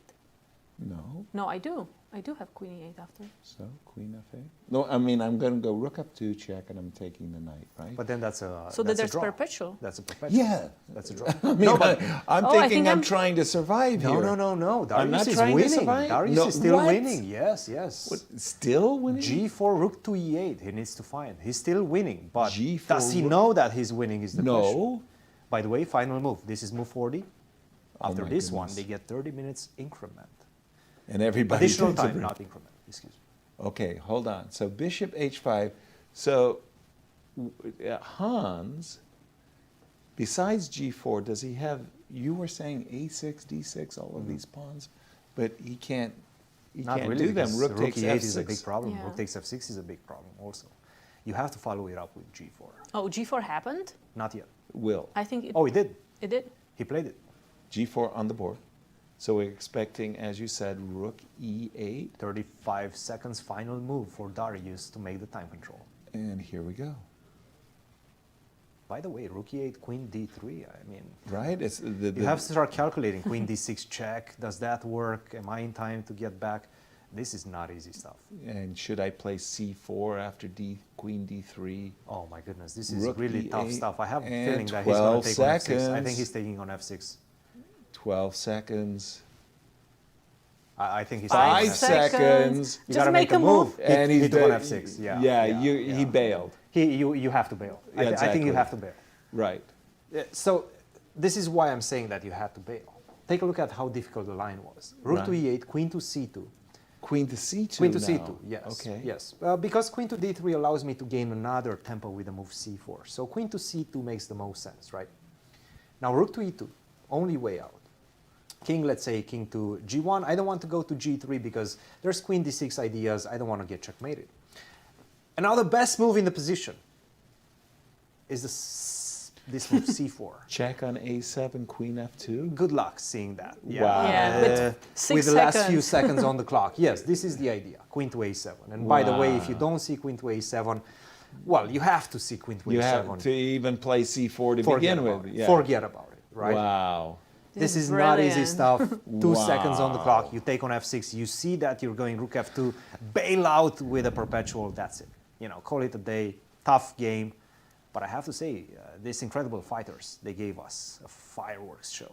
Right Yeah, now. and speaking of fighters, you know, I wanted to go back to Ray Robson, Sam Sevian Sure. game. We thought Ray Robson is winning, shaking hands soon, and I feel it's like a draw now. They're just giving, Sam is giving checks. Well, indeed, we don't want to go back too far, but when we left it, we sure thought that Ray was in the driver's seat, and somehow Sam just kept fighting. He held his nerve.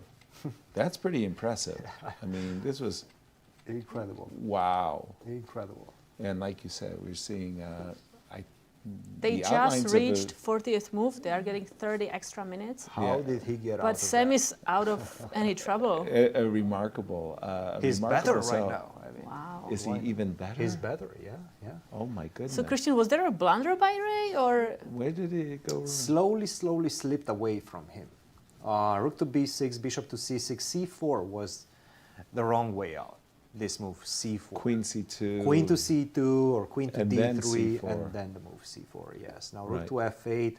And that's the idea, right? First, you ask the rook, okay, defend this square first. Yeah, g6. I don't want you to bother me on the f file. Right, Just no defend challenge. this g6 square, get the rook off play on the side. And now after c4, it becomes quite clear visually that you're in the driver's seat. You have all the trumps in your favor. So unfortunately, after c4, now I'm starting to get some action on the f file. And you have to go queen to e2. Yeah, this is already equal, it seems like. Queen to g5, queen to c2. Okay, everything is fine for the moment, but queen to c6, a step in the wrong direction, because this queen was nicely protecting these important squares, especially this e4 square, right? Yeah. The queen on c2. So you have to stay like this, just pick up a pawn and play the position as is. He went queen to c6, and now we got this position. There's some checkmates coming. You have to be mindful. Be careful, right? I mean, h3, and this is what we got right now. Queen to g5. That's the position we expect. King to f1, but then king to g8 most likely is going to come. Get the rook to f8. Practically, it feels like, look, it's a battle between safety of kings, right? Whose king is safer in the position? The answer is pretty clear. It's black's king, right? The king on f1, the queen is going to be met by the rook on f8, the queen on g5 already extremely active. This one is not looking good, especially not only from an objective point of view, but also from a practical perspective. Right now, this one is looking tough for Ray Robson. I like that. It's been and look tough at him. He's not happy. Right. He's not happy. He knows he lets things slide away. He blew a big opportunity. Yeah. I'm jumping into the ladies' championship, and I'm looking at the game of Irina, Krush, and Carissa, and somehow, much like Sam Sevian, Carissa has been fighting. She's fighting her way back towards some kind of inequality. Kate, what's your take on this position? We knew that if this bishop ever got transferred on this diagonal, white was going to be happy, but it never happened. Yeah, I mean, that plan with b4 sacrificing a pawn was very difficult, but really, really brilliant. And right now, it seems like black's pieces are kind of compact, you know, nothing on g file. Right. It seems like Carissa is, doing fine. Who's not doing fine, though, is Ashrita. First of all, Carissa is not doing fine. Carissa is much better right now. Yeah, well, okay. Carissa is doing much better right now. We're splitting hairs. Not only fine, but I mean, you have to play only moves as white to actually hold on to some sort of a balance in the position. You have to go knight to d1, which, by the way, to my eyes, knight to e2 looks like the most obvious move in the position. The problem is your queen is not coming back home. So now I can go bishop to f7. You have to go all the way to c8. If you do go to d7, the problem is I just simply go queen to b2. Hey, you still have some problems on this side, right? Yes. Some issues on this side. Yes. And by the way, this is some beautiful geometry in the position. Take a look at this. Take, knight takes. If you take, I'm going to collect all your pieces. But if you come back, the knight, moved back, controlling every single check, and now my bishop comes and picks up your knight on e2. Nice. This is looking really nice, I have to say. Carissa is in the driver's seat. Irina must not be happy with what she did in the last few moves. In the last 10 moves, she had an amazing position. Now she has to battle for survival. Right. Because she's in deep, deep danger. All right, and let's jump to the game of Jennifer Yu, Tatev, bishops of opposite colors.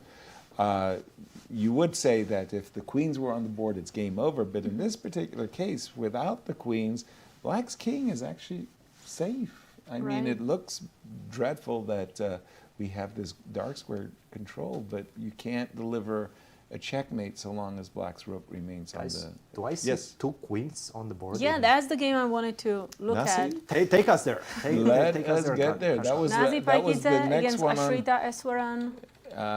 Well, guess what? Nasi just pushed her pawn straight up the center there, and we've got this position. That's an easy plan to follow, right? Yeah. Just give me the next queen. Give me another one. Well, I mean, by the way, Queen F1. I was about to say checkmate, right? Queen F7, Queen G8, but Queen F1 is Ashrita's...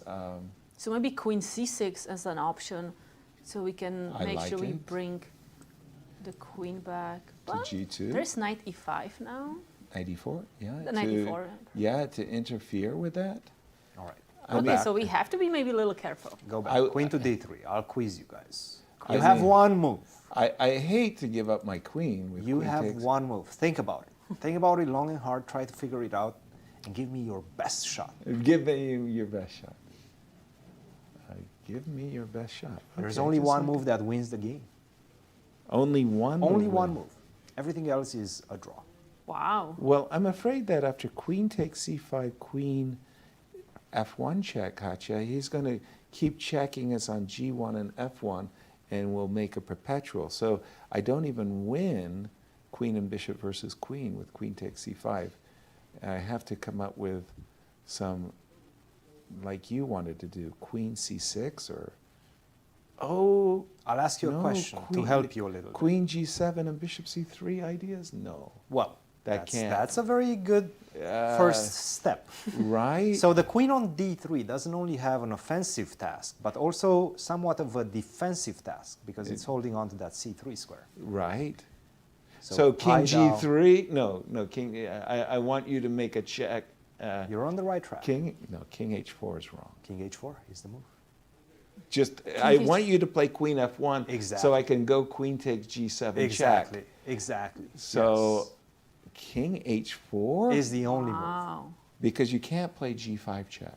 No, g5. Because that's illegal. How much time Nazi has? Oh, she has 30 minutes. Okay. This was move 40, by the way. They made time control. Imagine this was move 40. Actually, she has like 1 minute. Wow. Right, and you would play king h4 with half a minute on your clock. You go, no, I will allow everything is under control. Right.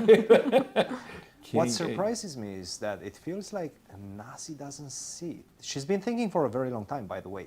Okay. She's down to her last 18 minutes, so at least 12 minutes were spent after this move, queen to d3.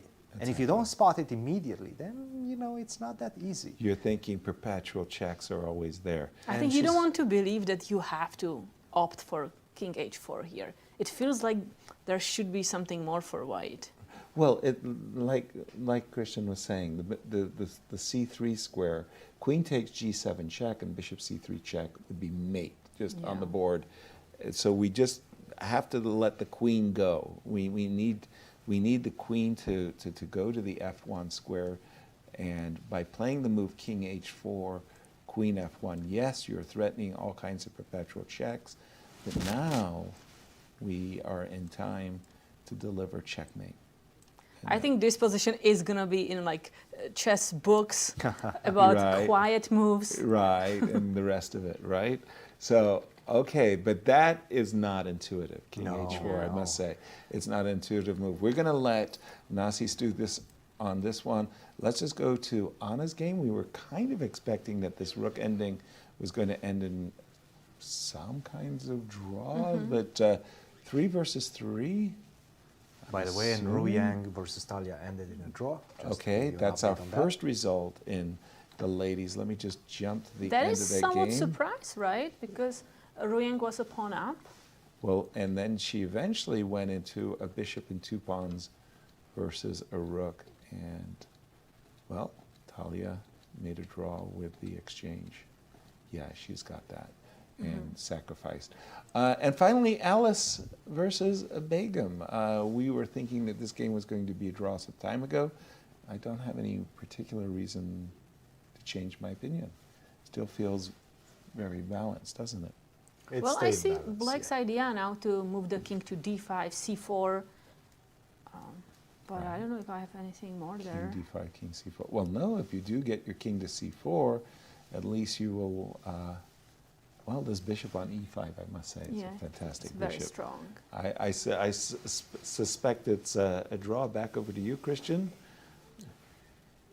Hans game versus Dariusz over. Dariusz is Whoa. going to really beat himself up because he let a golden opportunity to win with the black pieces slip away from him. But what a difficult decision that was. I mean, 5 seconds, clock ticking down to your last second, and you can play either rook to e8 or rook to f6. Leaving that pawn on f6, I mean, that is simply just mind-boggling that that was the right decision.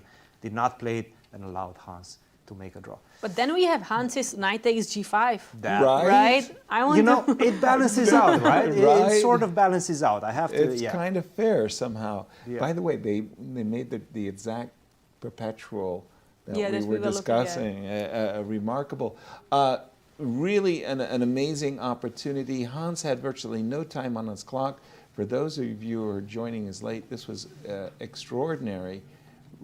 And right here, after this move, right here after the move, bishop a7, was this incredible move.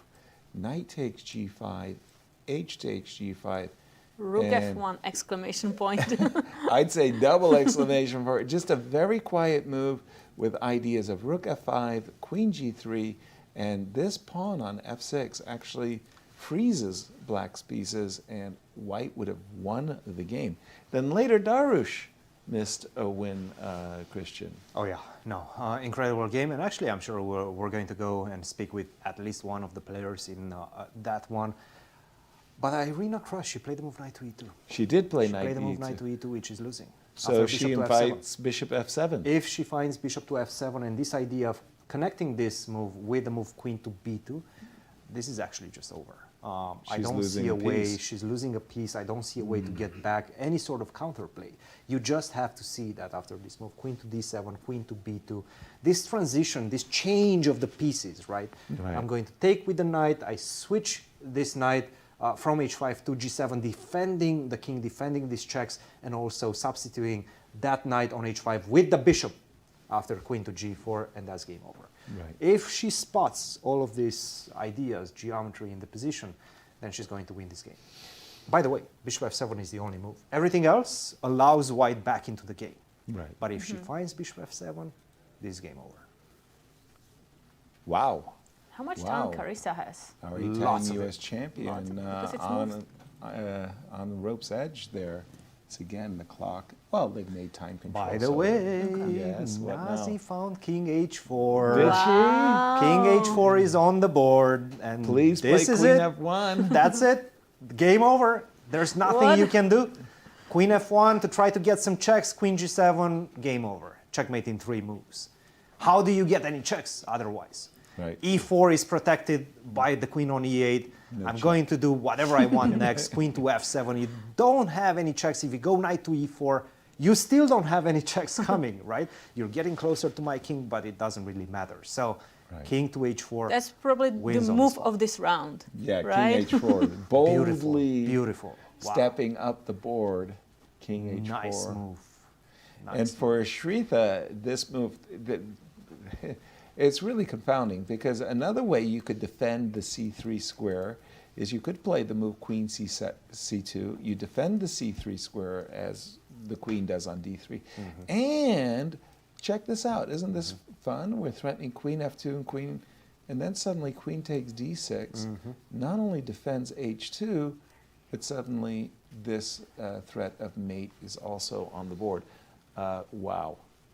What a move. What a move. And Shritha is like... That's a cold shower right there. Yeah, king h4 staring in You're disbelief. starting to have some hopes, right? Yeah, right? I'm a queen down, but maybe I'm giving the perpetual. Right? Not so fast. King h4, a remarkable move. Nicely done. And again, we do have a draw in Ruyen. I feel we have to go to Carissa's game just to maybe see a move. And if she does find that bishop to f7, maybe we can catch that moment right now. Let's try to study her body language. Carissa's. Yeah. Carissa's coming off, as you were saying, the World Junior Championships in Mexico City, where she, well, it was a tie-break, right? Tied for first? She tied for the gold medal. She could have been world champion with this, but it was, they used those tiebreakers, which are... Well, this really one was actually quite simple to calculate because it was direct encounter. Okay, that was and the it first was three tiebreaker. of them tied for first, but the lady that won the championship scored a victory against one of them and drew the other, and then all of the other results were a draw. So that was very easy to calculate. By winning her last round game against one of the players who tied for first. That's right. That's right. Yeah. Right. And here we think the move bishop f7 is that's the money move That's for the money move. Carissa, and with that move, she could be winning with the black pieces. What a way to start! Oh yes. The 2023 against the 8-time national. I know, right? So what's a better start than that? Not really. What's the difference if I go bishop d8 instead of f7? Is that bishop such a big problem? Bishop e8 allows queen e6. And then if I go queen, if I go queen b2 after, then you have queen takes e4. E4 check. E4 check. That's the intermezzo that makes all the difference. Yes. So I have to control the e6 queen square. b2, you're threatening this. Queen takes e4 check, bishop 2, and now... Maybe queen f3. Right? No, because or now just I queen capture f3. with Of check. course, of course. Yes, exactly. You do capture, and that's a check. Okay. And as we reflect on this round, let's just go through the results. Let's start with the ladies. Yeah, in the women's section, we have one result, draw Yan against Cervantes. And in the open section? In the open section, we have way more results. So far, all draws. Aronian drew Caruana, Xiong drew Mishra, Niemann drew Swiercz, and So drew Dominguez. And that game between Hans and Dariusz, boy, we were really on the edge of the seat. Yeah. So were the players. They had no time on the clock. And that's why bishop f7 in this game of Carissa, it makes all the difference in the world. Queen e6 is actually, well, I can't use the word threat, but that was something that Irina would love to do, simply trade queens, and then more or less the danger for her losing is gone. But bishop f7 changes all of that. Queen d7 only move. And now the move queen b2, and Carissa should be winning. Yes. Look, we have to apologize to our viewers. We What made happened? it sound too easy. It's in not. this position with two queens. Oh, right? Queen to sorry. c2, we said, okay, queen takes d6, the game is over. What do you do after queen g2? I'm threatening to mate you with g5. I'm stopping you from going queen to g6. How do you defend? Queen takes h6. Correct. Yes. Oh, Only that is move. so Queen good. takes h6. But it's a brilliant move. So you sacrifice on g7. I get And that. won. That's easy, right? But now you sacrifice on h6. You have to give the queen back. Right. I mean, this is not easy. This is at all. great. And by the way, because you have now the king on h4 supporting queen to h5 course. checkmate in one move. And if you Nice. do take with the pawn, And then I get another then I'm happy check. with the knight. Take a look at the geometry, right? You do defend, but unfortunately, there's a knight. Right. You're losing that. No more checks. I mean, okay, you have one, but I'm going to escape very quickly. That's it. So queen takes d6 on the board. Queen to g2 is going to come, and that's the money move moment. Once again, I mean, she found the first one. She found king to h4 for the first time. Queen to g2, and you know queen to g2 is coming because you don't have any other options. Maybe you want to go g5, but g5 allows king to g3. That's easy to calculate. Or king to h3. I'm forcibly, your queen h6 reminds me of the Magnus Carlsen, Sergei Karyakin, where he sacrificed on h6 and provoked the checkmate. That's really, really nice. Queen takes h6. What Usually a move. you have rook on like the back rank, right? You don't have Yeah. another queen. For sure. Wow, what a nice move. Queen g2, queen takes h6. And you have to go queen g2, right? Because queen g6 is a checkmate in one move threat. Right. You can start looking at g5, but after king h3, there's no more checks, right? I mean, you have another one, but now I go here, and then I cover up after queen to f2, right? Not to king mention h5 even king h5. works as well. So you have to go queen g2. Yeah. You're but forced. with queen g2, you've got that secret desire to play g5 checkmate. Because there is that nice move, queen g3. Yes. And then... You're losing. Yeah. Then you get checkmated. And the shoe is on Cinderella's foot. Yeah. Don't do that. Right? Don't do that. Wow. Oh my goodness. What a position. The question is, are you going to play queen g2 when you see as black that queen take h6 is losing? You have to. Right? Are you going to still test your opponent? Yeah, sometimes you just gotta hope. Hope is a strategy. It is, yes. We don't like it, but it is a strategy. Yes. Yes. By the way, let's go back to Carissa, because if she played that, did she play that move, bishop f7? We know, but did she do it? Let's see her right now. She made a move. She did? Okay. Bishop f7. I'm going to refresh my board. Sorry, everybody.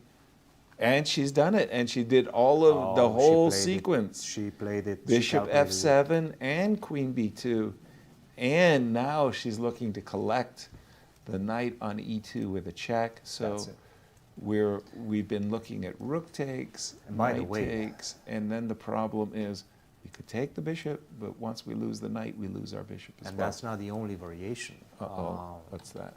Queen f5 is also a move that you have to calculate. Right here. Yes. Yep. And it just simply doesn't save you. Now I go king h8. King h8. Important move. Very important So move. if I go bishop g6? Then I go queen g4, right? Or rook g6? No.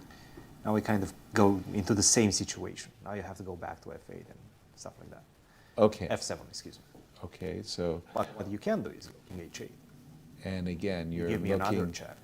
You're looking to take this, so queen c8 check. Now I go bishop g8. So the bishop has gone like around the bush. It went from bishop g6 to f7 to g8. Okay, queen f5 is on the board. That is something. And we do have queen f5 check on the board, by the way. And by the way, you know the sad thing about the position? No.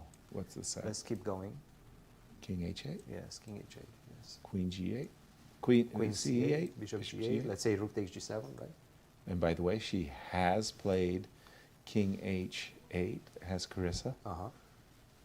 Queen g4, you have to defend. So you mean trade rooks? Yes, trade rooks. Trade rooks, knight takes. Once again, we're ready to capture the knight, so queen g4, yes. Go back. What? Now I have to go h5. And queen g2? Queen g2, and now knight f5. I keep hitting you and hitting you and hitting you. You know, just the tempo. Just stop. Stop just attacking one tempo. me. I know you want it. You're not getting it. You're not getting it. By the way, guys, we have a move in Nazi Paikita's game. F5, and queen g2 F4. did not happen, but f4. F4. And the idea is clear, right? I don't want the queen to be able to come back and to defend. Just a second. No, wait a minute. We did have queen c2. We did have queen takes these, and we didn't try queen g2. Ashritha played the move f4. Okay. Because if you recapture with pawn, I do have queen f2 now. Right. If you recapture with queen, I have g5. But is there again queen takes h6 or?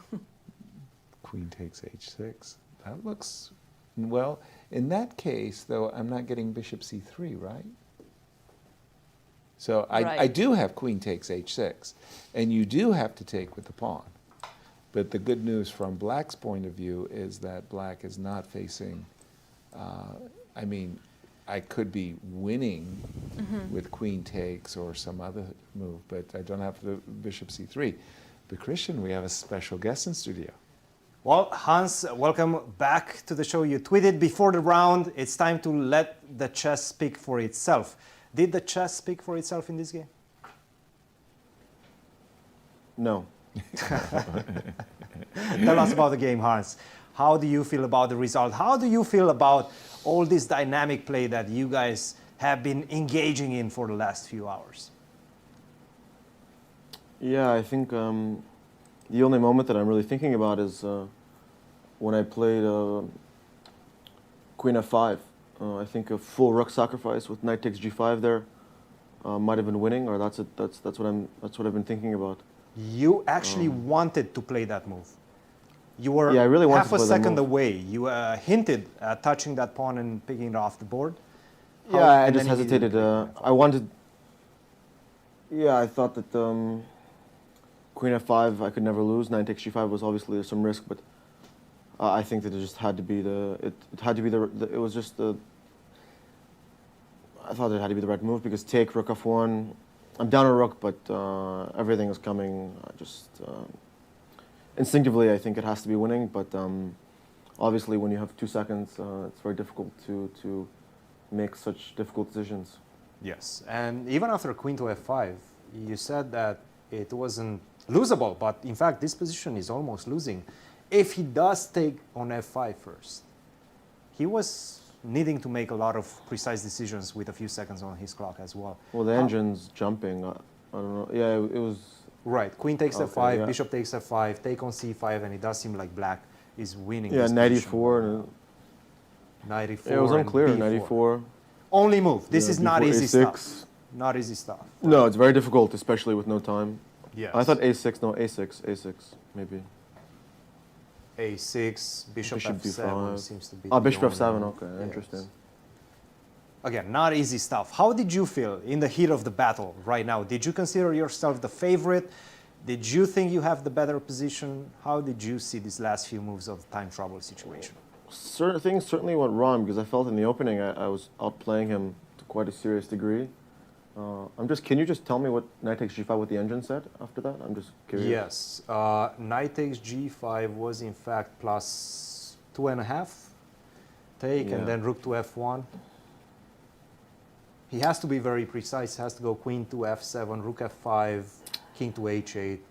Now all of your pieces are coming, knight to E4, and it's very difficult but for Black. especially with no time. Yeah.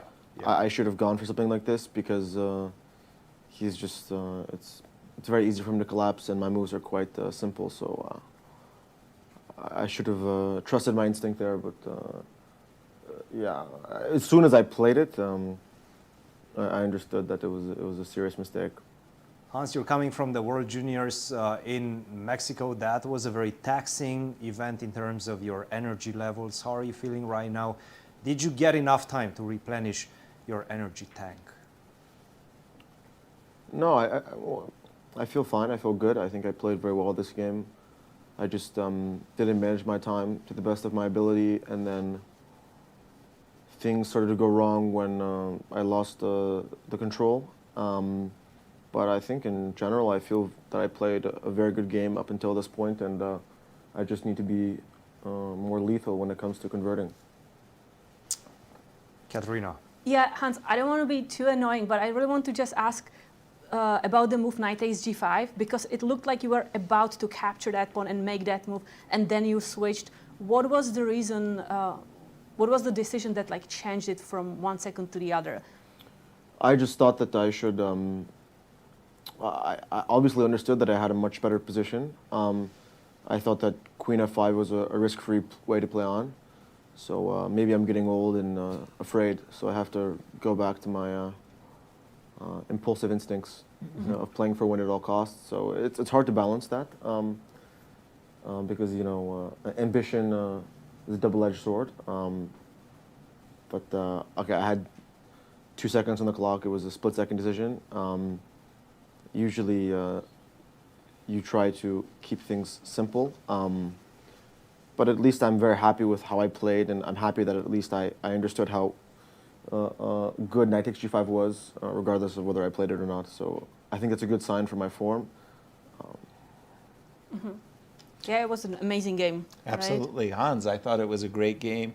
It was wonderful, enjoyable to call, and all I can say is good luck in the future rounds. You kept us on our edge of our seats. And when you replay our broadcast, you can see yourself, actually you were reaching for knight takes G5, and then split second you played Queen F5 to try to keep control. So, thank you, and we'll see you tomorrow. And back to, we do have Alice Lee. Do we have a result in Alice versus... We do. We do. Alice versus Begim finished in a draw. We expected Okay. that. I don't think there is much to discuss after this moment because Right. it felt like everything was held within the margins of equality. Right. Yes, trade. Yes, and we get this position. This was an easy draw, but still. So what's happening in this one? By the way, queen Whoa, takes what? d6, f4, and queen to d2. This seems safe enough. Yes. At least to my eyes. I don't see Yes. anything else. You do have some g5, but g5, king to h5, or that's king it. h3. No more checks. Yeah, no more checks. So maybe you have to go to f5, try to keep this king in some sort of a cage. The problem is I just simply take and now my king goes back. Right. And whenever, even if you do get the king to g3 and you take my queen with knight to e4, that's still a piece up, right? After Right. queen takes e4. So, Exactly. yeah, after queen to d2, I think this might be all she wrote, and the engine agrees 14. with this assessment. Game over, and Nazi takes his first victory. And I she think- will take her first victory. Not yet, but unless a huge accident happens. And I think when we were flashing to that game, Irina, Krush, Carissa has gone, or maybe it hasn't, Yeah, has yeah, gone they're to going straight into that line. the knight f5 variation, I wanted to say. Let's just see it. Yeah, they're going right into this whole variation with king h8. Yeah, so now Carissa is going to play probably bishop g8. Right. Blocking the check and not allowing the perpetual. And then we are expecting rook takes g7. Knight would recapture, and then the queen has to return to e2. Now, here probably Irina is probably saying, you know, give me a break, go ahead and take my pawn. But the problem really is h5, queen here, and everything keeps coming with tempi. And the bishop is now hanging. And I actually Irina- think instead of h5, can we do bishop f7? Instead of h5, can we do bishop f7? And if I guess I'm looking at bishop h4. I'm not liking what I Oh. see, right? I guess I have to come back. And then knight f5. I want knight h4, Yes, knight you f3. do. Yes, you do. Then this looks pretty good too. I mean, the bishop. Yeah, this it looks terrible actually for Irina, doesn't it? Yeah, for sure. By the way, Jennifer and Tatev, we thought was a draw. I mean, basically, what Jennifer is trying to do is play king to d7. But I really followed like by- this bishop g4 move. Yeah, right? that really puts the kebab on king to d7, right? Otherwise, if you could get in king d7 and bishop d8 and somehow break the fortress, The kebab you'd have or it. the kibosh? The kibosh. Which one is it? I don't know. I'm not sure. Yeah. The shish kebab. I think it's the kibosh, but I don't the kebab. I'm not sure if you can put the kebab on it, but we'll take it. We'll take it. We'll go with it. Got to go with the flow on this one. Yes. Nice. Anna? You're making me hungry. Yes. Yeah, right. Well, with the king way over there on a3, I'm going to say that this is going to be drawn. Yeah, we just want to though- play rook g2 Yes. and h4. Yeah, I was even just thinking I was just going to play h4 as well, and then rook g2. Eventually, you're going to have to put your rook on h6 and give up some of these kingside pawns. So that game is heading for a draw. And Cristian, Yes. We have two results. Are we going to see any more results? Yes, in, yes, and I have to touch on Sam Shankland's upon game? this one because it's such a beautiful concept. Please. To make it draw in this one. Very difficult position, 2 versus 1. If I manage to get this b5 pawn, king c7, king b6, the game is over. Right? Clear. Now what you have to understand as white is that you will lose this pawn. There's no way to stop me from capturing that. Right. But while you go on hunting for that pawn, I have to activate my king and block your pawns. Take a look at Okay. this, b6, king c8, b7. B7. Very nice concept. king to e4. Okay. So now you're going to get to my pawn, right? Which he did. Rook to c5, king to f4. I have to wait. I don't have anything better to do. Rook to c7, king to g5, and rook to b7. Now there's only one move. You put the rook anywhere else but f4. I go check, rook to And you're f5, the back game on is F5. over, right? But if you play rook f4, you don't allow that opportunity. But you have the move rook to f4. What a beautiful move, what a beautiful Which he concept. found. He did find it. That's yes, he a did find hidden it. gem. And by the way, you don't have enough time to block me from going with the king to f6 because you lose the pawn on f7. So I'm also tying your rook to the defense of the f7 Right. pawn. King to c8, I block these two pawns, and that's it. Rook to d7, it doesn't really matter. I'll give you a check after. Rook to e1, rook to c1, you're never making any progress. You're not going to be able to get to Your king e8. to Whenever E8. you go to d8, I go rook to e1. That's going to stop you. At some point, you're going to have to give me some pawns. Your banana is not going to help you, Sam, in this one. You can save it for later, but this one is a draw. I have to say, he's going to be very angry at himself. This is an incredible save. I still am looking 2 extra pawns in rook endgame. Exactly. Not only that, but remember what happened at move 5. Oh, wow, yeah. Sam was in a Yeah, completely queen winning takes position. b2. Queen takes b2. He sees that when he goes back to his hotel room, he's going to beat himself up. Because, you know, Sam is one of those players. I play with the black pieces. I hate my life type of situation. When they first get their numbers at the beginning of, at the opening ceremony, right? Whenever he gets on the second half of the field, he's not Meaning very he happy. gets an extra black. Exactly. You know, you can see it on his face. But if he wins with the black pieces in Then it's all good. day one, then it's all good. I'm happy again. I Right. love my life, right? Right. He's not getting that, and he could have gotten it so quickly. At move 5, winning position, pawn Wow. up, no compensation. He's not happy right now. Wow. And Katya, where would you like to take us? What caught your eye I in want these to just take a look remaining at positions? Jennifer's view, again, Tatev Abhimanyu. You think there's something there for There is a cool idea. Oh, please. Maybe right All now, right. if Tatev goes bishop e6, Which looks like a very natural move. can I try to go g6 and try for some mating net? My H takes. goodness. And H7. you want to Right play h7, but now you want to play 2 moves in a row. You want to Bishop play f6, bishop yeah. f6 and rook.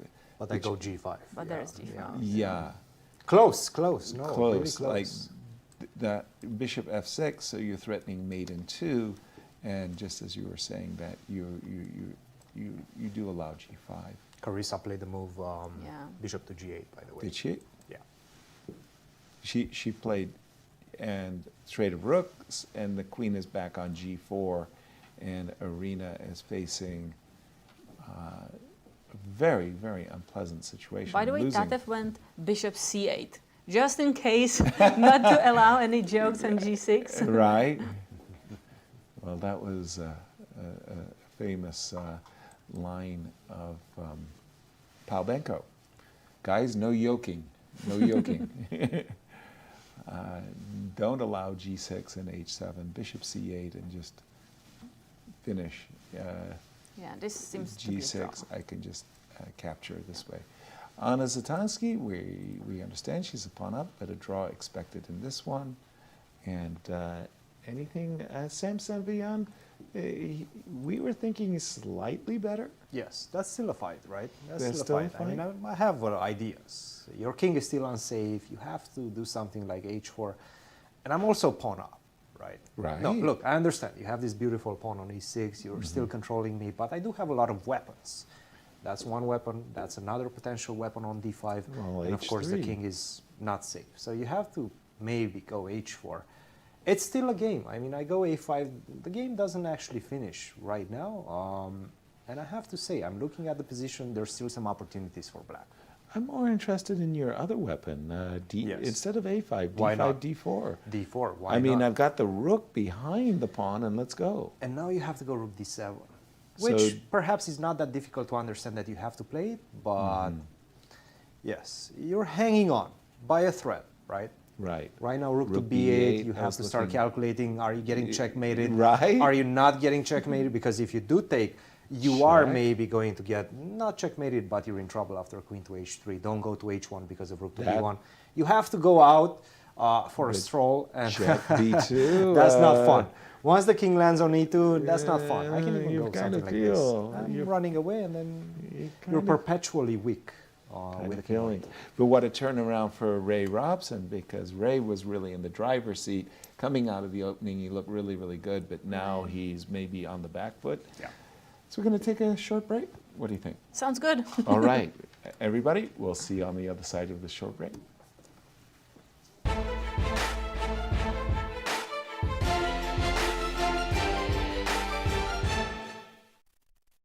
In 2019, the Missouri Bicentennial Commission, along with Governor Mike Parson, approved the building of a life-size chessboard to celebrate the 200th anniversary of the state of Missouri. Dr. Jeannie Sinkfield, a lifelong patron of scouting and Great Rivers Council Board member, proposed that the project be built as an Eagle Scout project. Jeannie invited 16-year-old Andrew Dowden of Troop 6, Jefferson City, to take on this incredibly important project. My name is Andrew Dowden, and I belong to Troop 6 in Jefferson City, Missouri. So my troop, we were down camping down at the Sing Fields, and Jeannie came down and asked, is anyone close to getting their Eagle or needing a project?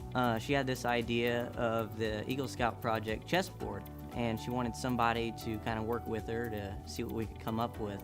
At the time, I kind of had a project in line, but when she brought up this idea, obviously I wanted to choose it because it was a lot better idea than what I had started. Prior to this project, I did not really know anything about chess. Once I got into this project, I downloaded an app on my phone and started playing chess, and I took the chess merit badge down at Scout Camp. This was a bicentennial chessboard for the Historical Society of Missouri.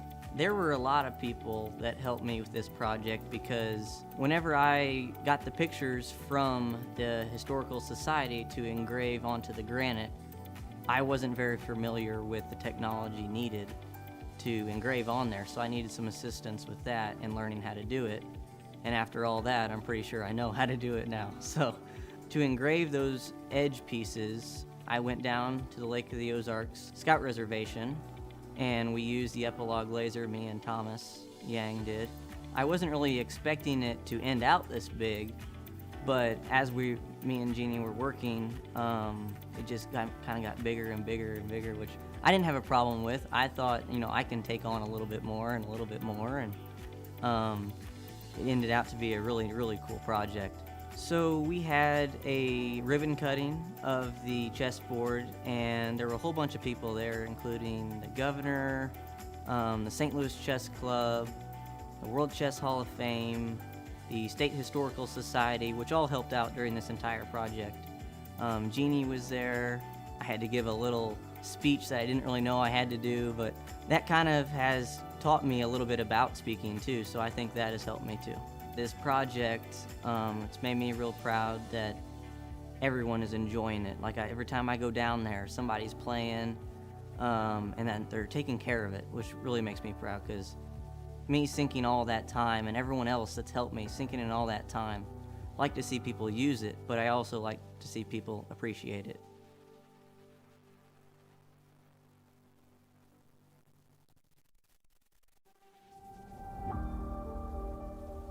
Yeah, it's amazing what the club has done for chess in general because, it's already been 15 years and they've done countless national championships, tournaments for juniors, helping around schools, and they've just grown the game so much across the United States. I think if I look at my own career and I look at American chess in general, we're in a much better place than we were 15 years ago, and so the contributions have been immense, and of course it's all thanks to Dr. Jeannie Sinkfield and Rex Sinkfield. I would say that St. Louis Chess Club is like a rock in the ocean of chess, and we know that it's there. It is there, it will be there. I think it sends a hope that the game of chess will always stay afloat by the mere fact of its existence. I think it sends positive waves across the globe.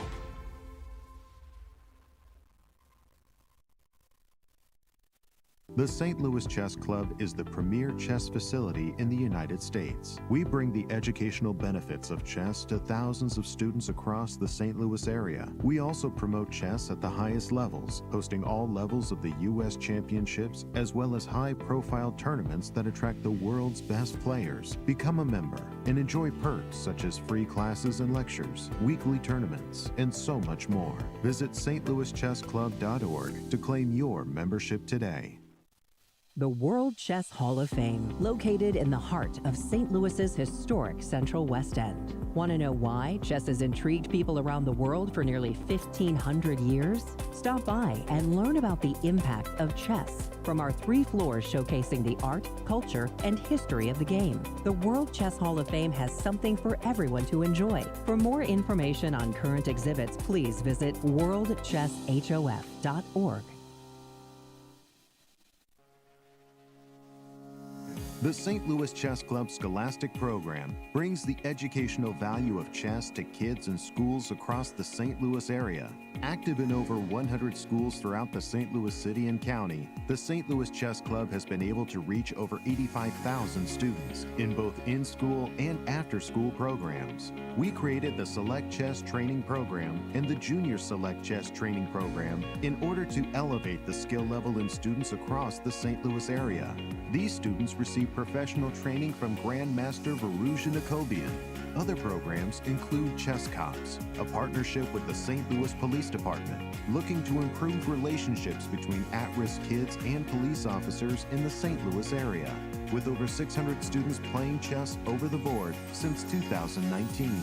The St. Louis Chess Club has also created a chess merit badge for the Scouts BSA, quickly becoming one of the most popular badges, with more than 250,000 Scouts earning the badge since 2011. Students of chess can also pick up a copy of Read and Write Chess. Thanks to club co-founder Dr. Jeannie Karen Sinkfield, anyone can learn how to understand chess notation in no time. We view chess as a valuable educational tool. Learn more about our scholastic programming by visiting stlouischessclub.org/education.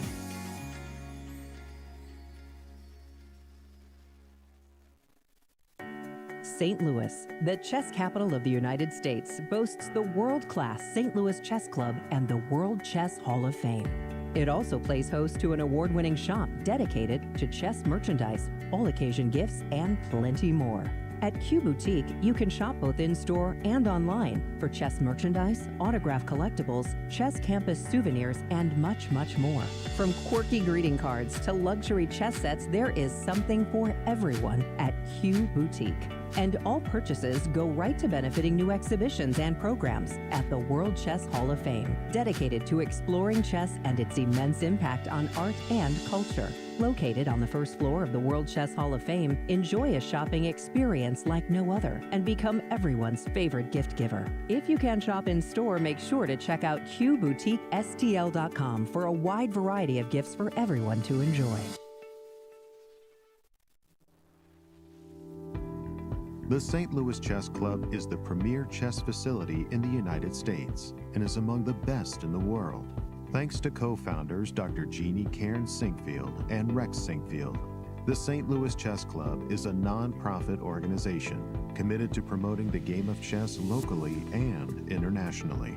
We bring the educational benefits of chess to thousands of students across the St. Louis area, promoting cognitive development, critical thinking, concentration, and analytical skills. The St. Louis Chess Club welcomes chess lovers of any age and skill level to come and enjoy the game of chess. We also promote chess at the highest levels, hosting all levels of the U.S. Championships and the American Cup, as well as high-profile tournaments that attract the world's best players, including the prestigious Sinkfield Cup, Cairns Cup, and many more.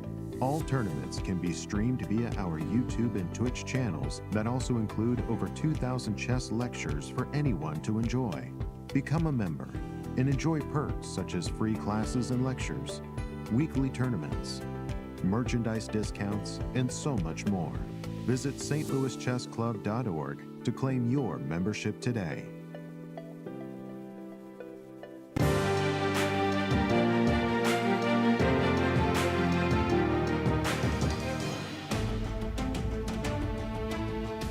Hello and welcome back as we, Kate, have our first victory in these 2023 national championships. It's Nasi who took the whole point Incredible with the two move, queens. King H4. Yes, let me show you the situation where she produced that move. It was actually a remarkable moment here. After the move King H3, Queen D3. White's a whole queen up. It looks great until you start to realize there's a threat of Queen F1 and a perpetual check on the board. And the only winning move, King H4. Right, only winning move on the board.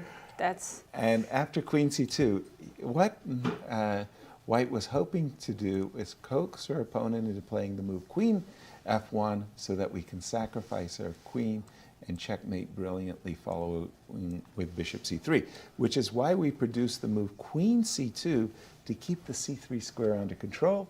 And then Nasi simply returned a queen for an extra piece and then walked with her king, as prescribed by Cristian, actually. Right.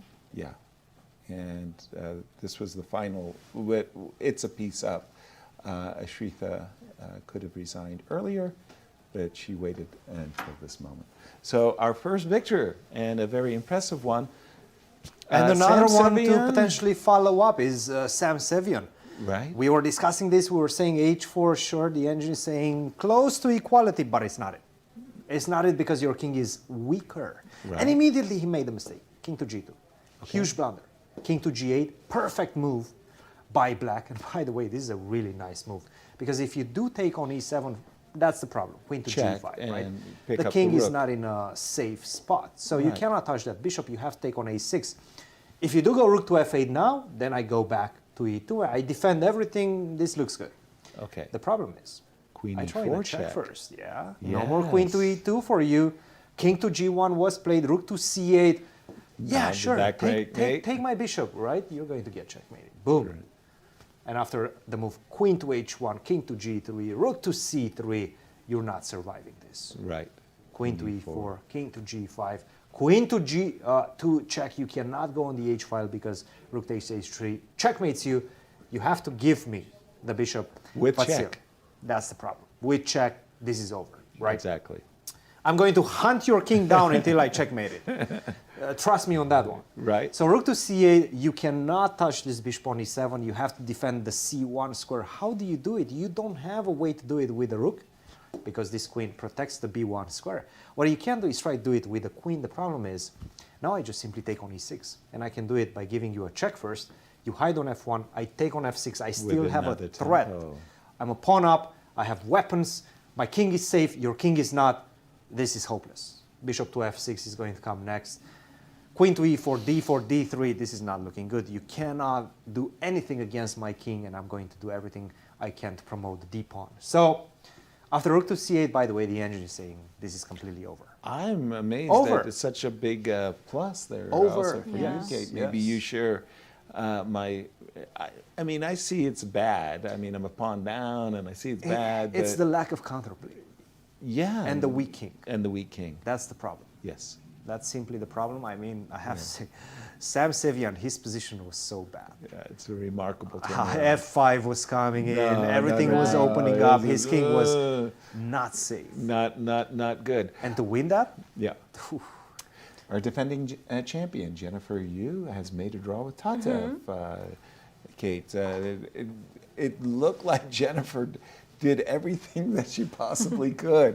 She but tried to push forward, but to the just very end, she had control over the dark squares, as we were seeing, and she tried to bring her king. And I really like this move to bishop to G4, because if we could, maybe we could break the fortress. But after bishop G4, and well played, just well defended. Again, Jennifer's doing her best, but fortress. And 3-time repetition, right? Because the Exactly. players cannot agree on a draw. Yes, which leads us with only Irina, Krush, and Carissa. Whoa. Wait, what happened there? Yes, exactly. We had queen, knight. When we left it, we were just here, and we thought Irina was in really big trouble.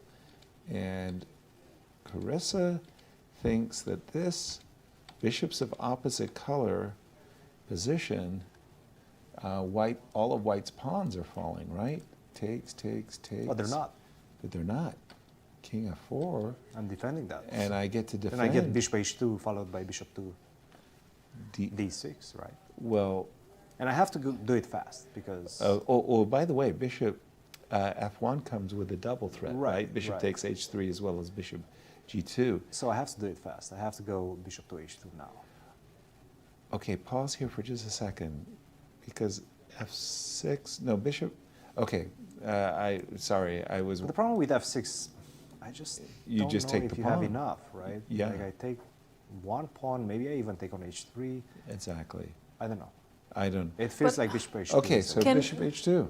But Cristian, we have a very special guest in studio. We do have Sam Shankland with us. Sam, I have to ask you about this moment. You had a golden opportunity at move 5. You could have taken on b2. Take us through that moment. Did you realize that you could have taken on b2? What's your reaction? Unless, is that not just a draw after knight b5, or what did I miss? Was Knight there b5, some knight move there? e4? That's the one, isn't it?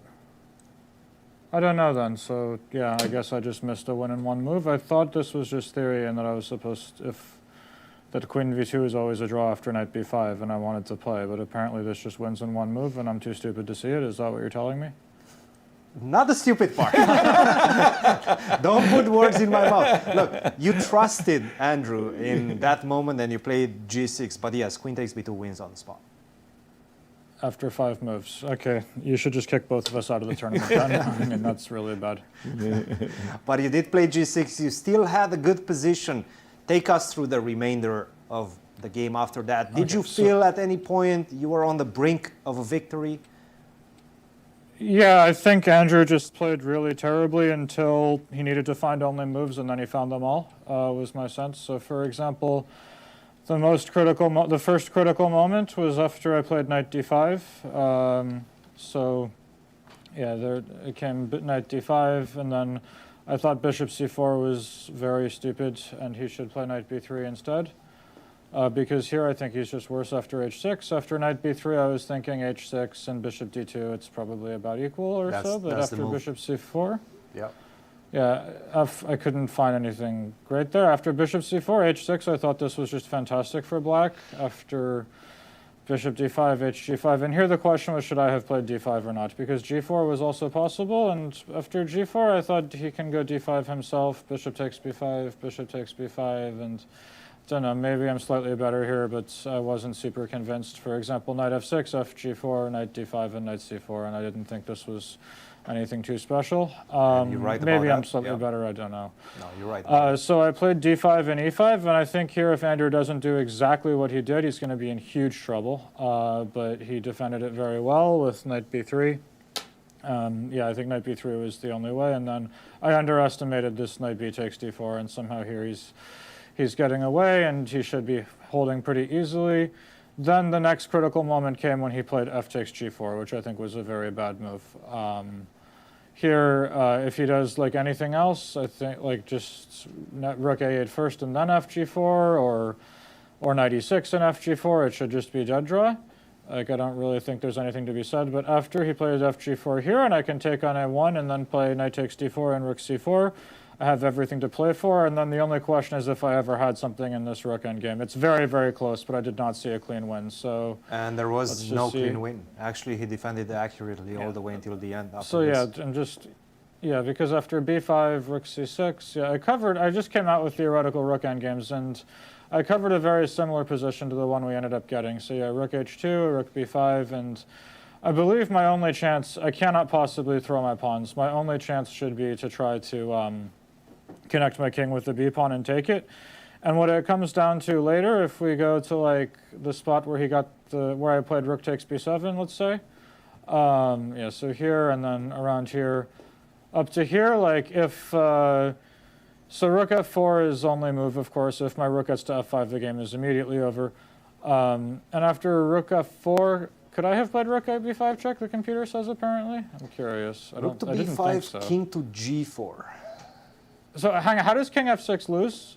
King How does king f6 lose? Just king to b7 only move, by the way. And rook f1, what's the point? I couldn't figure out what to do Rook after f1, that. king to c6 now. And I guess you just go to d7. And then rook f2, and he just sits. What's the Now point? you go to d7. Okay. And to then, e8. oh, I see. And then king e8, and yeah, and I see. And he can never go rook e2. So And then I once you go king definitely g7, should now have you go played. rook f5. Yes. Yeah, then I definitely should have played rook b5 check, because if you give the position after 51 king g4, the computer says this is a draw, but there's only going to be one fortress. So f5 check. Yeah, so f5 check I play after king g4, and then king g5, rook b6. And now the only fortress that works for white, which is actually quite hard to find, is he needs to set up with king f4 and rook g2, or else he will lose. So for example here, let's say I go king c7, and I start to bring my king towards the center, sure, there, and then rook d6. I have a very basic plan. I will run my king all the way to, like, so here his only drawing move is to play, drawing idea is to play king f4. King d7 is the wrong attempt to win. I should play king c6, and oh, here he doesn't need it, but I should play king c6. I should play king c6 instead of king d7. This is most testing. And here, let's say rook g1 or whatever, and then I go like king d5. He's going to need to find king f4 sooner or later, because, like, basically if I can ever get my king to, like, somewhere sensible, say d2.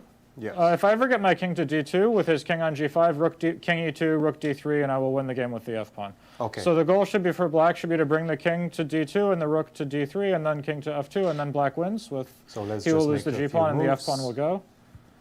Yeah. So let's say king c5, rook g2. If he's so king c3, and now let's say like here king e2, and now he's dead. Yes. So it's too late for that. But if he had played king f4 earlier, then white is making a draw, because because he'll have too many checks and it's annoying. So for example, here king f4, my king will not be able to make it where it needs to go. So I get this. I should have done this because it would have at least asked him to find this plan, but it is still a draw. Yeah. No, very tense game, big opportunity, but still this is only round one. How did you get ready for this tournament, Sam? Because we know you need your energy levels for such a tedious and such a long event. Yeah, I did a fair amount of physical work and just tried to get a lot of sleep. I have FIDE Grand Swiss right after this as well, so that's 22 games in 30 days. So I have a lot of games to play, and I did normal opening work and stuff, but I really tried to prioritize rest and just staying in a good mood and staying happy and healthy. It's usually the way to do it. Well, Sam, we'll see you tomorrow. Yeah, thank you. Thank you, Sam and Kate. Take us through the results, and let's start with the ladies, as we have one. We have a lot of draws here, but we have an important win. Paikita won against Eswaran, and then all draws. Zatonskih drew Pourkashiyan, Jan drew Cervantes, Yu drew Abhimanyu, and Lee drew Tokhirjonova. And in that remaining game draw, it looks like Carissa has the better chances, and in the open. In the open section, we have all draws. Aronian drew Caruana, Xiong drew Mishra, Tang drew Shankland, Niemann drew Swiercz, incredible game. Yes, indeed. And So drew Dominguez. Again, with the one game remaining, Ray Robson versus Sam Sevian. It's Sam now who has very, very good chances. We thought Ray was going to win that game earlier, so that was a huge turnaround in and you see actually Ray in shaking both of these games. shaking his head, just. And Ray is not a happy camper as he's just played that. Let me just see this. Let me bring the Ray Robson game up on my, because yes, Sam dropped in the rook. He's won the second pawn. And Ray, he's just, we were talking about his exposed king here, and that's it. This is it. Rook g5 is on the tap.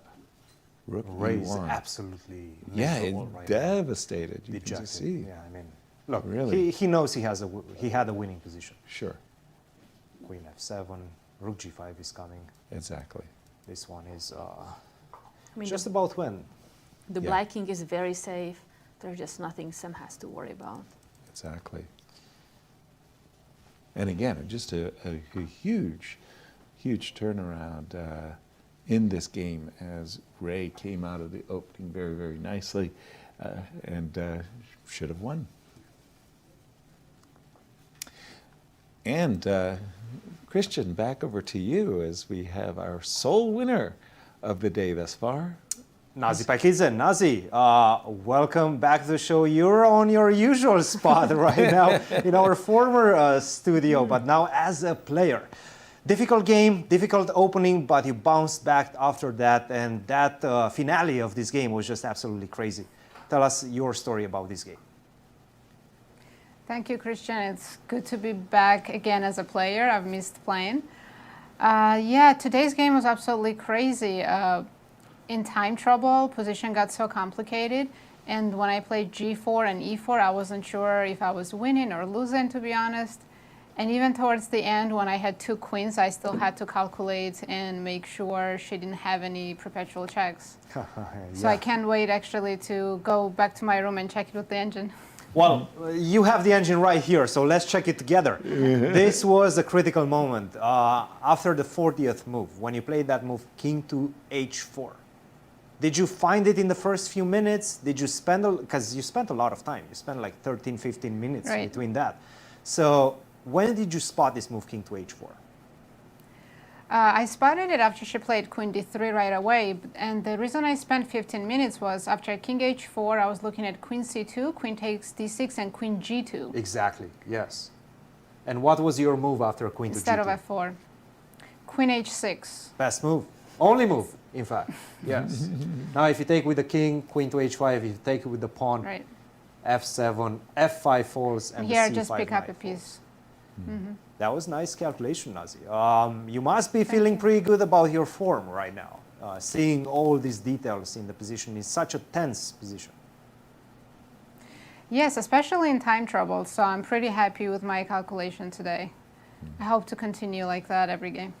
Very good. Well, congratulations, guys. Any questions for our sole victory in the ladies section? Yeah, well, Nazi, as we know, it's much harder to be a commentator than a player.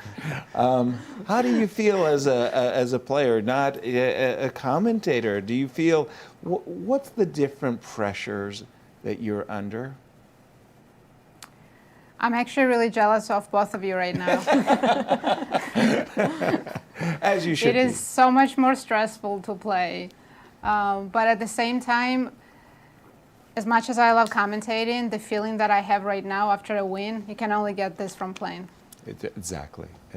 Well, it was a fantastic win, and good luck tomorrow and the rest of the tournament. We hope to see you often.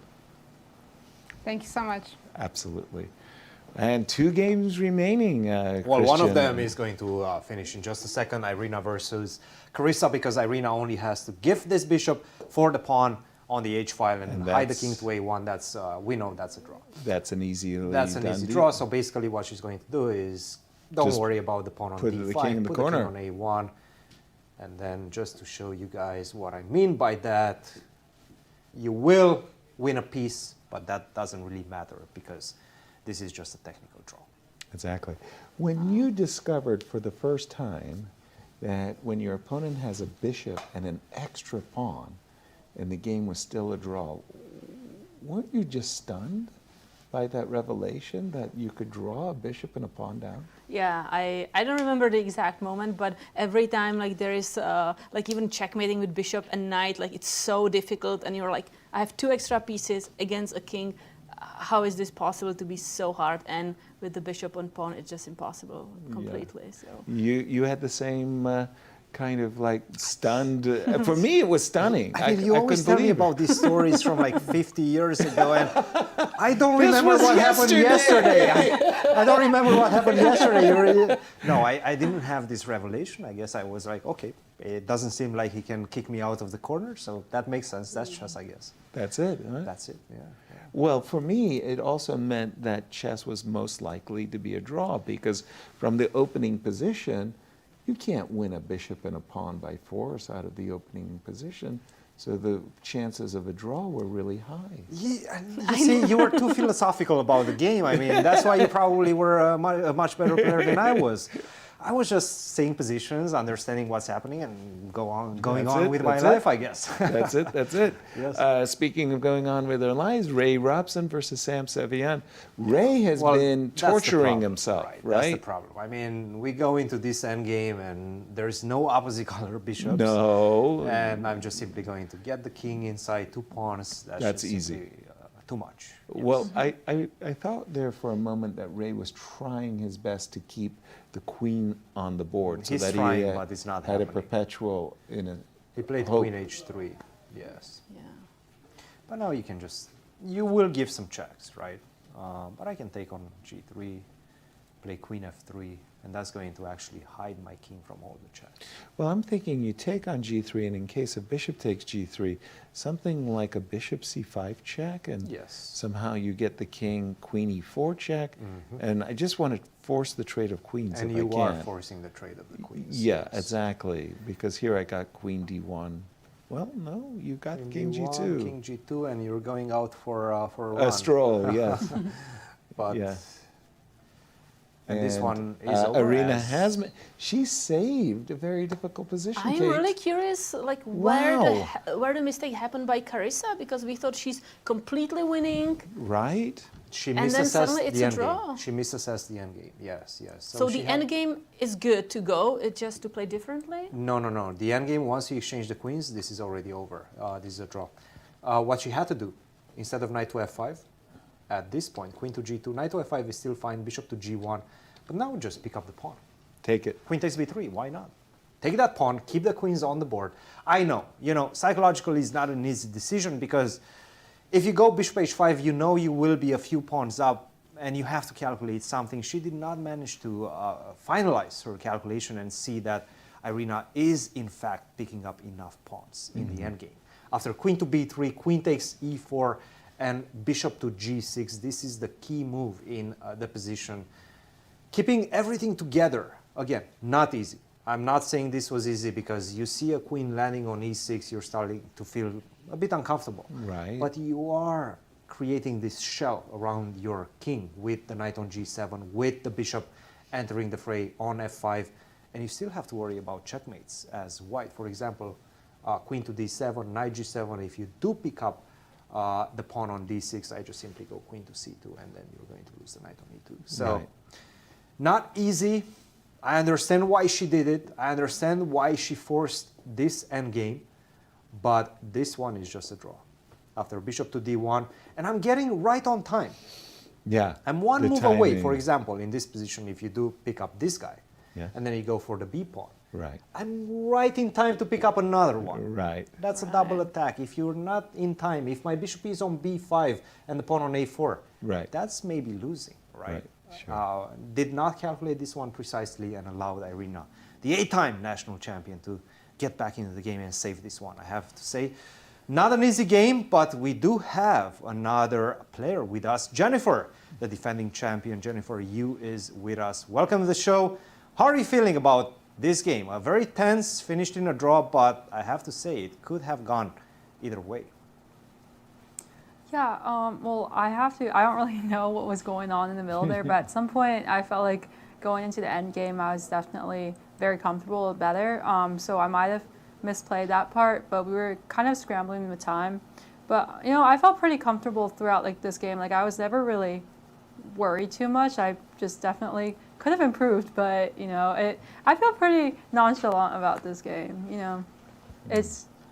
So a draw is still a good result, still just the first game, plenty of time to not necessarily catch up with the leaders, because there's only one leader, that's Nazi Paikize. She's the only one that won in the first round. But how are you feeling about your form coming into this event? We know that you're a student as well at one of the most prestigious universities in the world, Harvard, if I'm not mistaken. Sure.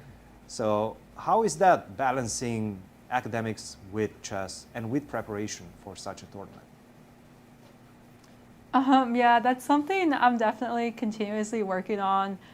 It's not easy, and yeah, I'm honestly, I say that I'm okay with this game because I think I misplayed a little bit part of it, but I'm pretty happy with the fact that there wasn't anything too crazy that I did that was just unreasonable. Just because I haven't competed in a minute, and So I was a little worried about like the first game or something, just because sometimes it takes a little bit of time to warm up. But you know, we got this one out of the way. I feel much better now. We can just focus on the rest of the tournament. But yeah, it's not easy. I definitely have to keep keep up with my schoolwork. So that's what I'm gonna do later after this. Jennifer, a good game. Keep up this high spirits. Keep up the energy, and we'll see you tomorrow.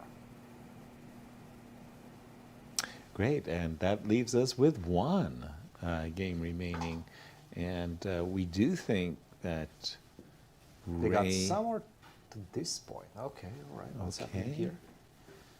So we did have bishop c5, but a different sequence, right? Bishop to c5, king to h2, queen to c2, king to h1, queen h7. He's really trying to. He's trying his best to trade queens. He right? really wants those queens off the board. There's no perpetuals whatsoever. And Ray is saying, no. Okay, you It's might my only checkmate me, chance. but at least I'm keeping the queens on the board. Exactly. But I would assume now without Queen the bishop on e4 g3, check? maybe queen to b1 or queen to e4. I have a feeling. Ray Oh is just. no! Oh, that's The suffering is. Ray just doesn't want to intense. see the board at Queen all. to b1. Queen to b1 check. Oh man, that's painful. And by the way, the queens are coming off the board, whether you like it or not, because queen g1, queen e3 is coming.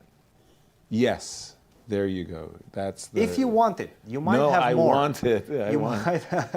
The checkmate might not be there, but the queen trade tells me I'm two pawns ahead, and that's good enough for me. Yes, and we see Queen it happening G1. on the board. Oh man. King f3. King f3, queen e3. The queens are off the board. Very quickly played by Sam. By the way, I was going to say, Ray's on a bit of a roll. I'm not really too sure when his last game. Oh my goodness. That he lost in a classical game, because he played so well in Prague, right? Right, yeah, he won the tournament. He Prague won Masters. the tournament. It was a great victory. By the way, One do of you the take best the of his queens off the career. board, or do you try to? How do you checkmate? Come on, I want to checkmate. I think that's why in chess you have mini plans, you know, just like small plans, just get the queens off the board, just get to the end game that's winning. Right. That's probably what he's going to do. Keep it simple. So we're expecting queen takes h3, followed by king f7, king e6, and then push the pawns. Well, Sam is just making sure that indeed he's not giving away a forced mate. There's no sequence of forced mates, right? It doesn't seem like it, no. So what if I go queen e2? Because you can go king g3, right? Because bishop f2. No, but I go back to h1, right? Yeah. And I go, okay, queen d1 and... You can get the king to f3, that's the thing, but then you still have to just simply exchange the queens. Right. And he did. The queens are It's off kind the board. of king like the f7. max you can do. But yeah, king e6, bishop e3, I think this is g6, over. I think d4. Sam, Ray, they both know it. Right. Going through the motions. Ray is in a miserable spot. Right Sure. now. I mean, this is We've all been there. Yeah. We know exactly the suffering he's It's part going of the through. game. Yeah. That's part of the game. And by the way, this is going to be the only decisive result in the open section. You're going to only have two decisive results. Which one means each. only Nazi and Sam will have a chance to win the Fisher bonus prize. Right? Wow. After round one. Wow, that's exactly right. The $64,000 prize for perfect score will 11 be points. reduced. 22 players go away. And once again, we're just going to update everybody on the standings, as we have only one win in the women's section. Yeah, Nazi Paikidze is leading the field with 1 point, and Ashrita has 0, otherwise everyone has half a point. Tied for second. Yeah. Clear second, Ru Yang. And in the case of the Open, with one game remaining, we have all draws, and we could have a similar situation with Sam being the sole leader, just like Nasi at the ladies. But despite having all the draws here, a lot of games were really interesting, and both fantastic. players had a chance to win. Exactly, and that game still, Hans, I mean, he played really. Oh, he played well. A great game. Look, the opening was not good. Not his forte in this game. He didn't know the opening. That's because Dariusz, I told you guys at the beginning, he was really he well wrote a couple prepared. of books, not only one book, a couple of books on the Ruy Lopez. He was booked up, Right, if as you want they say. to call it like that. Right. So he got a better position out of the opening, but as he mentioned, Hans mentioned, he said, I outplayed him quite handily in the middle game. And maybe he did, right? But it was that moment, knight takes g5. Wow. Do what you have to do what you know you have to do, and he knew it because he almost touched that pawn. Once you touch the pawn, you have to take on g5. He did not do it, and unfortunately for him after that, well, draw is the best result that he could have gotten because he was losing at one moment. But I have to say, he still has that confidence. He still has bringing that swag with him to every single game, and I'm sure it's going to be a lot of fun watching, calling his games. Yeah, I think like his game was incredible. He missed a chance, but he knew there was the chance. He saw the key move, rook f1. So I think he can recover from that. But what about Sam Shankland's queen takes b2? Just like completely outplaying opponent the whole game, and then just opponent surviving in the rook endgame, 2 pawns down. I think that's very difficult. It's more difficult to recover from. Yeah, I think, Cristian, you said it very well, that Sam was blissfully unaware that he had blown a win on move 5 with queen takes b2, because if he had realized that after playing the move g6, I think it would have really spoiled his mood. I mean, he said we should throw him out of the tournament. Let a security escort these two players out of the World Chess Hall of Fame, and do not allow them back into the playing hall. And let's just take a look at our predictions. Okay, not bad. I had a good chance to I was forbidden by Nasi. She said, Yasser, please don't pick me because you're always wrong. And that's that's the problem. If I had predicted. That was close. I had a good start with the black pieces, golden opportunity for Begim, but didn't Good happen. point.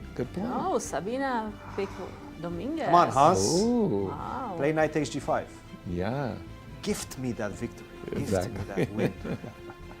Well, Sabina, there, she's our social media director, so she picks up, you know, what the players are feeling and who's coming in with a great deal of confidence. And she got to interview all the players. That's what I'm saying. So she had more data. Right. She's got greater insight than ourselves. And, fortunately for Ray, he's going through the motions. But there's no way he can stop. G5, G4. G5, G4, push the pawns. The king will have to decide king side or queen side? Yeah, well, the problem is, you know, you push the pawns and then I switch to the other pawn to push, right? I don't allow you to get close to this one with king to G3. I put bishop on D6 and then I go king to E4. And it's a very frustrating way in which I just simply slowly but surely push my pawns down the board. And there's no H pawn. If this pawn would be on the H file, maybe you would hope that you could sacrifice the bishop for the pawn and make a draw. As did That's Irina. not happening. Yeah. That is not happening. The pawn is on the G file, and this is all she wrote. Both players know it. Let's take a look at the final moments of this game. Ooh, he's so sad. He's so dejected. Yes. I think it's coming. I think the resignation is finally coming. Because that last move, bishop e3, that was a real nail in the coffin. You're going to go d4, d3, and then you're going to go king f3. And there you have it. Good call on the resignation. What are you, a professional resignation guy? Thank you. That's why they pay me the mediocre bucks. Mediocre bucks. Expert in the resignation. But for Sam, Sevian, and we hope that maybe he will grace us with some comments, show the position where Ray really missed the golden opportunity, and that was that queen c2 move. He had a few of them. He had a few of them. Yeah, that was the money move right there. That was the money move right there. To be honest, look, he found a4, sacrificed that pawn to activate the rook on b6. Which was a brilliant decision. Really, really good. Right. The problem is you have to also follow it up with the best moves. Queen to d3 was an option. Queen to c2 was the most precise. The idea is that in the game continuation, you allow the rook to come back to f8. That's key. He did not understand how significant this defensive piece is for black. What he had to do was, after bishop to c6, queen to c2 first. Threaten queen to g6. If you go rook to f8, queen to g6, and after this rook fb2, do not exchange pieces, followed by queen takes g7. I have ideas. You can never move, by the way, this bishop from c6 because of rook to b7. You're completely tied up, right? Queen takes g7 is coming, bishop to c5 is coming. Right. This is game over, and I'm sure he would have understood that. Queen to c2, you have to defend the g6 square with rook to h6, and now the rook is out of play. My rook on f2 is not going to be bothered. I'm going to go c4, open up the c file, put pressure on the bishop on c6. This is game over. So a big moment missed by Ray Robson. He knows it. And after that, it was just all downhill for him. And I have to say, look, we were discussing this position at some point. Sure, you have to defend. You're worse. Your king safety is worse than the king on f8.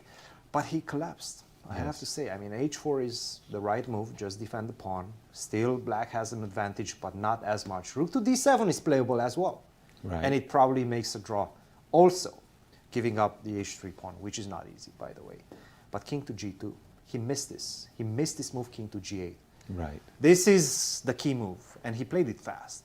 I mean, Sam Sevian knew what he's doing, knew what he's waiting for. Put the king on the g file so that this bishop is now taboo. You cannot touch it. I'm going to go queen to g5. You lose the exchange. That's game over. So king to g8 after that, I mean, incredible precision by Sam Sevian. Kudos to him. He's continuing his amazing run after chess 9 LX. I mean, what a tournament he had in that one.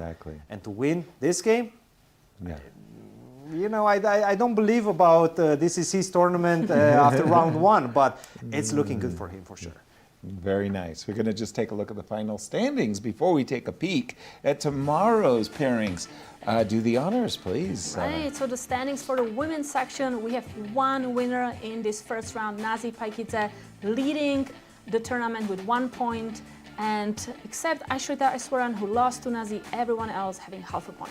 And a similar story in the Open, as we have a single winner there. Right, we have Sam Sevian leading the pack here, Ray Robson with 0 points, otherwise everybody else making a draw today.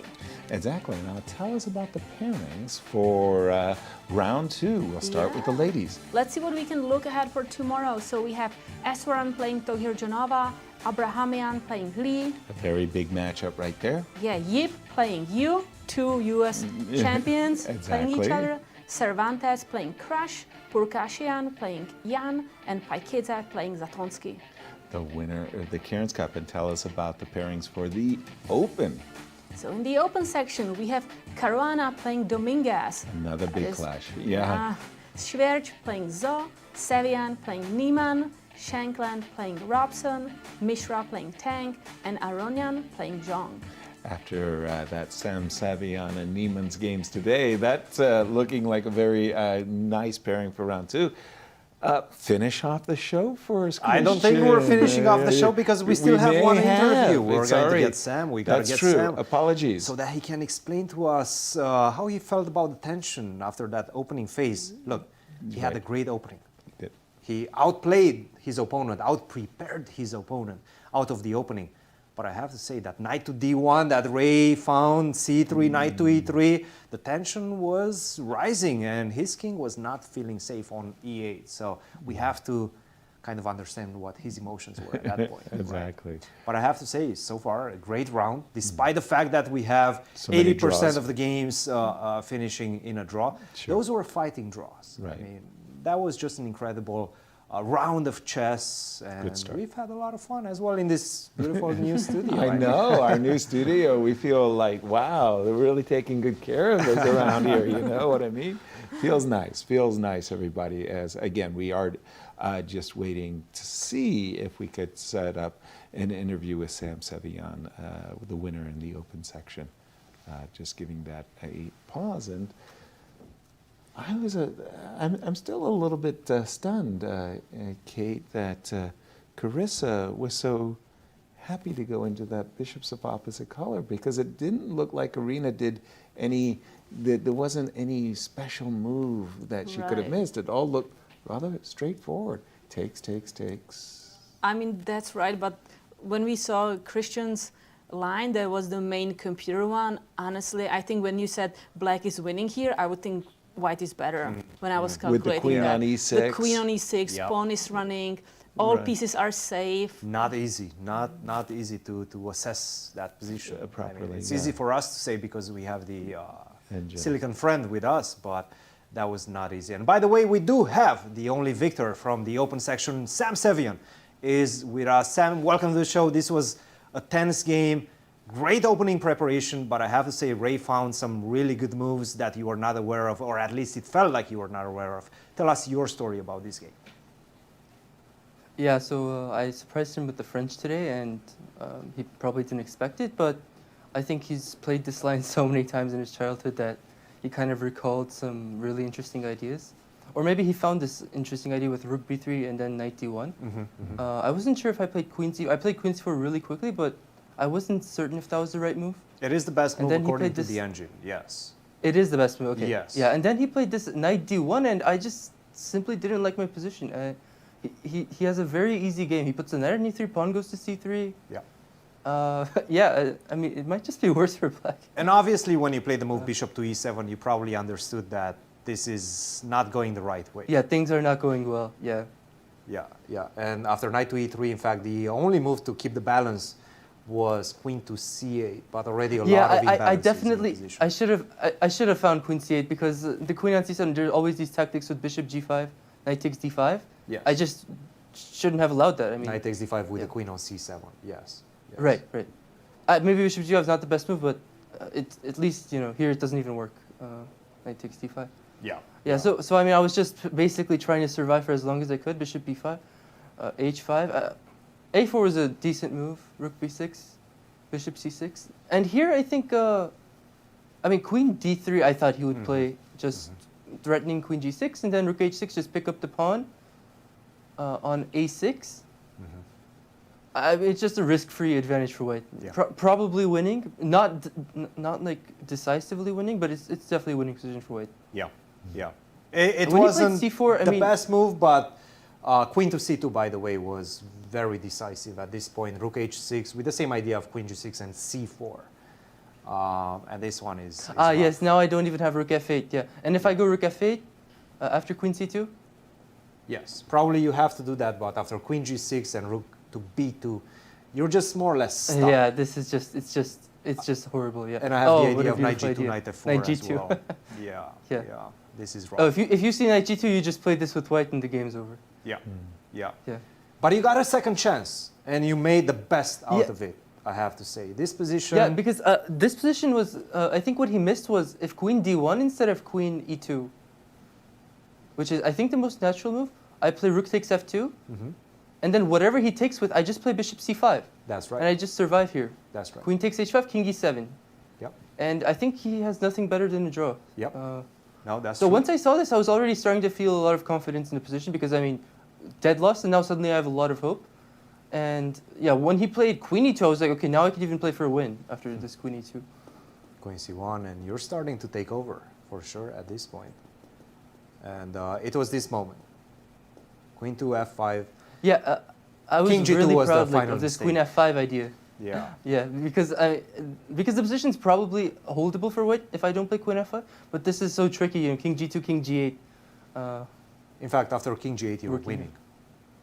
It's just winning. Wow, This is okay, over. nice. Yeah, this is over. The way you played it, you conducted the attack, you finished the attack perfectly after that. Congratulations, Sam.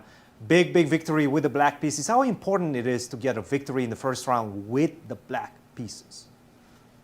I mean, it's extremely important, especially when you have more blacks in a tournament. And I mean, this tournament is so strong, every point really matters. So yeah, I'm very happy with how the second part of the game went. Guys? Our congratulations, Sam. Get your rest, and we'll see you tomorrow. Thank you.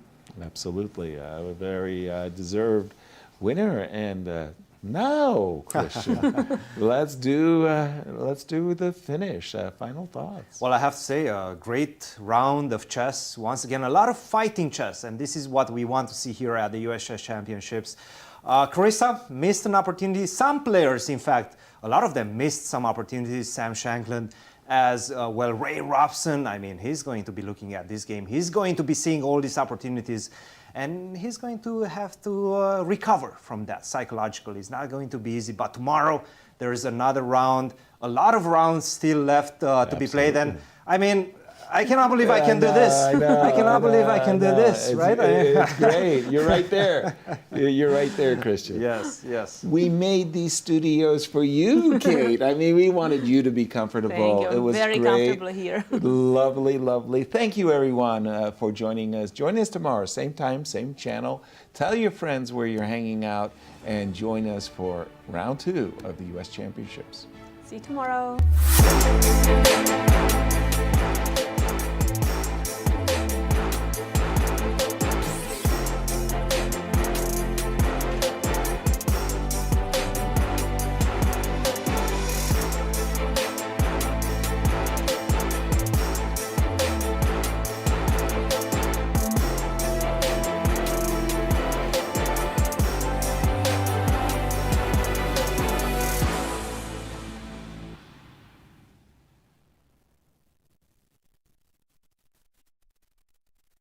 This has been a presentation of the St. Louis Chess Club. Any reproduction or distribution of this content without the express written consent of the St. Louis Chess Club is prohibited.